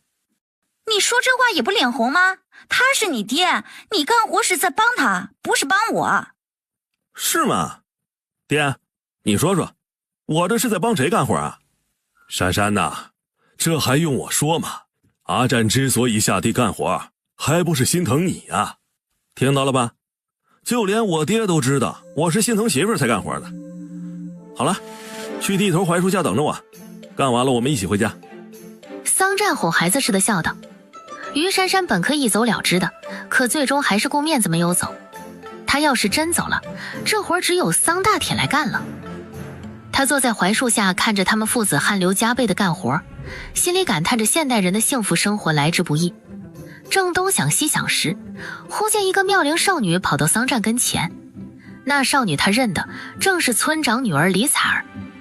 阿战哥，你累了吧？我这里有李子果，你解解渴。李姑娘，我不渴，你还是留着自己吃好了。阿战哥，我那里还有，这些你拿着。李彩儿不顾他的拒绝，便将李子果塞进他的怀里，然后侧头看了一眼于珊珊，这才转身跑了。于珊珊看着刚才的一幕，笑了。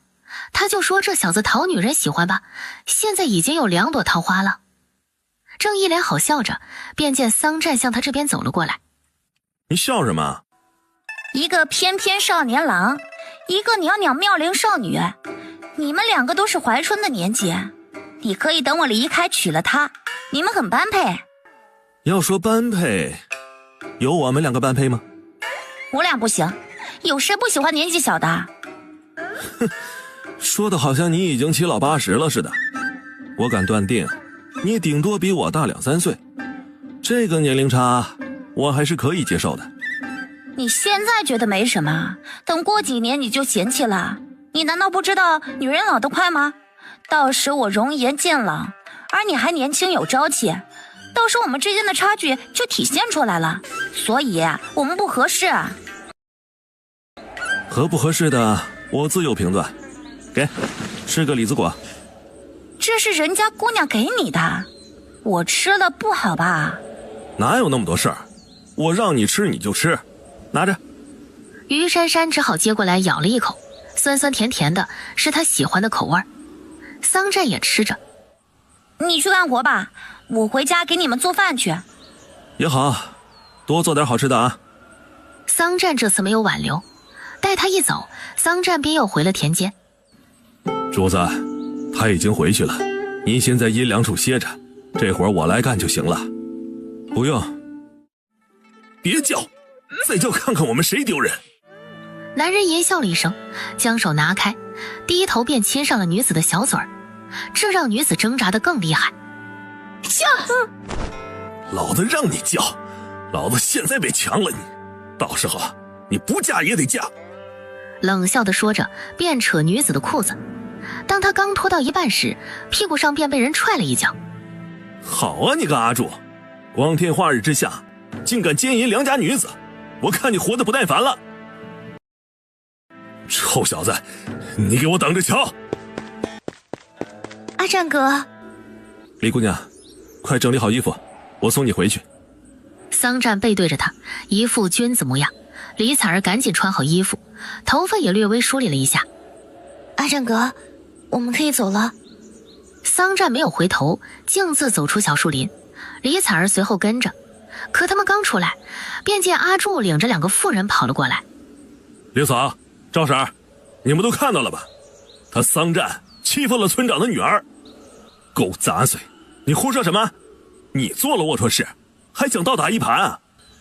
我才没胡说呢，人家李姑娘本来一个走着，你忽然上前将她抱进了小树林。我要是打得过你，我早进去救人了。现在我带人来救人，不想还是晚了一步。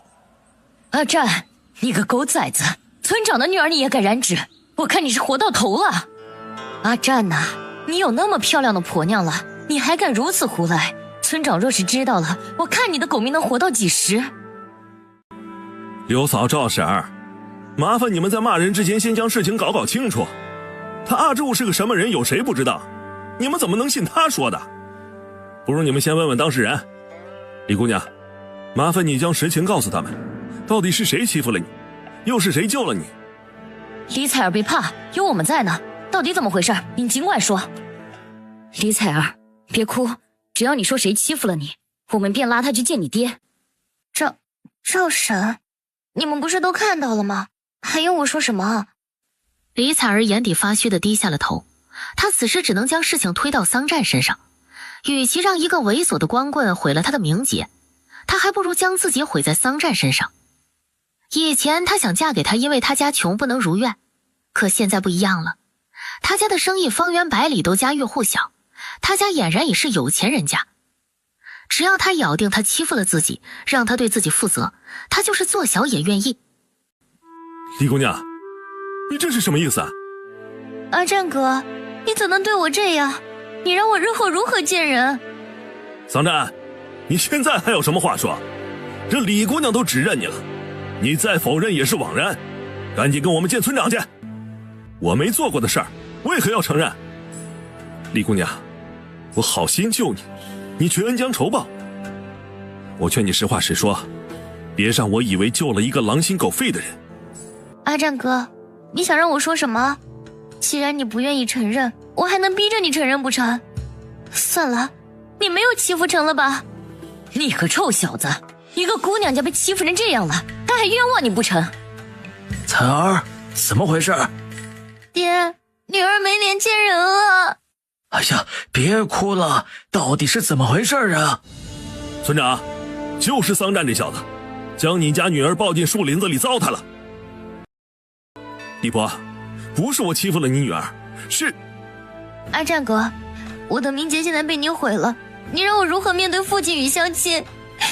爹，我一会儿要怎么办啊？兔崽子，你毁我女儿，我让你偿命！来人，将他抓到十字路口，我要活活的打死他！爹，你就是杀了他，我的清白也没了。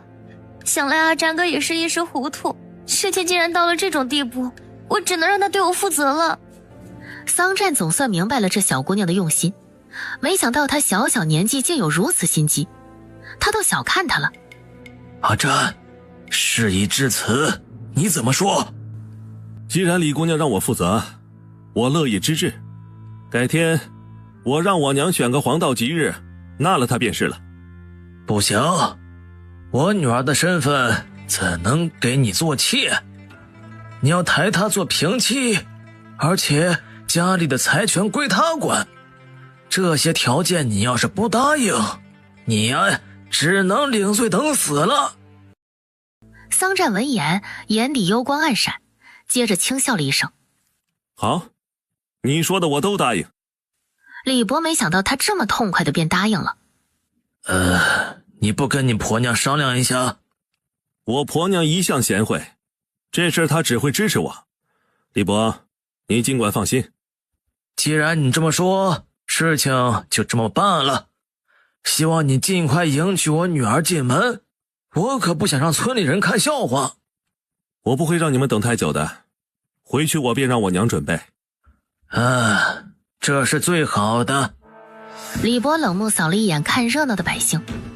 今天只是他们2个年轻人的玩闹，我希望你们不要对外胡说八道。若是让我知道谁在暗地里面嚼舌根，我定让他滚出东营村。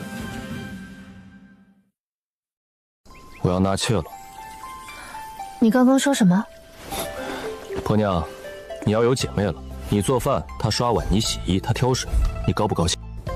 哪家姑娘？你认识，村长女儿李彩儿。这么快？你们2个是不是早就郎情妾意上了？你猜？我猜是，不然你怎会忽然要娶她？那就是吧。正好，到时谁也不敢小看你家是外来户。的确娶了她有好处，于莎莎她要当平妻，而且进门要掌管财权。你看啊，这还没进门就想着管家，她也太着急了吧？那你说怎么办？不答应她就不进门。看你这意思是希望她管家了。她管不管家还是要看你。要是她管家，我挣的银子算不算还账？算。那就行了，你可以随时迎接新人进门了。难道我另娶你就一点也不吃醋？我们什么关系都不是，我吃的哪门子醋？在我看来，你们2个才是最般配的一对。没良心的女人，枉我对你这么好，你却不曾对我动半动心。也罢，既然你这么大方，娶她的事宜就全交给你办了。早已猜到他是一个什么样的男人，只是没想到这天会来得这么快。我哪懂这个，还是让你娘管吧。不懂可以请教我娘，总之你要负责将她迎进门。你干嘛非要我管？我又没有成过亲，啥经验都没有。不管怎么说，你也是我名义上的妻子。我想让村里的人都知道我的正妻是多么的贤惠淑良。明白了，你不就是想得个好名声吗？我如你所愿就是。有劳了。行了，假惺惺，睡觉。婆娘，我们再玩一次好不好？你再忍忍，过几天你真媳妇儿来了，随你折腾。可眼下我只想折腾你，姐，只玩一会儿。小混蛋！于珊珊翻身一把将他推开，然后下了炕。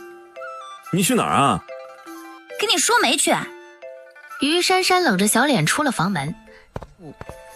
婆婆，珊珊，有事儿吗？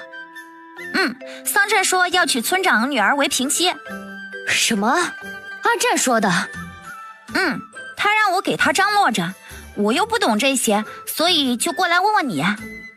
他怎么好端端的要娶平妻了？婆婆，其实他们2个早就郎情妾意了。也许以前咱家穷，村长看不上桑占，现在不一样了，咱家日子好过了，他家自是同意了这门亲事。不能吧，我没见过李彩儿和阿占有什么来往啊。婆婆，别管他们有没有私情，眼下他们要成亲是真的。你给我出主意，接下来我要干什么？你先去请村里的媒婆上门提亲，等他们答应了，你再让卦师给他们合八字，接下来便是纳吉换帖。行，一会儿我就去。珊珊，你当真就没有喜欢过我儿子？他家主子可是人中龙凤，村里的姑娘每每见了他都含羞带色，要不是他们故意装穷，他家门槛肯定早被他破了。至少没有男女之间的喜欢。其实他人不错，可我们的性格不合适啊。真不知道你喜欢什么样的男人。顺其自然就好，不急，我回去了。现在农忙季节，你是过了收麦再去提亲，还是现在？宜早不宜迟，我怕大家等不及了。桑占眸光微冷地瞟了他一眼。行吧，我现在就去找媒婆。平妻，就凭你们也配？灵姑这时走了进来。主子，听闻你要娶平妻。他相信我说的，难道你也相信吗？奴才自是不信的，只是不知你这是何意。区区一个小丫头也敢算计我，那她就要承受被算计的后果。到时候你们夫妻尽管听命就是了。桑占眼中的厌恶一览无遗。是。灵姑暗自为那个李采儿默哀了一下。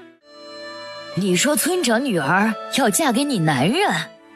是的，这不找您去他家跑一趟。我老早就看你大气，果不其然，你这人真的是贤惠，刚进门不只能挣钱，还心甘情愿的给自己男人娶平妻。那阿占呐，真是好福气。男人嘛，花心一点不算什么，只要他喜欢，我就随他。也是，天下男人都享受其人之福，要不是有的男人穷娶不起，他们早就三妻四妾了。沈大娘说的太对了，不知这梅京多少银钱？于珊珊问道。事成了1两银子。行，现在天气炎热，你跑来跑去一定很辛苦，这些银钱你先拿去喝茶。哟，阿占家的，你可真好，你家的这亲事儿我定当全力。有劳了，那我先回了。于珊珊，你今天可是挣足了面子了，人人都夸你是贤良淑德的好妻子，你都不知道有多少个男人在羡慕我呢。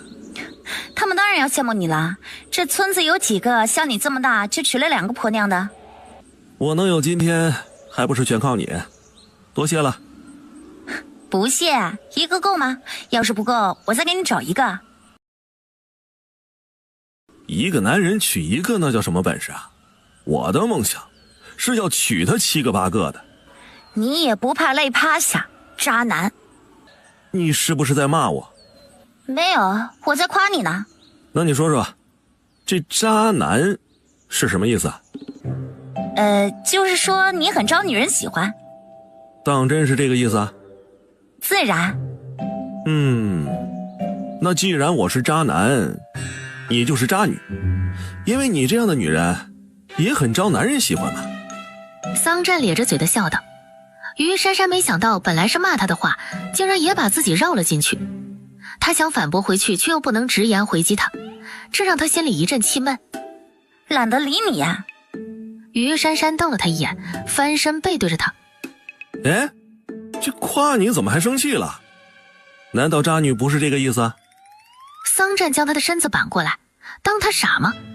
仅凭那个渣字就不是什么好话，他自是听出他是在骂自己，反正这大晚上的也难以入眠，他逗弄一下这个女人也好打发这漫长的夜晚。于珊珊看着他脸上的坏笑，就知道他是故意的，明明懂得那句话的含义，却如此逗弄自己，这个小混蛋还真是个混蛋。怪不得村长女儿要扒着你，要嫁给你，你这坏坏的男人很受女孩子喜欢的。你这意思是说，男人不坏，女人不爱？那你呢？可会喜欢坏坏的男人？桑占俯瞰地凝视着他。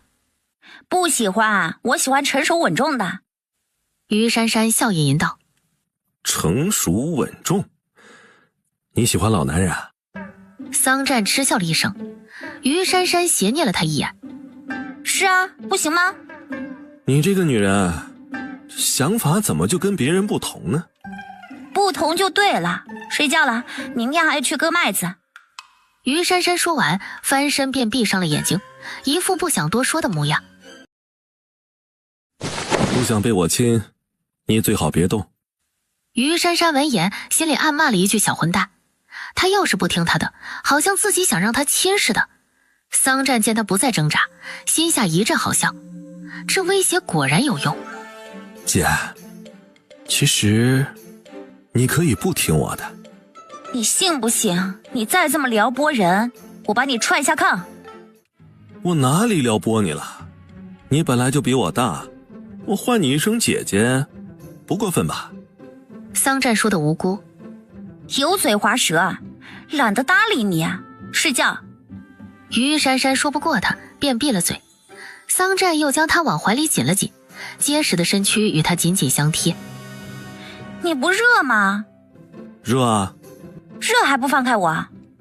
不搂着你我更热，是从心里往外热那种，那种滋味很难受的，只有搂着你，那股热才能得以缓解。姐，你说我这是怎么回事？是不是生病了？你的确是病了，最好的解决办法就是你去洗个冷水澡，保证你药到病除。于珊珊就差说他是欲火焚身了。那还是算了吧，我还是多搂你一会儿吧。桑占掌下慢慢向他睡衣里钻去，于珊珊刚要阻止他，桑占在他耳边魅惑道：姐，我们再玩一次，你不是也喜欢这样玩吗？说着吻住他的脖颈，慢慢的抵舔着。于珊珊被他这一舔，不由轻音出声，本想推开他的手，改成搂住了他。这男女之间的亲热的确让人迷醉，她又不是古代的小姑娘，犯不着守什么节操。只要不过界，她不介意跟他玩一下暧昧。情欲本来人人都会有，适当疏解一下也不无不可。她的回应让男人的眼底波光流转，薄唇一路来到女人的樱唇，轻声吻住了她。